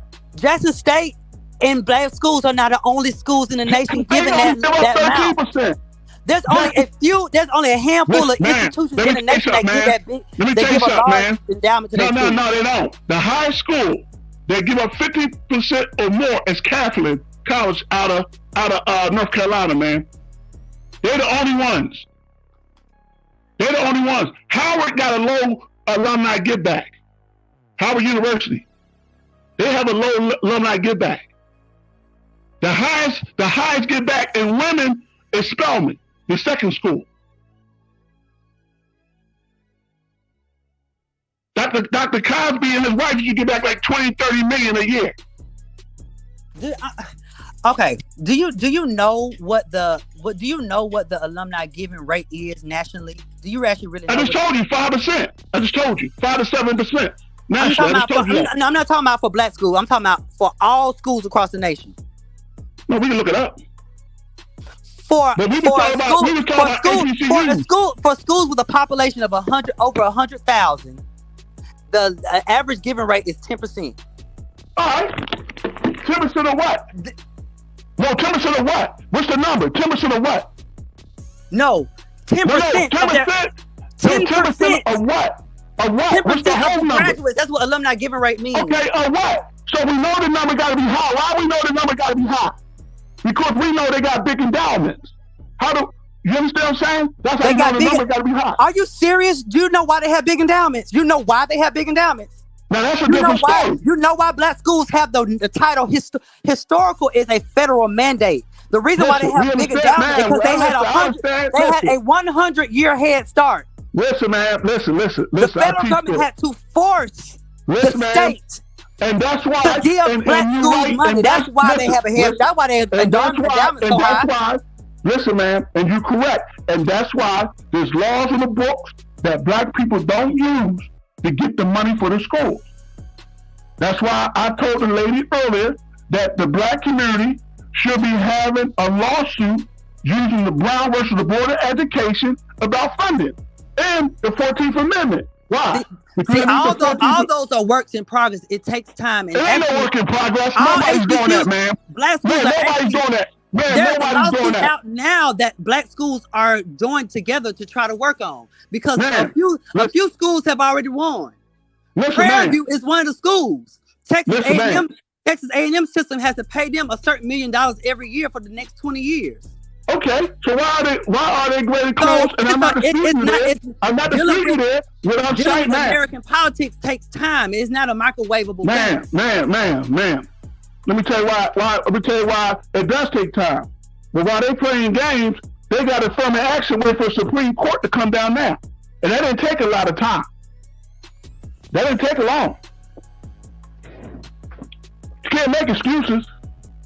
Oh, it's not the evidence is overwhelming and numbers don't lie. And it's not about me trying to put nobody down. It ain't about me. It's about the facts. No, the facts are black schools are not the problem. Black leadership is not the problem. The problem is if leadership not the problem, man. It gets to a point where people need to stop running their mouths.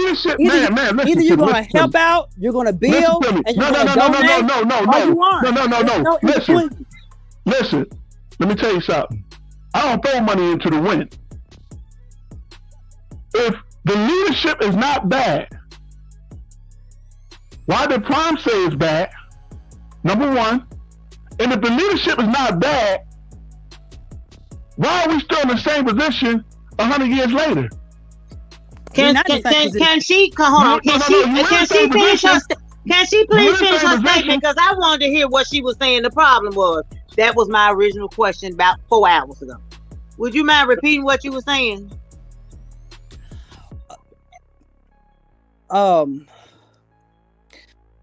The problem is not the institution.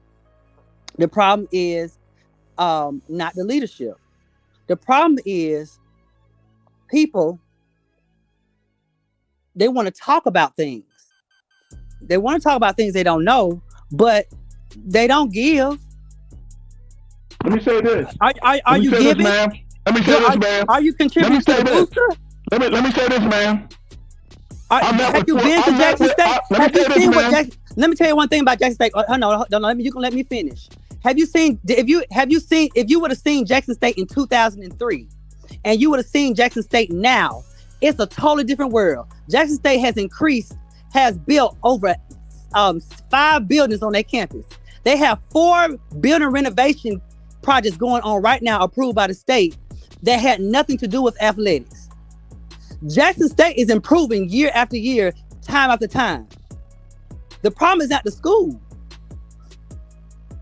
The problem is not the leadership. We have some of the best. We have some of the best. We have some of the best and brightest in leadership in all our institutions.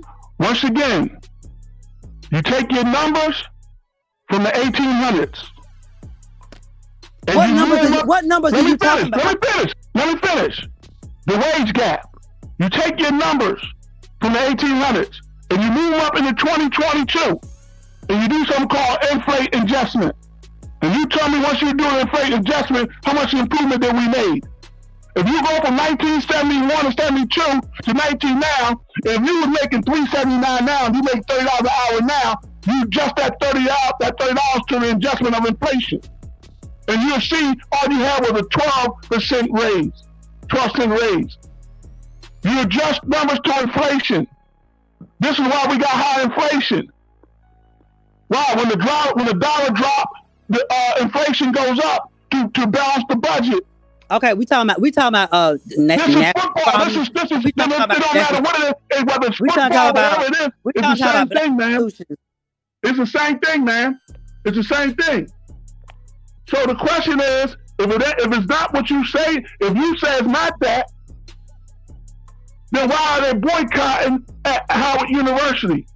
Why is FAMU having for half the football team, they in parallel this year, and they blaming the leadership? Howard not the only school that have students that boycott. They boycotted. They boycotted in Iowa. No, we ain't talking about Iowa. We talking Ohio. About the top. No, University of Florida. I mean, they boycotted all schools. What are you talking about? No, we talking about HBCUs. What were they boycotting about? I'm just saying it happens. No, what were they? No, listen. Iowa got boycotting the same thing while Howard boycotting. They're not doing the same. They're not boycotting about the same thing. So keep it with the historical record of fact. They're not boycotting about the same thing. Okay. With the historical record of facts. Anyone that do social work is dealing with the social conditions of your people or people in general. Okay, let me tell you about this. Let me talk to the other young lady. So let me give you an example. So Jackson State in 2018 under the president, they had a campus renovation project that was approved by the state to upgrade athletic facilities across the board for 4 different programs. One was including the football program. This was put into effect before Deion Sanders got there. So the funds were secured by the state and approved by the state. And so the Walter Payton Center was renovated. The renovation project was started in 2019. When Deion Sanders got there, he had some improvements that he wanted added to it, right?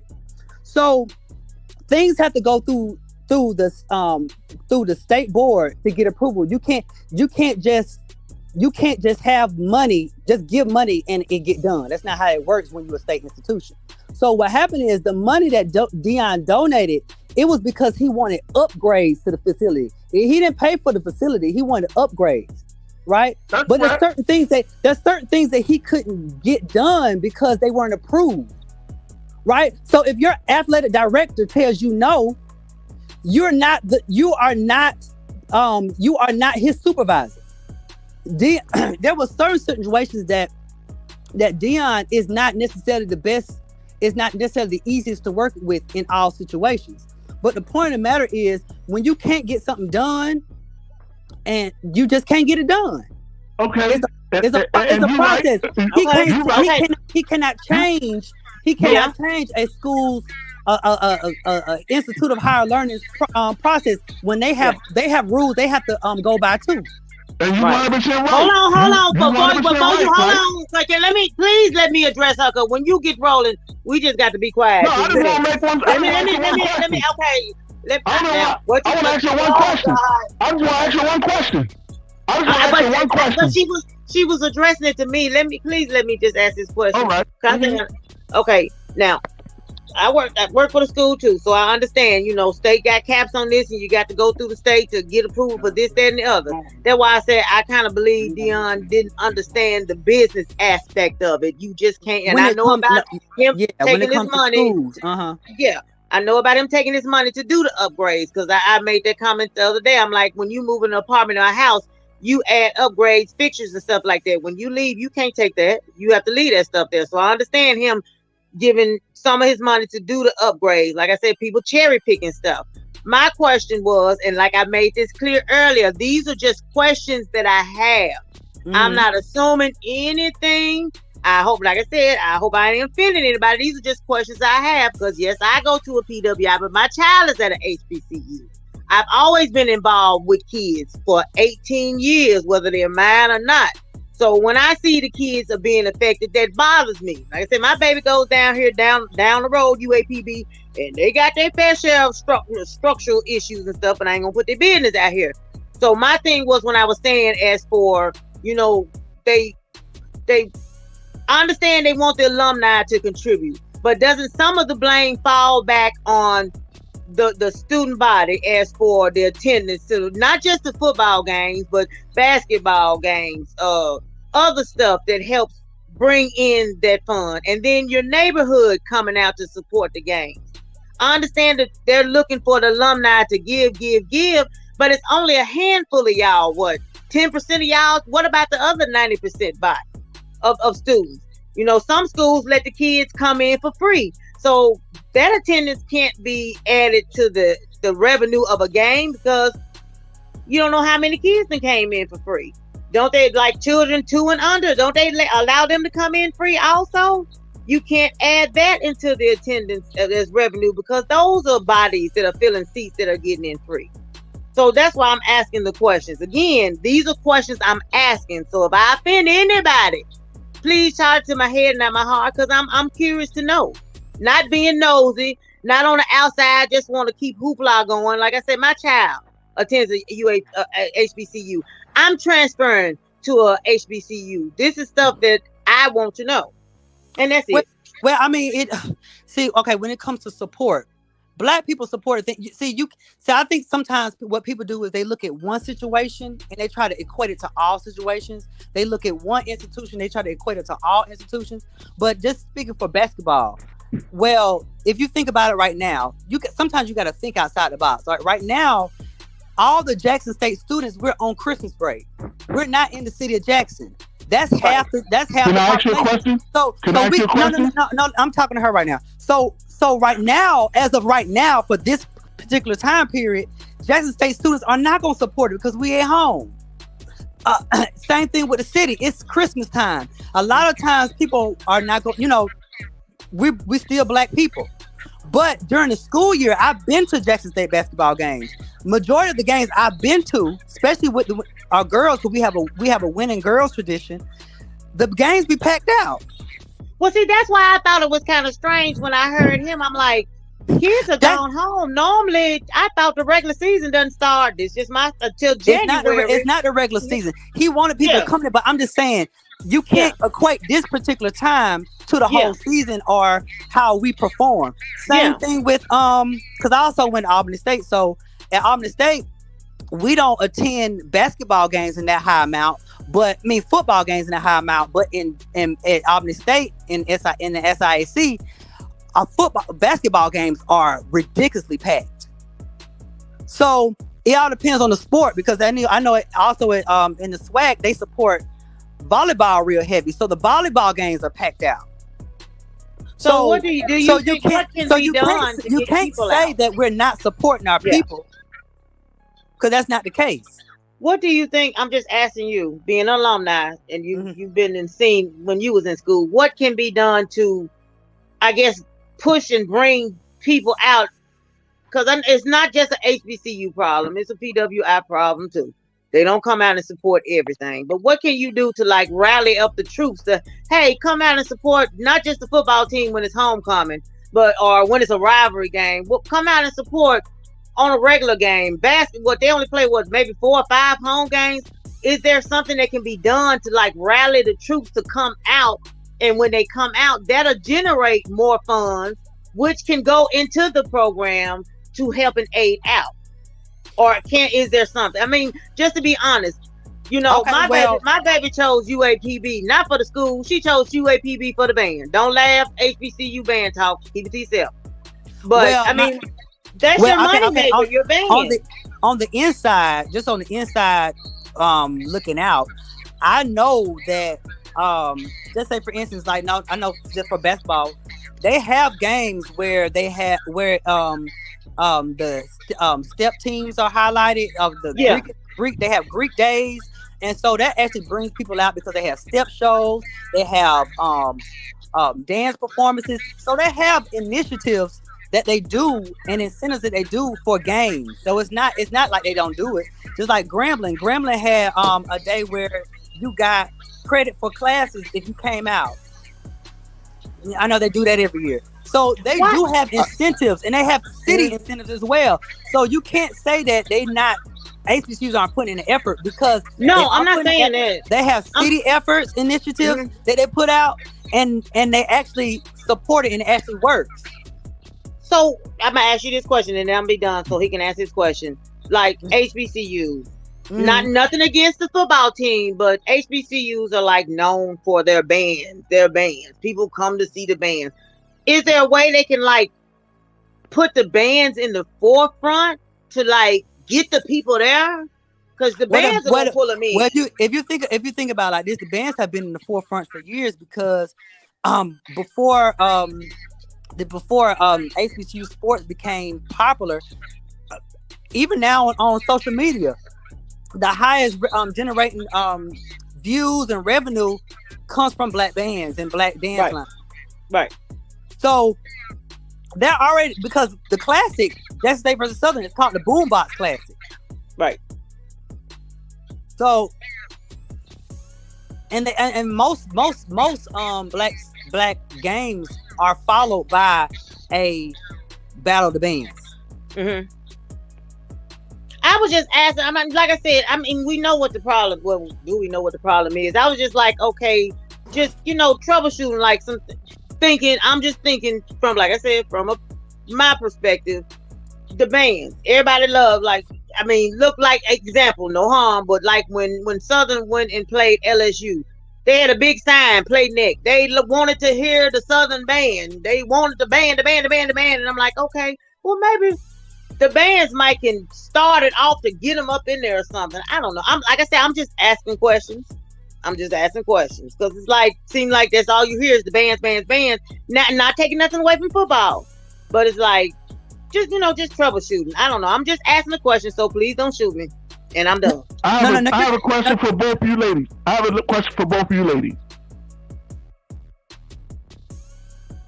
Are HBCUs, do they have incubators? What?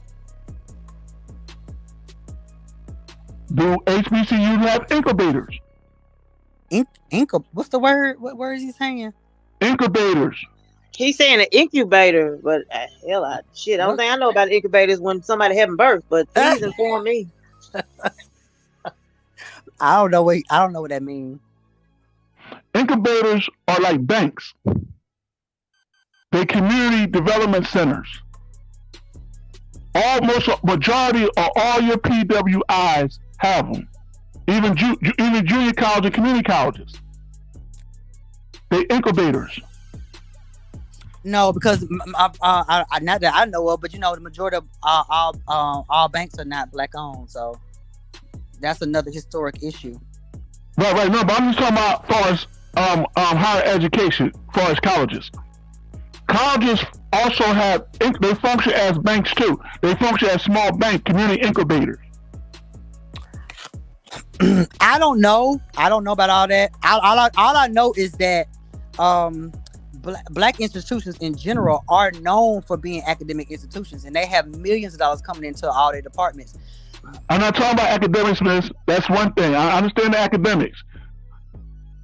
Your colleges, something like academic function. That's not a sports function. That's an academic. No, function. It don't have nothing to do with sports. I'm not even talking about sports. This has nothing to do with sports. This has something about the university help controlling the community through its incubators. It had nothing to do with sports. This is strictly about economics, not about sports. Well, we don't know nothing about that. Okay, okay. Well, don't get quiet. Come on and teach me now. You say you're gonna teach me something. Majority of your PWIs, your community colleges, your JUCO colleges, junior colleges, all are incubators in their respective community. They help bring economics to the school and the community. They're incubators. Okay, are you going to define what an incubator is? I just told you it's a small economic institution. That's what it functions as. These are the nuance that when universities are small cities, they help control your community. Okay. Well, we don't know nothing about that, but you can't assume But that's the problem, though. See, that's the problem. That's the problem of understanding education nuance, business. Well, that's not our area of expertise, but that don't mean that the HBCUs are not incubators. Well, because we don't know about it. One thing we know, if they have funding problems, then we know they're not incubators. Well, no.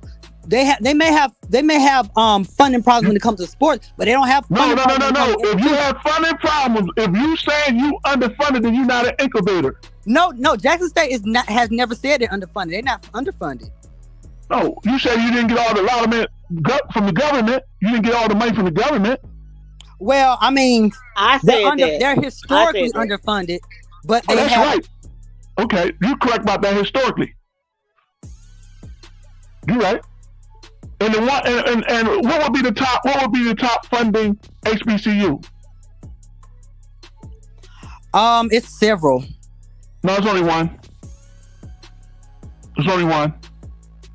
North Carolina. Why ask questions? Why seek answers to questions that you already know? Because you have to ask the question. Why seek questions to answers you already know? You the teacher, just gonna give it to me. No, you have to ask the question. You're having a conversation. Yeah, well, that's what we up here troubleshooting, and you're asking once the lady put her stuff out, then you have to ask the questions. I give you that. I apologize. I give you that, sir. I apologize.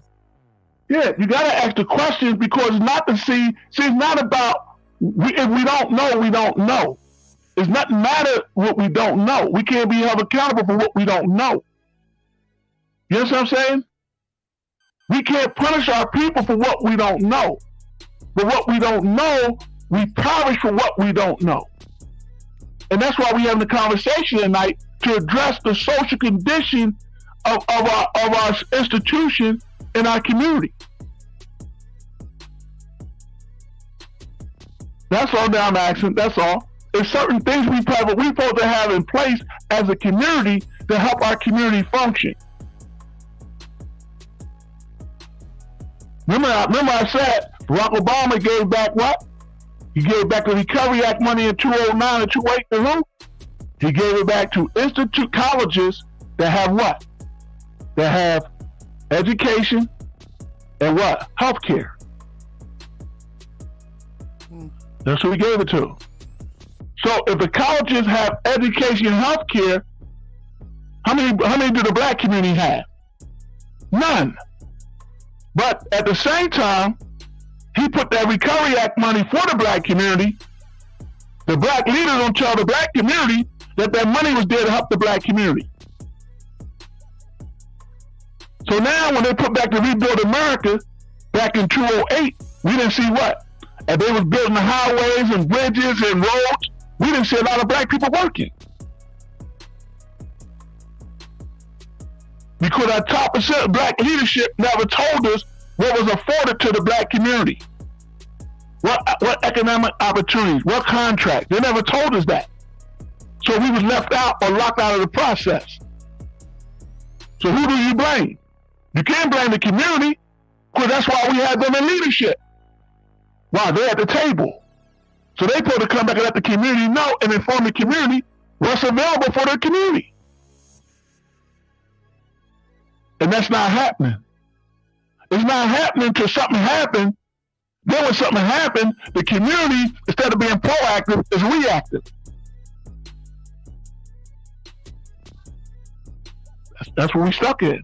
So we always playing from behind in a reactive position instead of a proactive position. That's what we stuck at. Well, now we're up here discussing some things and trying to troubleshoot. And not to say it's all gonna come true. Like I said, I'm just asking questions. We know it's a problem. We know it's a problem. Now we can sit here and spend weeks detailing step by step what each and every problem is, going way back to history, 1775 and all the rest of it. Or we can try to sit here and start now and rectify the problem. Yes, you have to know your history and know this and know that, but I mean, is there something that can be done now? Because you said what? There's compliance and rules, right? Did you say that? Say it again. Did you say that it's compliance and rules? On the state level, on the state level, yeah. Right, in a private institution, in a state institution, there's rules, right? And compliances, right?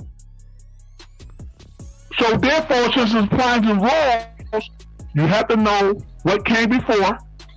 You have to know what they have now to address the problem in the future, to fix it, to correct it.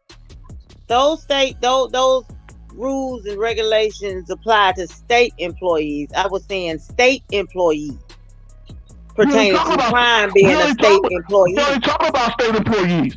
I'm not talking about the private school. When I made that comment about rules and regulations, that was pertaining to crime being a state employee. And I agree with you. And because of that, you have to go back to study the past, to come to the future, so you can put a construction together to move in the future. That's the only way you can do it. You can't, there's no microwave. If anyone looking for a microwave fix, there is no microwave fix. We historically been defunded. We historically been discriminated against. But until, like we said, the alumni get together along with the divine mind to address HBCU problems, because they're the black professionals, they're the top earners. But again, you cannot put this on the back of the alumni and the alumni only. That is not fair to the alumni. You don't have nobody, listen, ma'am, you don't have nobody else. Who else you gonna put it on? Your alumni and your divine nine is your infrastructure. Who else you gonna put it on? You cannot put the I'm not gonna say the infrastructure. You can't put down the downfalls of the HBCU on the back of the alumni. That is not fair to do. No. What I'm telling you is this: they're your infrastructure. If you're gonna build your infrastructure, you got to build it with your family members that came from that infrastructure. Let me tell you something real quick. When alumni donate, you know where that money go? I don't know where it go. It's general fund. Okay, when alumni donate, it goes to something called it goes towards the Jackson State Foundation. It goes to the school foundation. Foundation goes straight to scholarships. Jackson State, over 60% of the students are on foundation scholarships. And they probably on directly supported by the Coach, let me know. I got you, man. No. First of all, you saying that these alumni aren't benefiting the school? They are. What I'm telling you, man. You only have 5% get back to the total population, right? So that's not a lot. You only have 13% get back to Jackson State. That's not a lot, man. That's not a lot. Of course, it's not a lot. It's also not a lot for. It's also not a lot for the majority. If it's not a lot for the majority of the United States. HBAC 737. HBAC 737 said it best. HBAC 737 said it best. HBAC 737 said it best. Hoop jargon. I got you. Let me say this.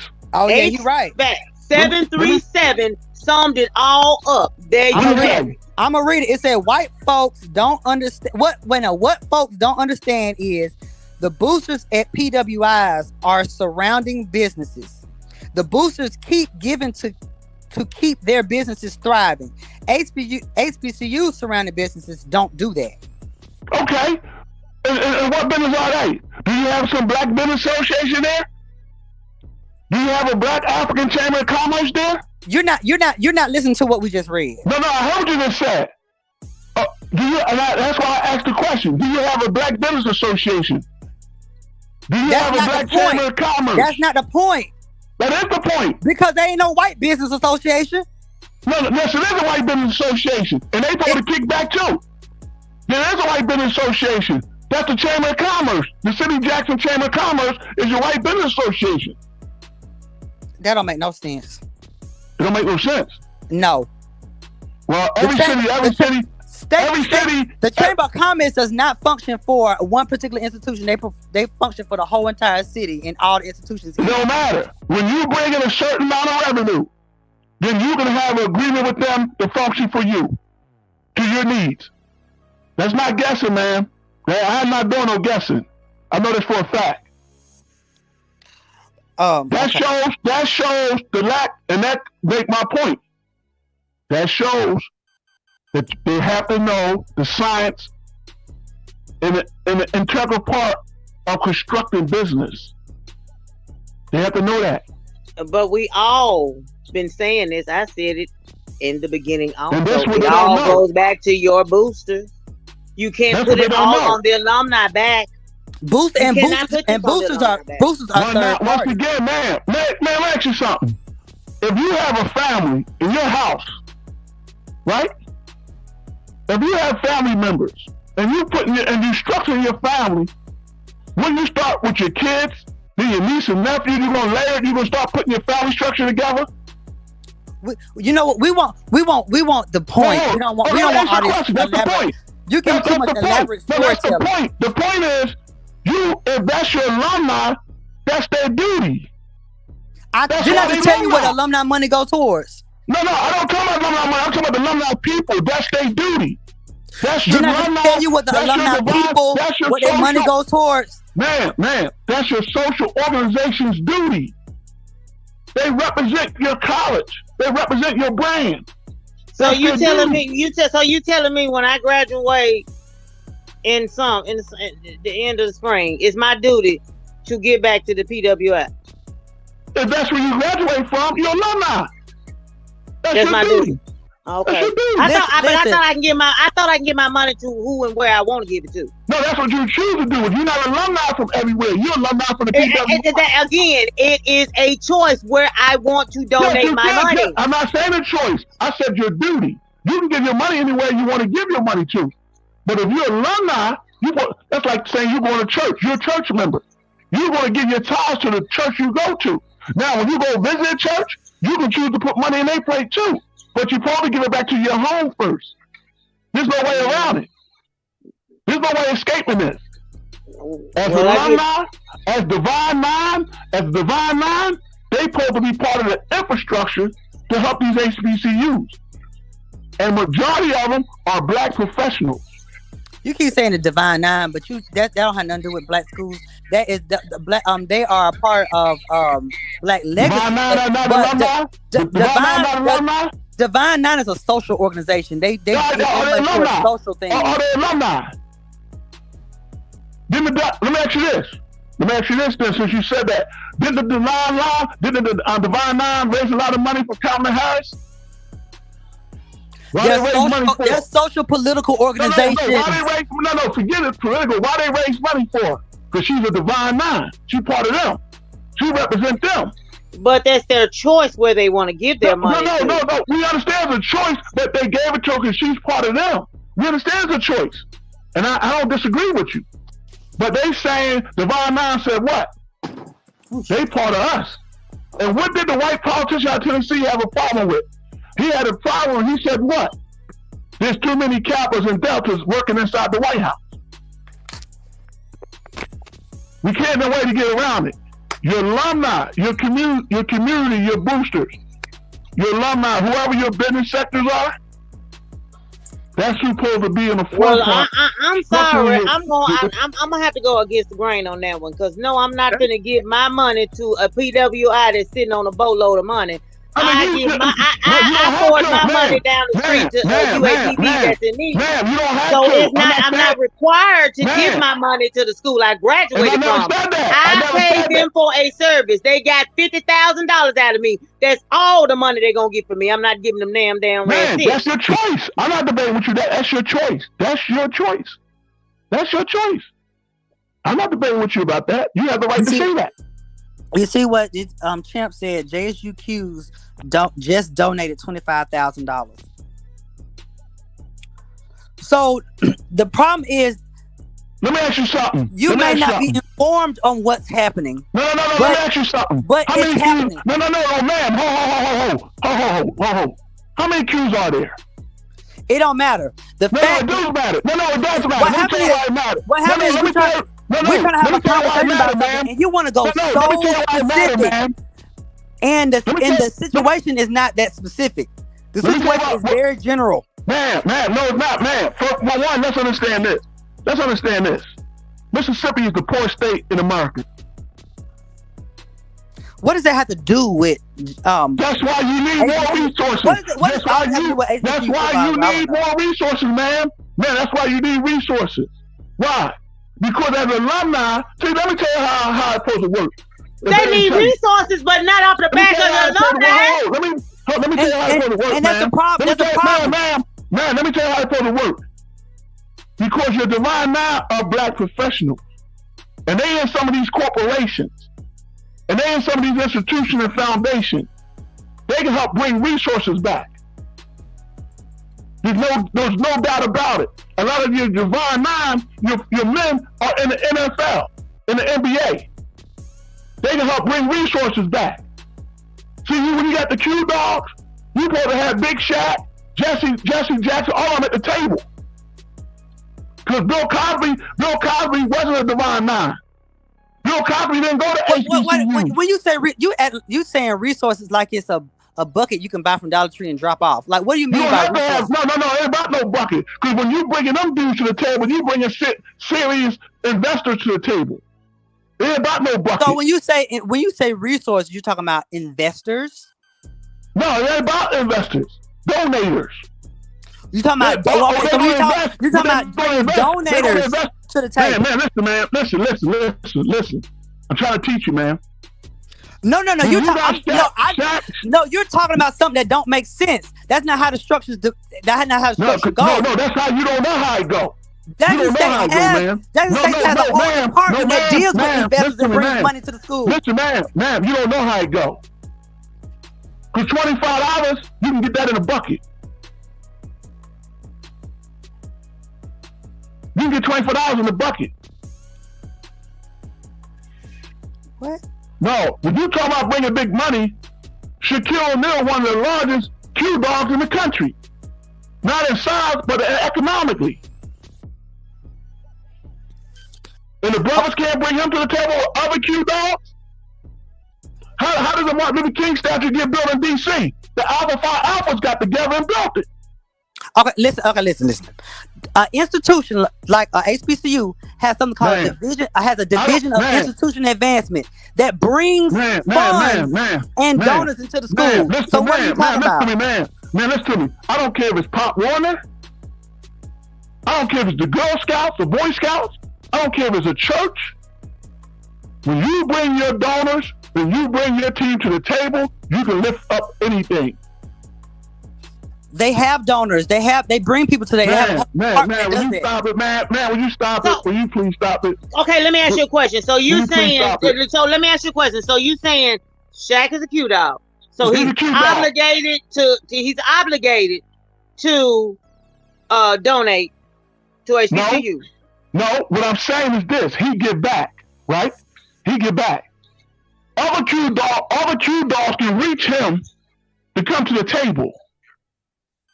Other Q dogs can reach him. Wow, he's part of that brotherhood. They move together.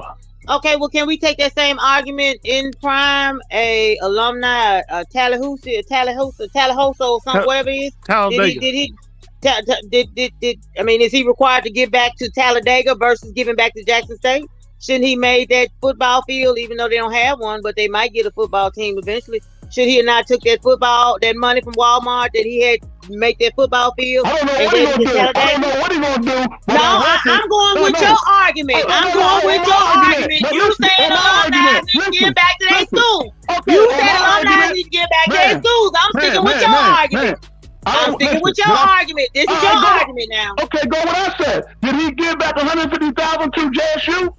No, you saying alumni need to give back to the school. You said alumni need to give back to the schools they graduated from. So should he not have gave that money back to Talladega? I don't know what he gave them, but I know he gave JSU $150,000. I know he gave No. We ain't pushing the goalpost. We gonna stick with your argument. You said when you say alumni need to get, they are obligated to get back to their school. Ma'am, I don't know what he gave back. I don't know what he gave back to FSU from Florida State. I don't know what he gave back. But it's a public record that he gave back JSU $150,000. It's a public record he gave back his $300,000. That's a public record. He didn't give back no $300,000. He gave back his cut. He gave back $300,000, man. He gave half. Well, he gave half of his salary. He gave back $150,000. Man, no, he gave back $150,000 to finish the football facility, and he gave back $300,000. No, he didn't. He gave $150,000. That's because he didn't finish his contract out. They ain't giving back no $3,000. He didn't finish his contract. That's not giving nothing back. Man, he was guaranteed that. That was guaranteed money. He just gave it back. That was guaranteed money. Hey, I have a question. Okay. I have a question. Who's going to win the game tomorrow? Jackson State. Okay, somebody told me it was going to be North Carolina Central. I was just checking. Jackson State. Hold on, I'm sorry. I'm not arguing about alumni shouldn't give back. That's not what I'm arguing back. What I'm arguing is the all of this grief should not be put on the backs of alumni. They're not the only ones that go to the school. They're not. Hold on. Alumni are not the only ones that benefited from the college. You have a student body. You have the neighbors. You have the businesses. All of this grief should not be put on the backs of the alumni. I agree with you, but the alumni. That's my argument. The same way that y'all are enforcing that the alumni need to give back, the city of Jackson should gain some money back also. We hear ain't nobody arguing about the stores and the restaurants and the hotels they giving money back. But we want to talk about how the alumni need to give. The alumni need to give.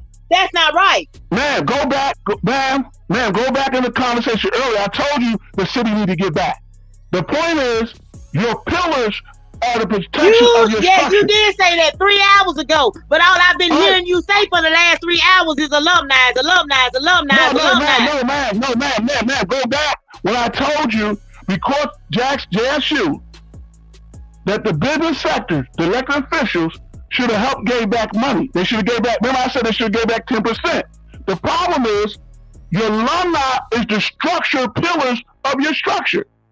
They're the pillars. They might be the structure pillars, but that big chunk of that $3 million, who did it go? Did it go to the alumni or did it go to the city of Jackson? No, the city where of did Jackson. Where did the big chunk of the money go to? Man, the city, where did that $3 million or billion or whatever go to? Why you trying to get pennies out of the alumni? Get some dollars out of the city. Man, why are we saying the same thing over we said 3 hours ago? Because you're steady trying to throw everything on the back of the alumni. Okay, all right. Okay. You're not going to win me over with that. You're not going to win me over with this. It's the alumni fault. I'm sorry. Man, I'm not trying to win you over. That's the way it is. It ain't about me trying to win you over. It's not about opinion. That's a fact. That's the way it's ran. Okay, and you're right. It's about opinion. But whose opinion? You have two alumni that's sitting up here, Hoop Jargon and the young lady. You're saying y'all need to give back. You basically said I need to give back to my PWI. I'm not giving them motherfuckers a goddamn thing. They got $50,000 out of me. They ain't getting another penny from it. I'm giving it to UAPB. No, I didn't say that. But I'm gonna say this. Coach Prime said until they change, until they get an understanding of change, they're gonna be in the same. They're gonna be in the same condition. All respect to Coach Prime, but Coach Prime is not HBCU. Listen, Coach Prime is not HBCU. He was at one school. He had a job to do as a state employee. Coach Brian does not break the Bible for HBCU. Can I ask you something? He might not be HBCUs, but majority of HBCUs benefited from him. So he might not be SWAC, but they benefited from him. And guess what? Just like they benefit off of the bank. Just like if that's the case, the bank can get up here and argue. The schools benefit off the goddamn band. UC Southern can't even make damn trips. They ain't got no money. The bands can get up here and argue too. We ain't talking about them. Come on now, dude. Come on, no. You ain't finna push this goalpost and fit the narrative. You ain't spinning no narrative the way you want to. Change the narrative. I'm telling you what they did. Morehouse College. Coach Prime didn't go to Morehouse. Coach Prime we ain't talking about Morehouse. We talking about Prime and Jackson State. Let me finish, we ain't talking about Morehouse. We ain't talking about Morehouse. Let me finish. He didn't have nothing to do with Morehouse. You know what Morehouse what we talking about? You know what Morehouse president did? What we talking about? Morehouse president put a video together and thanked Coach Prime. Does Morehouse even have a football team? Why are they even in this conversation? Are you serious? Yes, they them folks are distinguished wearing bow ties and selling bean pies. Them folks ain't studying no damn football. We talking about football and the economy of football and how Jackson State Jackson State City to rob Jackson State. I'm sorry. Ma'am, you missed the point. Coach Prime didn't play against Morehouse. He didn't go to Morehouse. The Morehouse president thanked him for the Prime effect that they benefited from him being there. That's why he put a video out thanking Coach Prime. Even though Coach Prime didn't go there, he didn't play him, but he put a video out thanking him. I think everybody could agree that Coach Prime did, positively affect HBCUs overall. Now, even though, he was at Jackson State, I do know that when he came and played Bethune-Cookman in Florida, we had a larger crowd, because folks wanted to see, Jackson State play. Now, I've been around HBCU football and HBCUs in general, my whole life, so I knew about it. But there's a lot of people who, were introduced to HBCUs because of him. Now, he didn't graduate from Florida State. Prime graduated from Talladega. Absolutely. All right. Now, I think one other thing we can agree on is that not that just Bethune-Cookman has the best band. I ain't gonna talk about that right now. We're talking about Jackson State. But what I am going to say, I had to put it in there, so forgive me.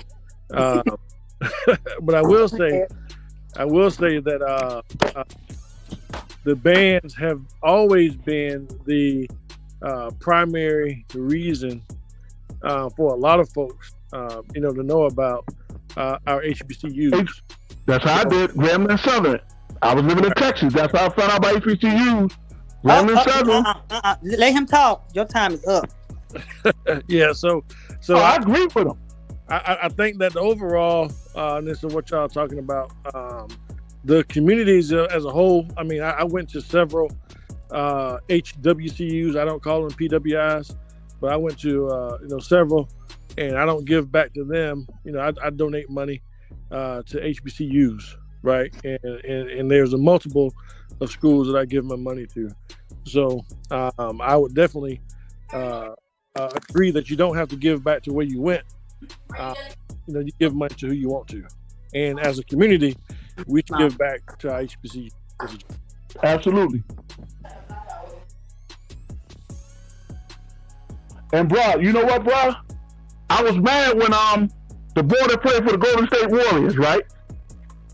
Now it's his money. He can do what he want to do with his money. You know, Draymond Green. You know what I'm saying? Okay. I was mad because he gave Michigan State $5 million endowment. Right. Magic Johnson got him to do that. But that's his money. So I never heard, and I can't say that he didn't give back to HBCU. I don't know that. But I know he did give back to Michigan State first, because the conversation of him and Magic got him to give back as a donor. Well, the big thing is that we have a handful of celebrities, right? But when we look at our community as a whole, we have more people who can put together, a little bit of money that can make a lot versus counting on, celebrities and whoever to give these big donations. Charles Barkley just donated $1 million to Bethune-Cookman and Jackson State recently, and we thank him for that. But, it'll be better, in my opinion, if you had enough of us who could get together. 1,000 people donating $1,000 is $1 million. You know what I'm saying? So I'm pretty sure out of the 100 or whatever people that we have watching the show right now, we may not have, everybody may not give 1,000, but somebody can, but I'm sure most of us can give. So let me ask you that. Don't they do that already? Don't they have people giving that kind of money back already? Some do. Don't they have that fund? When the Negro College Fund went down, didn't that other fund come available? So they do have that, right? The only reason I brought up Draymond Green, because Draymond Green is a graduate of Morgan State. Not Morgan State, Michigan State. Excuse me. He's a graduate. As alumni, he chooses to give back. That's who he chooses to give back to. That's who he chooses to give back to. Well, I personally believe that as a collective, we should do our own giving and don't worry. I agree. I agree. But the question is, they already have 3 of them kind of funds, so they do have them funds they give back. Bill Cosby used to give back 20, 30 million, him and his wife, by themselves. So I agree. And he didn't go to HBCU, but his wife did.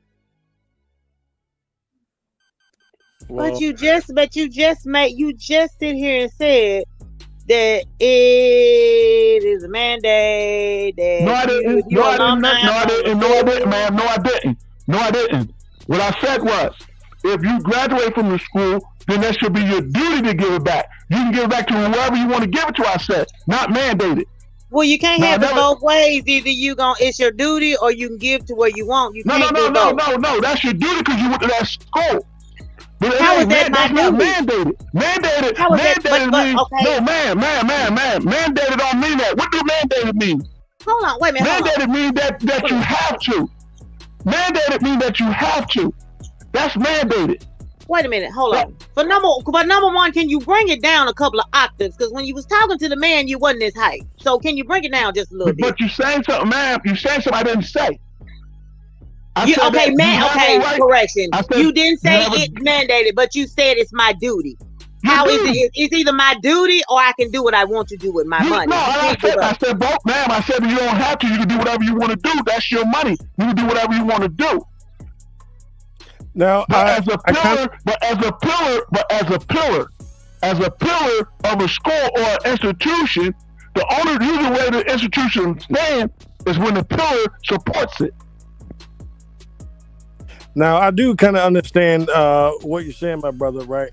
But I think the semantics, sometimes, is not really, clear, right? Because I do understand what you're saying is your duty to give back to, the school you graduate from. Like, in my opinion, it's your duty if you're a man to open the door or hold the door open for a woman if she's behind you, right?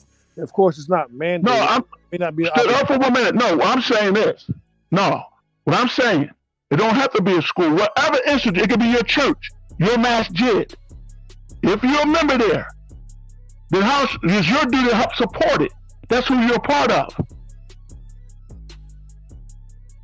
It's not mandated, but as a member, that's your duty.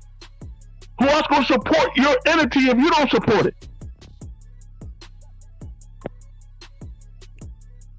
So what school do you give to? I don't get none, but I buy a lot of HBCU stuff. I didn't graduate from my 4-year school. I went there. I didn't graduate from there. Right, but what school do you give to? I don't get to no school. I bought HBCU stuff, and I didn't go to HBCU. Wait, hold on. Pump the brakes, sonny. Put it in reverse. Hit the parking brake. Stop. For what? Wait a minute. For 4 hours. For what? We've been hollering. Hold on, because I'm not hollering. I'm not hollering now. For 4 hours, we've been talking about donating. For 4 hours,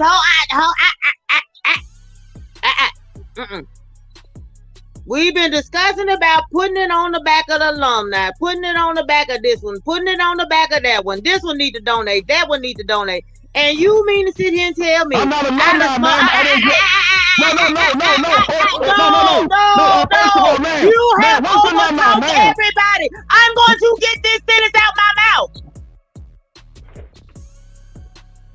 Now, we done sit here and discuss about donating and giving back, and it's your duty to give, and it's your duty to give, and you done I done sit here and smoke a pack of Cool 100s in the green box.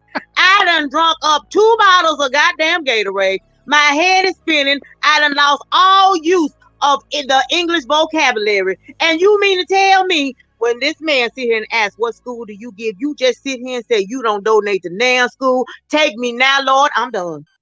Why? I give back to one of the biggest nonprofits in America. I take care of black kids across the country, not just in my city. I take care of the babies. I'm on record for that. That's why I met with 40 HBCU presidents. That's why I spoke on the Capitol in D.C. That's why I spoke on Wall Street. No, I live this, man. I just don't give back to HBCUs. I live this. When you, baby, you can preach on the rock of Gibraltar. Baby, you go up there on the mountain. You go on the mountain with Moses with that gold calf. But when that man asks you, what school do you donate to? You sit here and say you don't donate to HBCU. This conversation is all about. That man didn't ask me that. No, that man didn't ask me that. He didn't ask me that. What he asked me was, what school do I get back to? And I said none. That's what I said. None includes HBCU. None includes HBCU. None includes private and public institutions, HBCU, PWI, elementary schools, secondary schools. We ain't talking about buying no diapers. We ain't talking about buying no shirts from JoJo down the street. We ain't talking about none of that. He asked, what school do you donate to? And you said none. None. And I told him, he said, well, alumni, I don't. And I didn't lie to him. Well, you probably could have lied. And sir, let me say this, sir. When I met with the presidents in 2014, the meeting was about you doing business the wrong way. When I met with them in 2014 about that, they were on Wall Street. You doing business the wrong way.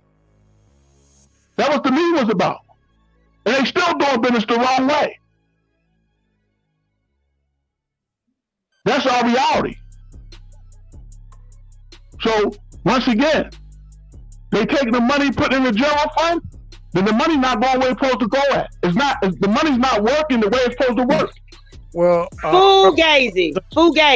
If you ain't donated 1 red cent, you don't have an opinion on where the money should go, because ain't now PCO money that went in the pot.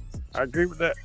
So no. What the thing is, it doesn't matter. Listen, sir, it doesn't matter where the money go to me. The point is, it doesn't matter where the money go. It doesn't matter what they do. The point is, if you understand economics, you know what they're doing it the wrong way, the incorrect way.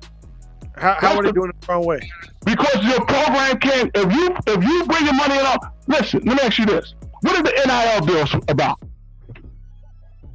Name, image, likeness. And how do they get that money? From whatever entity wants to give. Right, off of visibility, right? No, they ain't gotta be. No, off of visibility.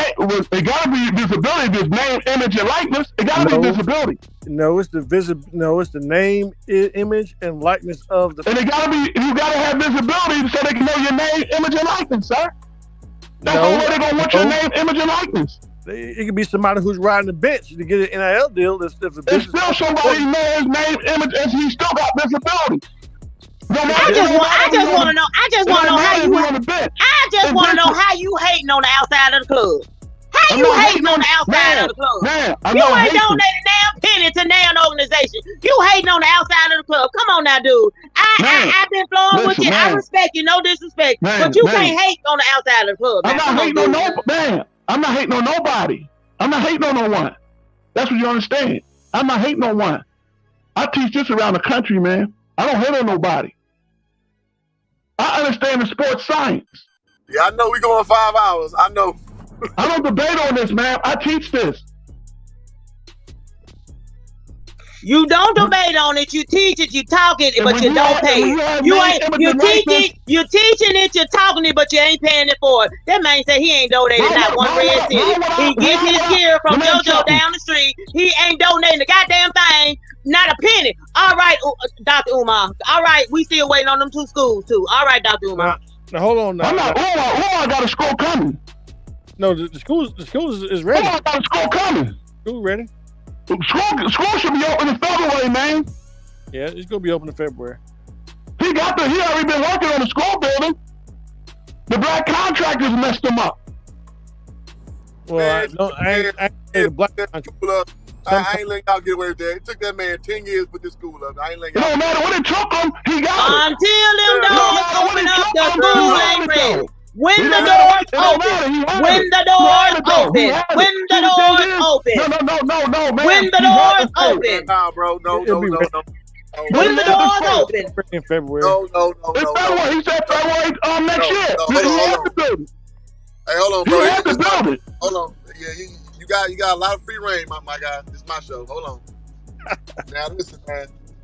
I'm proud of him when he get it up, but he has a lot of criticism he flings at everybody, and taking 10 years to put a school up while talking all that shit about what everybody else needs to be doing with their situation. You don't got no ground for it. That's all I'm saying. No, what did he say? What did he say about the school that opens? No, sir. What did he say? No, sir. He didn't say. You never heard him say? No, sir. You never heard him say that the contractors went off with the. No, sir. I'm about to meet you, homeboy. It's not your show, homie. You can do that shit with Miss Diva all day long. It's my show, homie. So, with what's being said, we talked about what Coach Prime does a really good job of is procuring over other situations, being a curator of other things. You didn't handle your business. I hope he does very well with that Frederick Douglass Marcus Garvey Academy that he does. I hope it does really well. But when you go out there flinging stones at everybody, and your business not in order, you're up for criticism as well. So I'm not trying to hear that shit. So his contract mess him over. Okay, cool. If that's what happened, cool. But 10 years, that's a long ass time to be talking all that shit about what everybody else doing when you ain't got your stuff in order. That's what I'm saying. Continue. It wasn't 10 years, bro. Remember, he was supposed to get the Paul Quinn School in Virginia. They sold that to the agents. So it wasn't 10 years. They sold the HBCU school in Virginia. They closed. They sold that to the agents, bro. No. He had to wait till he found another school building. The one came open in Delaware. Then he was able to buy that school through negotiation. It took a while to negotiate for the building. Now I ain't go say that it ain't take a long time. You know what I mean? But I do give, the brother props for sticking with it when folks were, throwing shade on him. But the way that his personality is, of course, everybody ain't go, be in his corner. I get it. Yeah, I understand that. He wasn't shade though. He got something critical to say about any and everything. So why would it not come back to you? If that's the spirit you emanate in, it's gonna come back to you. Oh, okay. I agree. What are we saying? For sure. I agree with that. He's actually big enough, I think, to take it. I've talked to him a few times and about different things, and I think that as a community, I know for me, I don't agree with everything that I do, right? But I'm not going to throw myself away just because I made a decision that I don't necessarily agree with. So we can take the good, and bad of all of us, which is the reason why, we're here. I mean, we're talking about HBCUs, where, a lot of us were rocking the colors of our teams when we sucked. You know what I'm saying? It was just because of the pride. And some of us didn't even go to HBCUs, but we still, are supportive and hopefully supporting. If we have not, hopefully we will start. So let me ask you this, bro. Let me ask you this. independent schools, right? Independent, not charter, not the foundation schools. Independent schools, right? Aren't they the hardest schools to raise money for? Are you talking about college or are you talking about high school? No. Schools 1 to 11, K through 12, independent school. Okay, so of course it's harder for him to to do what he was doing, because for a private school, you make your own rules. He's not he's outside the system. That's right. Yeah, he's outside the system. He's outside the system, and he understands that the give back is not strong in the black community. You understand what I'm saying? He understood that. That's one of the things that Jalen Rose talked about for his school. He couldn't put NBA players or other people together to give back to the school. Yeah. I think more people don't believe him like that. I mean, because Umar is a I said Jalen Rose. No, I said Jalen Rose. Yeah, Jalen Rose is at a school for like 20 years. No, but he's saying he just put a thing out. He have a hard time bringing the money in, and he can't get his fellow NBA players or his friend or the former you're saying teammates. Jalen Rose. Got you. Okay, yeah. I mean, that's all well and good, though. We just talking about how Umar has a propensity to call other people out for what they're doing. I agree. Listen. We talk about his own backyard. I agree. I agree. I just asked the question: if you open up an independent school, independent anything, then you outside the structure. You're not going to get that money from the structure because you outside the pool money. Agreed. Yeah. Right. Absolutely. That's what I'm saying. Right. That's what I'm saying. You outside the proper grants or like things of that nature. Or if you go LeBron's method, which is basically put $1 million up from your foundation and then have the people. But LeBron's school is a charter. He got a charter school. It's a public school. Well, I'm just saying. It's a public school. But Umar, bro, goddamn, man, it's my show, man. Shit, come on, man. I'm just saying, but he gets credit for making a school. But to your point, it's a public school that he basically put $1 million up, and then everything is in his likeness. And then, people will revere it like it's his school, but in reality, it's not. It's the people of Akron, Ohio, who pay for it. So go ahead. Right. That's what I'm saying. Now, some of the stuff that let me see with Dr. Umar, there were a few people that were about to donate, right? And they were told, right, from I guess their handlers, if you will, not to. Okay, and unfortunately, we will have people that do that. Yes. Well, it's not necessarily people, but we will have the folks that made the money wanted to give, but the people who are watching the money, right, and hopefully trying to make it grow, decided that it wouldn't be in the best interest, right? So, unfortunately, we don't always have the right people watching that money. No, let me tell you something, bro. If something would have happened to that money, he'd be in jail. They watching him closely, bro. They're watching him. They're watching that money. They're watching that money closely. I'm talking about the celebrities, if you will, that were about to give and donate to the school, and they were told not to by the people who watching their money. Okay, and I can see that. That's what Did they? If you mind me asking, Mr. HBCU, did they give a reason why, or they just put a stop to it? They were told to put a stop to it. Okay, but they just didn't give a reason why. They just said don't give. And I think we could probably figure out the reason why. He independent. He independent. Well, he independent. Well, yeah. A lot of people who cover or who focus on finance, and I ain't gonna really, say too much on this brother's check. Right. You know what I mean? But certain folks who have certain controls didn't want that. Yeah. So. Okay, that's good enough. I mean, I didn't want you to go and I guess I was asking, was there actual reason why, or did you just say, hey, we're not gonna fool with it because we don't see a product or something like that? I was asking along the lines of that, not just asking particularly what the reason was. Okay. Yeah. there's always a hidden hand, you know. So yeah. But I wish Dr. Umar, you know, much success. I donated, you know, years ago, and unfortunately, I'm part of some contractors here in Florida, and I was going to try to do some stuff to get, you know, to help them out up there, but it was more of a licensing situation in the state of Delaware. So, you know, we were not involved, but you know, there's definitely a need for institutions like that. You know, my son goes to a private school here in Florida, and you know, he was the only black boy in his class from kindergarten to 8th grade. You know, he's been the only black boy in his class, and I personally feel some kind of way, you know, and I wanted him to go to private school, but you know, I started realizing, like, man, he's been the only, you know, black boy. He had like black girls in his class, but you know, he's been that guy, you know, his whole existence.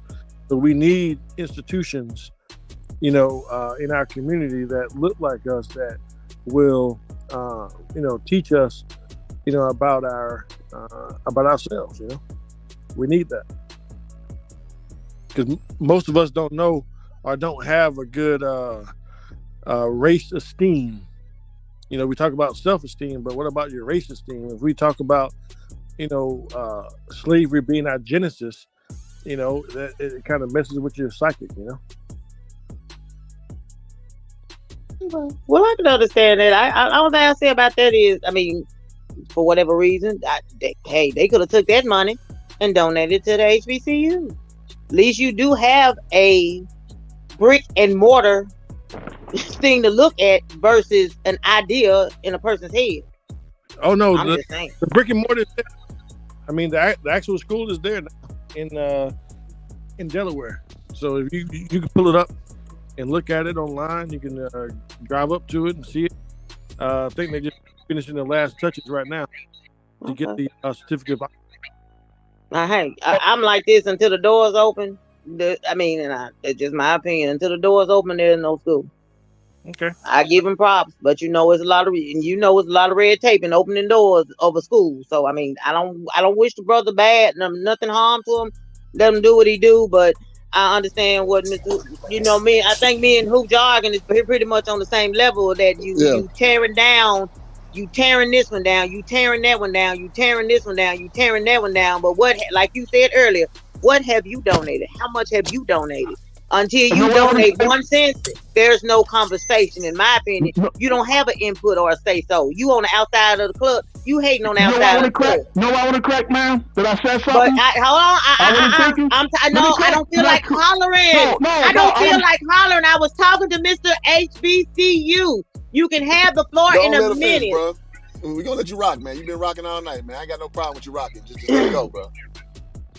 That's all I was like I said, Mr. HBCU, that's all I was saying about that. I'm not Dr. Umar. My thing is, until the door, the building can be there, but what purpose is it serving the community and the youth if nobody's inside of the building?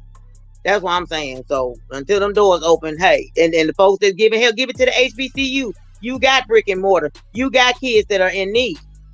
My thing, they go back to, I still don't feel I'm not obligated or whatever the thing is to give to my PWI I go to. No, I'm not going to give them a red cent. I'll give it to my baby's HBCU, somebody that's in need. That's right. Why would it even go on to he said he spoke on your tithes at church. No, I don't give my tithes to the church, the building. I give my tithes to people that are in need inside of the church. That's how I tithe. I give to somebody in need, not so I can know this, my tithe is helping somebody, not sitting in the bank for a building fund and ain't damn piece of doorknob or a window shield or anything going up on the building. But that's me. People do things the way they want to do, or they choose fit to do it. I'm donating to a HBCU and I don't go there. Why? Because they're in need. I'm not saying they need a handout, but I'm not going to give nobody that's sitting on a boatload of money. They don't need it. Give it to somebody that's in need. That's just my opinion on the situation. I agree. Hey, man, listen, guys, we're giving y'all 5 hours of entertainment. Five of them things. 5. You can put a dollar on it or something. God, dog. What's up, John, man? I want to correct something I said, John. What's up? My organization that we have to sponsor, I have to sponsor a kid every year. We do sponsor HBCU school scholarships. My organization that John Chaney, God rest his soul, and the other HBCU alumni, the Philanthropy Black Sports and Culture, we give out 12 scholarships a year. And I forgot that because I'm sitting back remembering. And we do that every September. No, I ain't knocking you, bro. I'm just saying. I understand. I just remember. I just want the lady to know. I just remember that I'm the vice president of Philanthropy Black Sports and Culture. That was an organization from like Wilt Chamberlain, Gene Banks, and John Chaney, and all the old basketball, all the athletes out of Philly. I'm the vice president of that organization. And majority of them guys, except Wilt, all them guys went to HBCUs.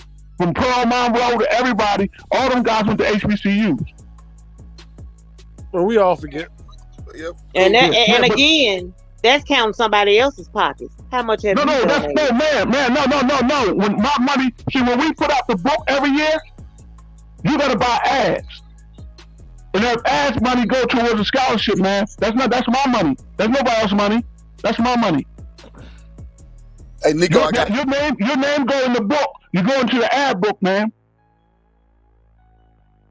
And we give the donation to this kid. We give him $1,000. We give out 12,000 scholarships. 12 scholarships, 1,000 apiece every year. I know how ad books and I know how boosters. I know about all of it. Like, again, how much did you put in? Because you said you didn't give one red cent. I'm just repeating what you said now. That's why I came back, man. That's why I came back, because it just registered that I do give back, because that's what I'm the vice president of Philanthropy Black Sports and Culture. Yeah, but the ad books, those are what you're going out getting sponsors from businesses and stuff, so they can put their business in the ad book. And you get money from money from the businesses. Man, the organization I run, I created. We put an ad in the book, and we put towards the scholarship, man. Hey, I'm just giving you your words back to you. What you and said. I agree, You and said that's you why don't I said, want to. So. No, that's why I came back and rectified, man. That's why I came back and rectified. But it didn't dawn on me till I thought about the Philanthropy Black Sports and Culture. And our memberships, I didn't go to a PW, I didn't go to a HBCU. Wilt didn't go to a HBCU. But everybody else, over our 200 members, went to a HBCU throughout the years. All of them are former alumni of HBCUs. That's when they clicked me. I'm the vice president, and I give back. I gotta help raise money. I gotta raise the money for the scholarships. And we again, I know how ad books work. I work on, like I said, I've worked in the education system for 18 years. I've worked with kids for 18 years. I work with boosters. I have a child in band, nieces and nephews, and every damn sport it is at school. I know how ad books do. I know how it works. I know how it works. I know how they go out and petition the companies to buy ad for a book. I know how it worked. Again, the question was, but you already stated that when you said I don't give nothing to the school, no, man, but I buy merch.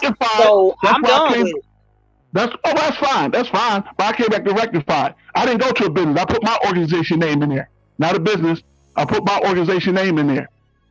All right. Let me add this real quick, y'all. I know we rocking. And just your fans say, great show, first time here. Yeah, make sure you subscribe, man. You know, we gonna keep it rocking over here, man. It's good conversation, man. It's not all about agreeing. It's about putting the information out there. And with that being said, we got a youngster up here, man. So I know us old heads, we'd be up here, pontificating all day. But Nico, a younger guy, he has some perspective. So I want to inject him into the conversation. And Nico, what you got for us, man? You can give me a second on that one. All right, we're going to take your time. All right. Yeah, I'm listening to y'all. Because what I want to talk about is what it's left. It's a bit left, but it's still part of our community. All right, bet. Well, while you're getting his thoughts together, if we looked at, some of us drink, coffee or whatever. If we looked at $2.94 a day, right? That will add up to $1,000 a year, right? $83 a month is also $1,000 a year. So what if we actually put together a campaign and we donated, 1,000 of us donated to an HBCU of choice, and that'd be 1,000 people, $1,000, $1 million per year that we would be able to give to a particular HBCU. I think that'll be good, but the first argument that's gonna come up, Mr. HBCU, is who gonna be over the money and where the money gonna go, and they already got this one, and they already them gonna be the first 3-4 arguments. But I thought about that one too, like a big pot set, and everybody, like, I ain't gonna say like a Christmas club or something, but everybody donate, and I had like 6 months out of the year we'll give this to this school, and then we'll give that one to that school. But who's gonna take on that role of being the treasurer and the overseer of the money, and then everybody poking and prodding at them? How much money? Well, I gave $2.27, and it's only showing $2.15. The nuance of it is just. But I think that's a good idea too. Well, the thing is, it doesn't have to really be an overall, organizational push. It could be you donating individually. Because if you donate to a school, you can put on there where you want the money to go, right? You can put it to, you want to go to the music department or the athletic department or the science department. You can choose where you want it to go. You can earmark it, right? But does now? I'm asking. Now this is just what I've heard from being in like 2 other people's lives, how they donated and they literally. got to arguing with the individuals because they like, I want my money to particularly go here, and they were dead set on putting it in the general fund, and like the person had to like go directly to that auxiliary and give the money to them. How do individuals get around that factor where, hey, I want to donate $1,000 to the, I'm gonna say band, my baby and band. I want to donate $1,000 to the UAPB band. And they're like, well, no, the money has to go in the general fund. No, I'm donating this to the band. How is there a way or avenue to like get around that? Even when you earmark it, from what I understand, they'll still like throw it over in the general fund. How do you get around that? Well, you have to do legal parameters. Underneath your legal parameters, you can say what your money is awarded to for this foundation or institution. Underneath your legal parameters, they can't do nothing else with that money about what you earmarked for. They can't accept that money if they're not going to do what you ask them to do. Underneath legal parameters, they can't accept it. If you say you wanted to go to a particular department, upon them accepting it underneath legal parameters, that's the only department it can go to. That's what I mean. That's earmarked. Yeah. So you can. So if you were to call UAPB, right, or and just ask them, say, hey, I want to donate money to the band. You have the ability to do that. I haven't given specifically to them, but I have given to other schools, and you can direct where you want your funds to go. No, I was just using UAP. I'm just using them as an example. Maybe I shouldn't use them. I'll just use USA America. I'll just make up a school because I don't want nobody to think I'm saying particularly at school. I was just using them as an example. The thing was, when you want to donate money, but you want it to go in one particular area, but they like, no, it's got to go in the general fund to help everybody else out. Because I know at the school that I work at, that has happened at the school I work at. Individual, somebody might pass away, and the person that passed away, I want to donate to my old high school, and I want to donate to the art department. And they'll take it and put it in the general fund. And it's like, well, the lady wanted to donate to the art department. That's not right. She has it, you want to donate here. So that's why I was saying, is there a way that can be maneuvered where if you want to donate money here, it goes specifically here? Yeah. And I think that might have been some of the issues that Prime was having also. That's why I was saying, is there a way to rectify that? Yeah, legal parameters. Well, yeah. My understanding that Coach Prime, number one, was actually paid more than $300,000, right? My understanding, he was paid, around $1.2 million, right? with all the things that the incentives and whatnot that he was supposed to be getting. And the only reason why he donated, or not donated, but gave a portion of his salary, right, for whatever it was, the field or the whatever it was, that was because he wanted certain modifications, and that wasn't in the budget at that particular time. Now, I do not understand that after he did that, he was actually made whole, is what I gather. He was made whole after it was done because they was able to get it rebudgeted or whatever the case is. So I'm not sure if the narrative out there that he donated half his salary for this and that is actually true. And I think we probably want to vet a lot of the stuff that we talk about before we keep running on with it, because that wasn't necessarily. Yeah, that's why I said I'm gonna quit putting emphasis on just one. I'm just gonna make up a school. Let me ask you this question, Mr. HBCU. Say, for example, because you do have some people that like, well, I'm not gonna donate because they're not gonna do right by the money. Say if the individual, say an individual wants to donate. Well, hey, I want to donate $100,000 to the tennis team for transportation. But what I'm gonna do is I'm gonna go to the bus service center and I'm gonna put out a contract and pay for it. Okay, they got 3 trips in a year. Just say 3 trips in a year. I'm gonna go ahead and pay for transportation for the tennis team for those 3 trips. Can that be done? That way, you know that the money is going to. That's questionable. That's a liability. That's a liability issue. Well, I think she was asking me that question. I don't know. Maybe your name is HBCU. I could be wrong. Yeah. Well, I didn't hear it say HBCU. I'm sorry, I didn't hear it say HBCU. I didn't know she was talking to you. It's all good, brother. But that would be more of a booster type situation, right? So boosters give for specific things. Now, the analogy you gave before, or example you gave before, about donating to the art department, if it's a high school or something like that, they may not even have an account, if you will, for something like that.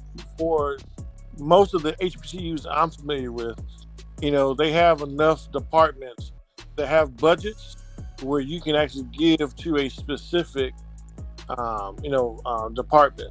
But when it comes to specifically giving, like paying for transportation for a particular team, that's a booster, type situation, and that goes on all the time. Yeah, most auxiliaries in schools have their own separate account and stuff for travel, if they go competitions or whatever, whatever. But I think I'm just asking. I'm just comparing elementary and secondary school, and I know it's different, but it shouldn't be that different from HBCUs. Can that be done? But you said it's on a booster type of thing, so yes. Okay. Mm-hmm. Yeah, that's how you a lot of the teams, I call them HWCUs, were supporting these the football players before NIL deals. The boosters would be saying, "Hey, you're a star quarterback. You can come and work for my, my company, and I'm gonna pay you, $40,000 a year to work for me, and you ain't even really doing anything." That's how that happened before that. These were boosters who had money, who had businesses to do that. So, that's still going on. Yeah. That's what Prime just brought that to light too. He's saying how the white PWIs have the NIL deals, but they don't have no brands. Yeah, they don't need a brand. You probably have a brand. That's what your name and likeness comes from. The NIL is not for the actual person giving the money. The NIL is for the person who's getting the money, who's receiving. No, what are you saying, right? Name, image, and likeness. Right? If you look, it's not for. So if my name is Walmart and I'm donating to Joe Brown, who's the all-star quarterback, I don't have to have Walmart. I don't have to have him to advertise for me.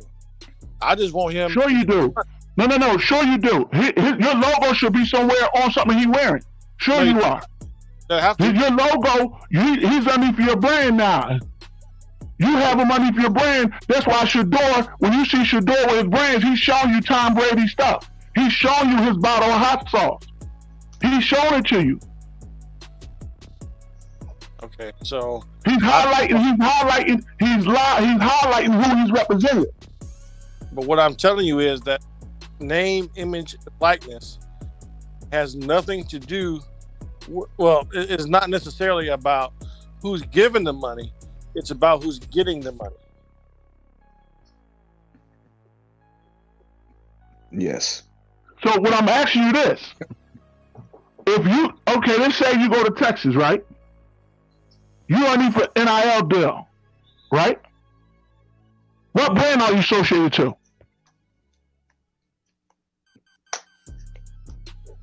I don't think that's a deal. I think it's just your right to do it.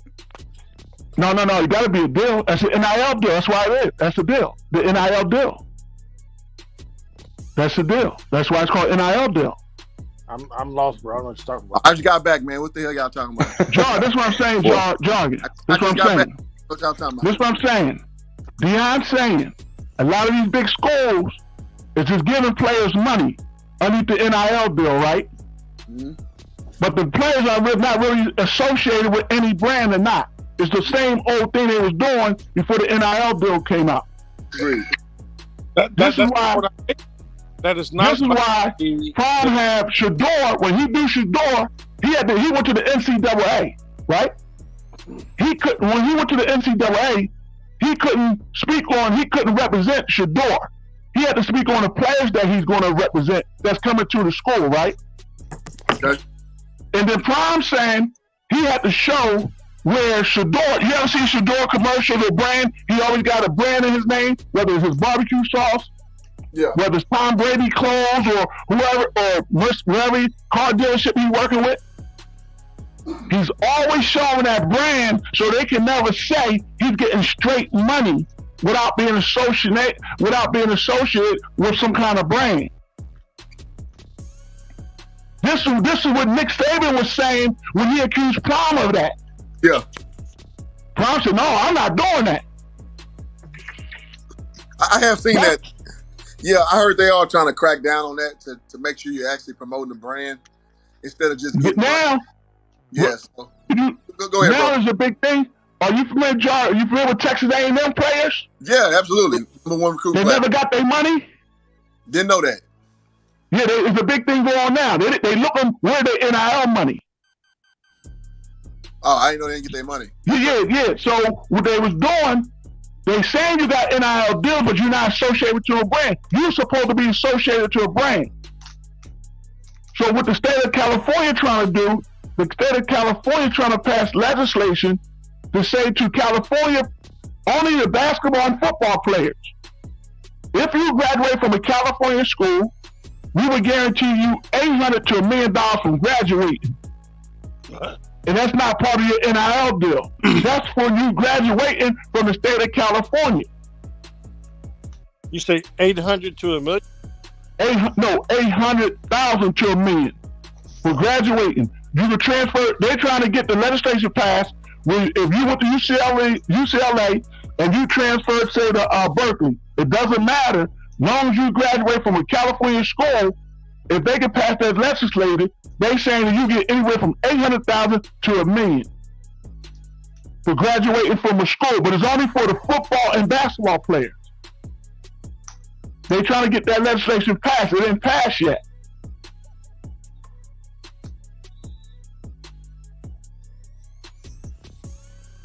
But Texas A&M and some other Power 5 schools, they players are looking for their NIL money.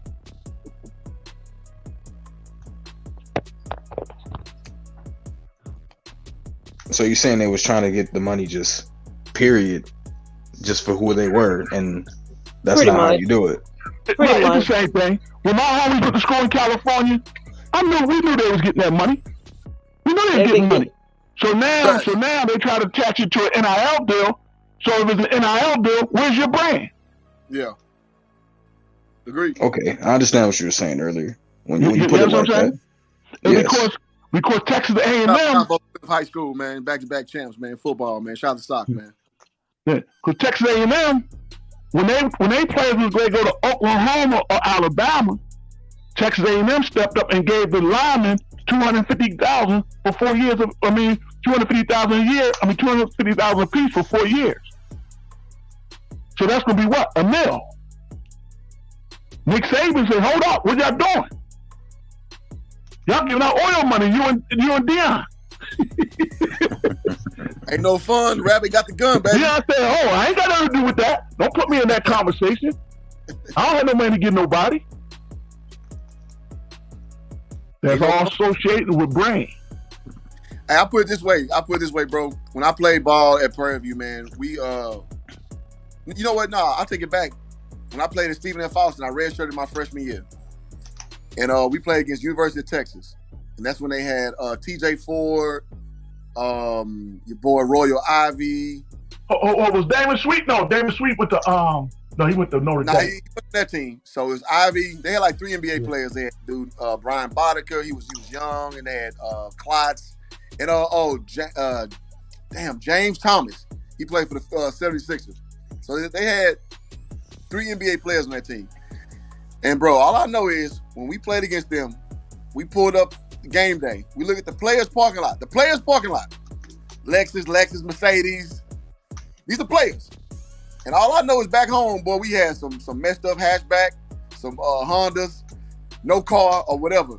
So we already knew the books were cooked long before this NIL era. So we know way back in high school. Thank you for that $5. Way back in high school. Yeah, we all knew. We all knew. Like Pimp C said, man, pimping ain't dead. It just moved to the web. It's the same thing. Yep. And shout out to Miss Della for putting 5 on it, man. Thank you. I gotta show you love for that. Thank you so much. Thank you so much, man. Yeah, we 5 hours in, man. I'm giving y'all this content because I appreciate everybody on this panel. I may not agree with shit you're talking about, but it's all good. Like it makes for good conversation. As long as we being respectful, that's all I care about. So hold on, Coach Prime. Go and give Miss Della what she deserves. Who is swag, baby?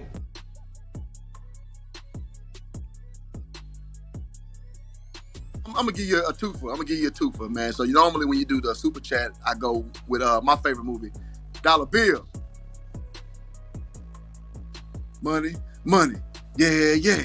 Money, yeah. Much appreciated. Now, it's a good debate, and it's just funny because how like they keep trying to reclass, like they try to make these kids like they're amateurs. They're not amateurs. These kids are high level. Like Travis Hunter is a high level kid. Right? Adrian Peterson was a high-level kid. Adrian Peterson could have went to the NFL. I know that's kind of uncouth for a running back to go straight to the NFL. Adrian Peterson was ready his freshman year. I think we all can agree with that on this panel. Vince Young was ready his freshman year. He got no better from year 1 to year 3 at UT. He was as good as he was when he first arrived. 6'6", he was good as he was. So I say all that to say, the NCAA has this great, propensity to kind of obscure the label of amateurism. And then they try to make it like, you can't really get paid. And now the NIL thing passed. Well, you can get paid, but you got to represent a brand. Man, at the end of the day, we all know what it is, man. It's pay for play. It's always been that way since you stopped hiring professors to be coaches for these college teams. When you start paying guys like your boy, what's my man in Kentucky? Basketball. Calipari. When you're paying Calipari tens of millions of dollars a year, you're paying Nick Saban tens of millions of dollars a year, the game changed. So let's cut the shit. So now they're trying to rejigger the energy of like, what makes it like, kosher and things like that. And to your point, bro, these players are going to have to tighten up because they're definitely going to want to see basically like the IRS is, okay, if you're reporting this on your tax thing, I need to see it. And so, it's checks and balances with with stuff like that, man. And so, it just kind of comes with the territory. But at the end of the day, it's a net gain. I'm glad these boys can out. Hey, John. Well, that was what I was gonna ask. Why they giving out? Well, because like I said, we all know that it ain't nothing but a cover up. I think about those gymnastics, those two girls. Was it UCLA or UCA? Those gymnastics, and I was watching a documentary on them, and one of the little girls was like, she missed out on millions of dollars because she couldn't sell nothing, her image or likeness. She couldn't make no money off of it, but the school was making millions off of her. And it's like, okay, are they educating these young men that, you getting all these NIL, getting this money, you're going to have to report this on taxes? Are they taking the time to educate these young men? Or I'll help you out. They're trying. It's very much infantile with this because you just don't know. But if I bet in house money, I would say no. Because it's hard to relay that information because it's so infantile. It's new. You don't know how to do that. Because I say that because when I play ball, I play D1 ball. We barely got financial literacy just on a menial scale of how to open a checking account and a savings account. And we got like little to none of that. So I know with this new caveat of NIL, I know they ain't getting that proper training. But you know what's been helping them though, John? Prime been taking care of his players. He's been helping his players. Yeah, exactly. Yeah, he's been helping his players. That's why they have the good NIL deals they have. He's been helping his players. He's been going over the above though. The average coach don't know shit about this. This is new territory. This is new territory. Now you know that kid. Remember the kid, the 7-foot kid from Louisville. They started it. You remember what happened to the 7-foot kid a couple years ago from Louisville, the basketball player? Mm-mm. You don't remember the kid got caught up in the? You remember when Rick Pitino was coaching at Louisville and the indictments came down? Uh-huh. Now that indictment started in Louisville with AAU, where they went to jail with assistant coaches, right? Yeah. Andre something. I played against him. I played against Louisville my junior year at Prairie View. Andre something is his name. He's assistant. He got caught up basically running like a little prostitute. 10 people went to jail on that case, right? So now the 10 people went to jail. Didn't know that. Yeah, 10 people went to jail. So now the case blew up across the country. So what happened was this case happened around what we're talking about now, but it wasn't called that. The kid is suing now because he don't know what money was transferred from his stepfather or father. He don't know nothing about the money he's saying. That money caused him his eligibility. He's not in the league. But know it. You know what I'm saying? Because nobody wanted to touch him once he got caught up in this scandal.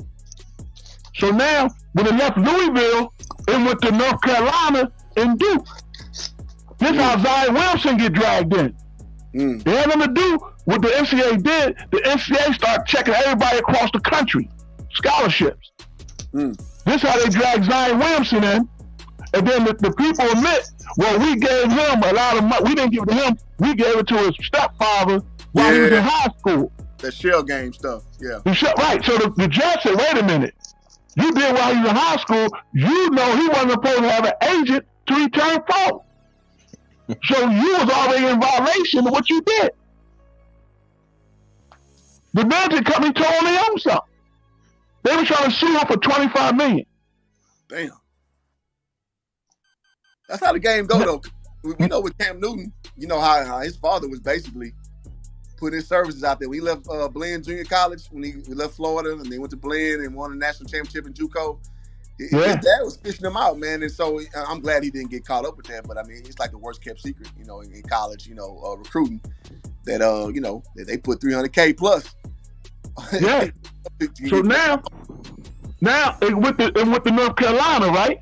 This how that now this guy's been out. How long them dudes been out of school, Jar? The boy that won the championship in the 90s. I can't think of the boy name, man. From what school? North Carolina, University of North Carolina. Shit. I mean, his uncle was Walter Davis. I can't think of the boy name. Not Walter Davis. Damn. The boy, I can't think of it. He won a championship. Well, this is how they find out that North Carolina dudes, no, they couldn't read. They didn't never go to class. You talking about Shamar Williams? Not Shamar. Man, he was like a scoring boy. He was a guard though, off guard for him. Yeah, I gotta look that up. Whoever was education advisor, she blew a whistle on them and Duke and saying that, not Duke, but them, that they wasn't going to class. They never went to class. Damn. And he couldn't read. So they start checking all the scholarships, right? This is how they get to USC. When they get to USC, they find out that Lady Lauren McLaughlin kids didn't play no sports, but they paid $200,000 to get her two daughters $200,000 apiece to get them inside USC college. And they had volleyball scholarships, but they didn't play no sports. That's how she went to jail, her and her husband. Yeah, this old girl who was on the show, freaking Full House. Right. That's how she went to jail. Yeah, All this started around the money that came out of Louisville, and it went through the whole NCAA looking for these kind of, let's check all these scholarships. And another thing, nobody take a look at this.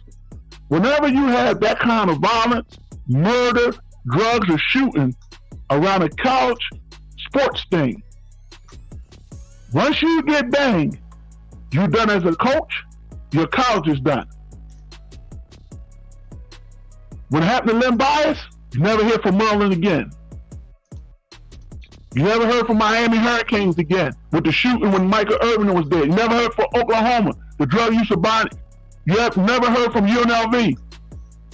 You never heard from Fresno State. Once they hit your campus and you're coach, you're done as a coach. You finish, and then your program done. Baylor with Dave Bliss. With Baylor. He got killed. Yep, that torpedoed that program. I'm glad you they back. done. Yeah, it's like 20 so years. Now, done. I remember when Lonzo Moore was in college, the big drug boy in D.C., he get indicted. But he's real tight with Lonzo. He brought Lonzo Mercedes-Benz. The boys in the street put a stop to that. Hold. John Thompson was supposed to go to court. They said, no, John, you can't go to court. You can't go to court. You done. Even though you're not involved and your program not involved. When they get in with you, you won't have a program. You done. And that's what Rayford Edmonds was tied into Alonzo Mourning. Who? May I ask you a question? Yeah, what's up? And I'm not being disrespectful when I make this comment. Oh, you good, bro? But these NID, I mean, like I said, I attend the PWI. So I'm not being rude. Damn the PWIs. We talking about HBCUs. How does the NIL deals benefit the student athlete at a HBCU? Because I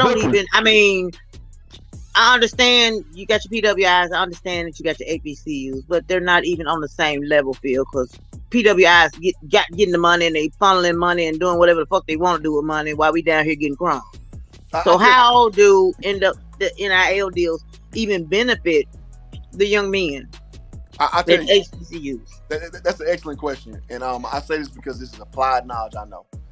It's because, I mean, to your point, is it going to be like from a comparative standpoint, are they going to get what the big boys get? Absolutely not. But they getting something. They getting something. So as a SWAC player, and I play in the Southland Conference as well, you know, at Stephen F., which is a little bit bigger than SWAC, a little bit. Bro, we some broke-ass college kids. Anything is good. Anything. And I say that, excuse me, because one of my youngest, man, I coached in AAU, man. He's a senior at Texas Southern University, man. His name is John Walker III. I've had, you know, hands on him off and on since about 16 years old. Now he's about 23. No, he's about like 14 actually. Like he's 23 now, so you do the math. He sells like his own apparel of his shirts and stuff like that. And so let's say he sells 5 of them in a semester. His shirts go for like $50 a piece. That extra little $200-$300, that's something he wouldn't have. So we gotta put this in perspective. I know the big boys are getting broke off crazy. You see the girl who's hooping, she making like 1 mil and You talking about the white girl? I'm sorry? You talking about the white girl? Yeah, the white girl, yeah. Yeah. And some people, the O-line getting broke off for like 200 some odd K. Cool. We already knew that. So Hence back to my story about University of Texas with the parking lot, with the student parking lot. They are Mercedes and Lexus up before they can have a real job. So we know it's funny business going on. So these kids at least got something. Because when you're a college kid and you ain't got nothing come home from home, you broke. So if you get an extra 500, extra 200, 300 off your likeness, that is a net gain. These kids got something. They ain't got to go beg nobody for no money. They ain't got to beg nobody and go or go do some stupid shit. Go try to steal from somebody and get damned up, which we've seen several kids get caught up with that. Happen all the time. You know what I'm saying? So that's a positive. So would they need to get out there? How would they get out there to market themselves to receive an NIL deal? Would they need somebody to work with them? That come with you. Taking their social media serious is the biggest way. And I'm seeing them doing it. Like they are pivoting towards that. Like kids are savvy, man. So, but I mean, listen, man, everything again, equal but not fair. I always say this all the time. Things will be, fair but not equal. So it's fair because whatever brand you personally have, you can get paid off of it. If some alumni want to break you off some change because they like you or whatever, cool. But it's not equal. Meaning you're not going to be like that white girl who getting paid $1 million some odd dollars, but you may get paid a few hundred. That's and more. You also got to register with the school too. You got to register with the school. Huh? You got to register with the school. Yeah. Yeah. And your social media presence it can get you there, man. You just got to do a little leg work, which is good. It's good job related skill work that they're getting at a young age. Learn how to sell coaches. And that's a good thing. You monetize yourself. Learn how to sell yourself. I want to say something like that. Isn't Shedeur Sanders one of the top athletes with over $1 million NIL deal? Yeah, but we know why he's pretty much getting his NIL deal. Let's not just. I mean, but I'm just saying though. That pink elephant in the room. I mean, no. What I'm trying to show, I'm trying to show you a point, man. What I'm showing you is he was a 4-star athlete. Travis Hunter was a 5-star athlete. Them the ones coming with the NIL deals. But they are the stars of the. I'm not gonna say they're the only stars of the team, but I mean, like I said, it's a given for them. What about your Nugget? What about your Wilco? What I'm saying is, this follow them into the system. This follow them like the young kids today in Camden in these high school, right? They got about 5 high school dudes got like $1 million NIL deal to basketball. So that's going to follow them from high school into college with a name. Is that a PWI or is that an HBCU? No, I'm telling you, they're in high school right now.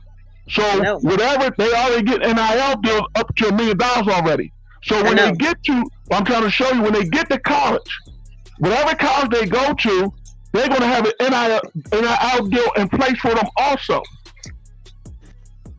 Whatever school they go to, they're going to make sure they got a great NIL deal. These are dudes who's coming in. These are the coaches that bringing these guys in. Now, who brought Nugget in? Not to say Nugget can't have an NIL deal, but who brought him in? So Nugget probably had to do like a social media or his own power deal. That's what I'm saying. Again, how does this benefit our HBCU young? But the young man was trying to say something. Go ahead, baby. You might. I know you. Are you a young athlete?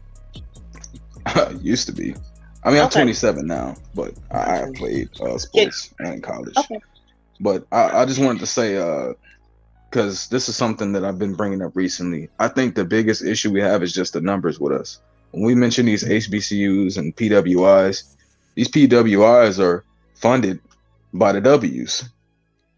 There's a reason that they're able to make as much money as they make now. We don't have enough people to fund every HBCU we have to the maximum ability that we're expecting in comparison to the PWIs. You know, we only 12% of America, and 20% of us are poor, and however many percent of us are locked up. We don't have enough people to be interested in this, that, and that really puts us in a bad situation where we have all these ideas, but we don't have enough manpower. And just about every other culture does, which is why it takes us a bit longer to get these things done. A lot of these new guys coming in, I'm sorry I don't know your name, but the sir mentioning that they have $1 million NIL deal coming into college, whatever college they choose. Most likely it's a PWI, right? Thank you. I was gonna say that, but you took the word. Yes. Thank you. I just didn't get time because I'm like, we know where they're going now. Let's just come on now. Yes, Keep it most likely moving. it already tied to a PWI, but we don't have people backing within our community and our HBCUs enough for us to do things like that. These guys who are putting money in the PWIs are gonna put that money up. So let me It's ask you a question. Okay, so say if I'm just gonna throw a name out there. Say Roscoe Chicken Shack. Or, no, there's a Roscoe. Just say Roscoe Chicken and hair weave down the corner. Could he offer one of the, like, I'm gonna use Nugget. Could he come to Nugget and say, hey, I like you, what you're doing, I want to offer you an NIL deal to represent my barbecue sauce. Yeah, he can do that. Realistically, we need Is to that do something that. that needs to be done? Like more within our African American community, our Black business owners need to approach the athletes more. Yes. Hell yeah! Right? Am I I saying say it that. right? Billboards. Yes, These look, are I walking billboards. Yes. yes, I say that mainly because we do have a lot of successful people within our culture, right? But how many of them are actually investing into the breadwinners within our culture? You know, we have so many musicians, we have so many restaurants, we have so much of everything, but those guys are not putting money into the culture. Thank you. And that's where a lot of our problems come from. And let's keep it real. This is something I know as a 27-year-old. Our people are not having kids either. We're not even setting up our futures properly. We don't have children. And that's what I said I was gonna go left. We don't have children. No. We are leading. We already know we are leading the self-deletion of our children in every state where we are the people getting rid of our own seeds. Right. And thank you. You know, and look who we live in LA, right? I'm in South Central, so I'm in the hood. I'm still seeing the same people when I was a young man of Spanish culture having children as they still are now.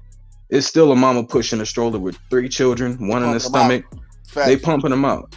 But I went from seeing grandma having 7 siblings with 7 kids of her own, or 10, to now my generation has 1 to 2 children maximum. Maybe. If not, if kids at all. And that's not how you need people to grow the culture. The only reason these PWIs are winning, they have the manpower. Yeah. That's the all it manpower takes. and the money. Well, let me ask you a question. You are of the millennial generation. You're in your 27s. I'm just asking this question. I'm not saying this right or wrong. So don't jump down and throw somebody. Okay, your generation, the 27-year-old generation. I'm old school. They made us take accounting as a class. So we got financial literacy. I don't know why they took it out of school because everybody needs it. But this generation is into TikTok and rap music. Could it be safe to say maybe some of the rappers can get like a little more involved?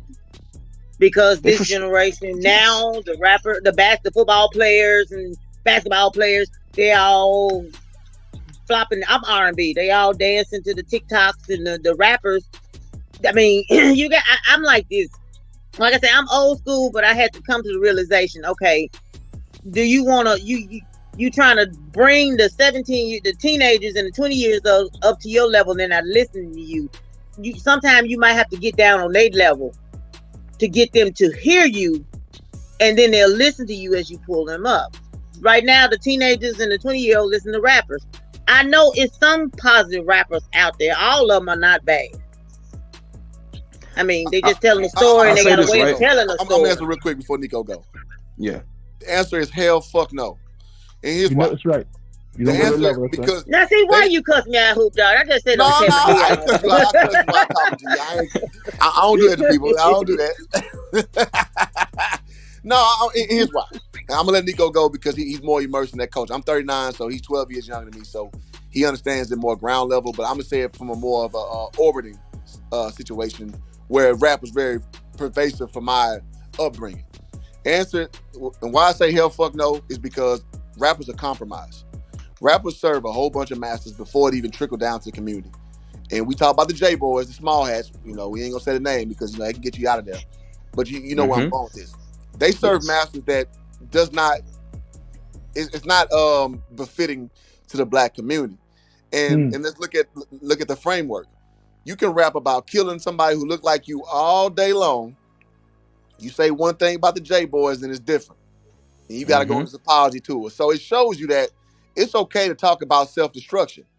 So if we understand that framework, self-destruction, thotting, having, kids out of wedlock, no big deal. I'm a hot girl up. I'm a hot boy up for the summer.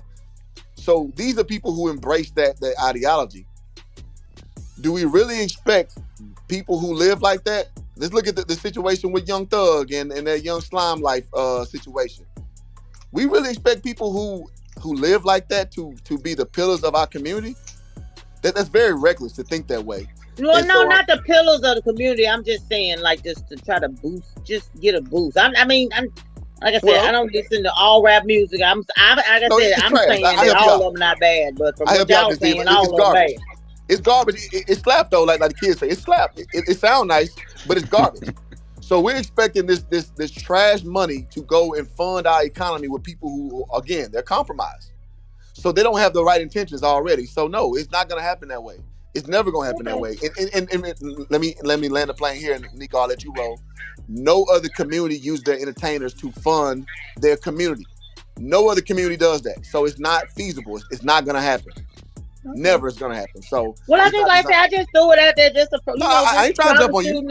They don't chop my head off. But no. I swear to God, I'm not trying to jump. I'm gonna give you some faith with it. Hey, John. No. I'm not trying to jump on you, but I hear this get rolled out a lot, and that's the answer, because you're asking people with kind of low morals, people who don't understand grand big picture is mostly just me, I. You asking them to be noble, and that's a hell of a ask. That's all I'm saying. Go ahead, Nccu. Hey, John, can I ask you one question, John? Yeah, real quick, and I'll let Nccu rock. Go ahead. Real quick. I always say that Maurice Clarett should sue the NCAA in Ohio State. Sir. Him and Mike Williams. Because what they did to him, he wouldn't take the money, right? Mm-hmm. For as a freshman player, they won a championship, and he wanted to go to the draft. The NCAA in Ohio State blackballed him in his whole career. Now they come out with an NIL deal. You know what I'm saying? Yeah. And he's a prime example of what they did and how they make you pay. All he want to do is enter the pro early. Him and Mike Williams at USC, the receiver. All they want to do is enter the NFL early. That's all they want to do. And they made them boys, go through hell and high water and still didn't make it. So yeah, that's a great point. Yeah, because he said he didn't know. He said he didn't know he was a brand. Yeah. He said I didn't know they was using me as a brand. Yeah. I didn't want the money. I wanted to go to NFL, but I was their brand, and I didn't know it. Absolutely. He said they told no, you got to do 3 more years. He's like, no, I'm out of here. Yeah. Mo Clarett was ready, just like with Adrian Peterson, like I led in earlier. Mo Clarett was ready first year, running back out of Ohio State. Yes, he was ready. But go ahead, Nccu. I want you to respond to Ms. Diva's question. I'll say it like this, Ray. One thing I've been paying attention to is every culture and subsidiary of human, genetically, we all have a purpose on the planet. Just so happens within our culture, a majority of us happen to be gifted with our raw, natural human ability. And the ultimate consumers of that are not black people. And when they do consume that, they try to control it, which is why there's a little to no freedom with what we do with it, because they're the ones who offered you money for these gifts. We weren't paying each other for it. It's normal for us. But the fact that we're getting paid for it now puts us in a position where we do have these expectations of the people that make it to put money into the thing, well, basically their culture. I still have faith in it. I need, though, for those people, even though, let's say they have a low moralities, they're not really people to have faith in, putting money in the hands of people who aren't using their physical gifts for money. We do have a lot of people who are in many fields that aren't just based in athleticism and singing and entertainment, but we don't have enough of those people. And some of the people we do have, right? Because I'm always going to go back to the amount of people we have, because every culture has enough people to have failures and successors. Ours looks a little bit different when we get incarcerated at a high rate. We also have no money, and we don't have structural sounds at homes. So I say this with our monies, let's say capital, the top, whoever's the top of our money making pillars, those people have to start trusting the minds in our community to actually build something beautiful, not within their lifetime, but as the culture continues to progresses. Because I think, unfortunately, we suffer from a microwave mindset. Everybody in our culture wants to see it happen in their lifetime. Talk to them. And a lot of this shit, a lot of this has not started within our lifetimes. Talk to them. And I think that that's also the biggest problem. Numbers and a microwave mindset. Even a lot of our gatekeepers are elders. A lot of these elders want to see things happen. Oh, if my money's going here, I'm not seeing it having an immediate result, so I'm not going to put it here. And that puts a lot of them in situations where they don't give. They'd rather just spend money on things that they have or want to do. Talk to and I just see right now the biggest problem would be we just have an instant success mindset, and we not going to get nowhere with that mindset. A lot of us have no understanding that this world continues. Well, we understand it, but we can't separate ourselves. Yeah, we can't separate ourselves from that and understanding that we got to set life up for the next generation. And I'm already thinking about that now.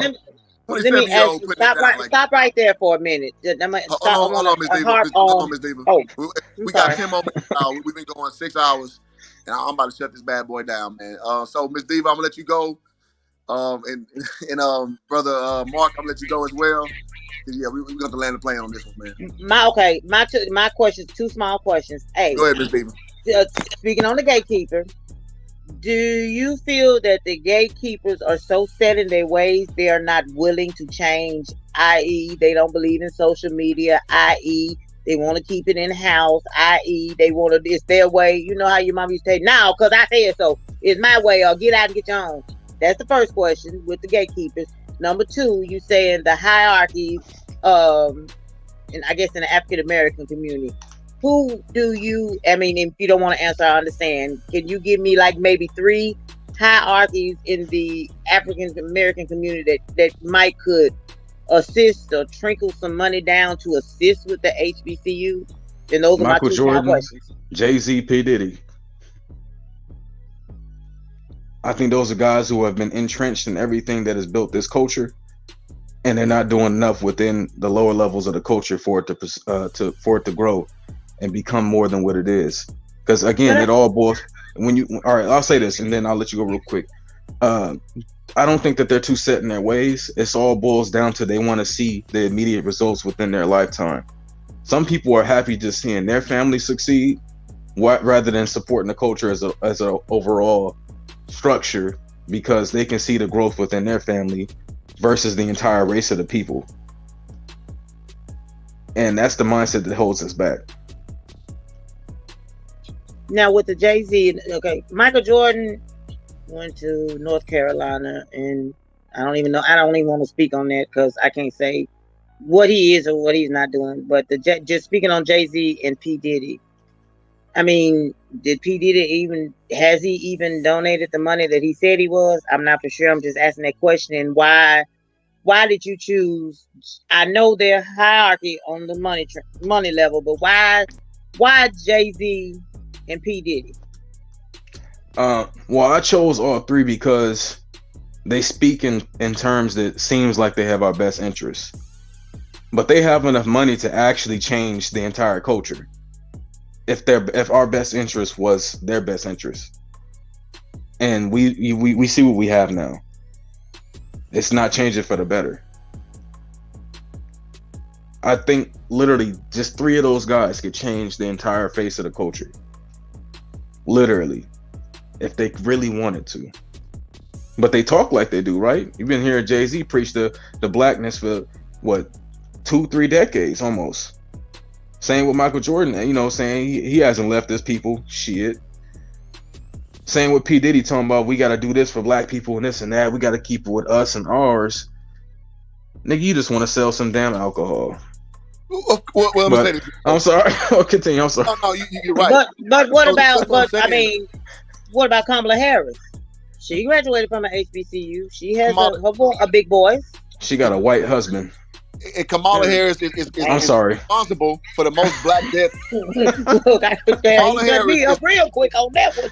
Hey, Kamala Harris is the main person responsible for more Black deaths than the Chicago Chirac movement with that crime bill that she was one of the curators for. So let's keep it real about what Kamala Harris is really about. And that's my sorority sister. So I'm an Alpha Phi Alpha fraternity member, and she's an AKA.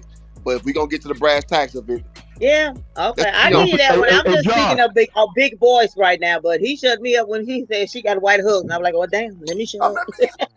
She identifies Black. It doesn't matter. I don't even want to go down that road. That hey, Jar, don't forget, Jar. She didn't want to let Black men out of jail in California, and the federal courts had to make her because she said she didn't have enough firefighters.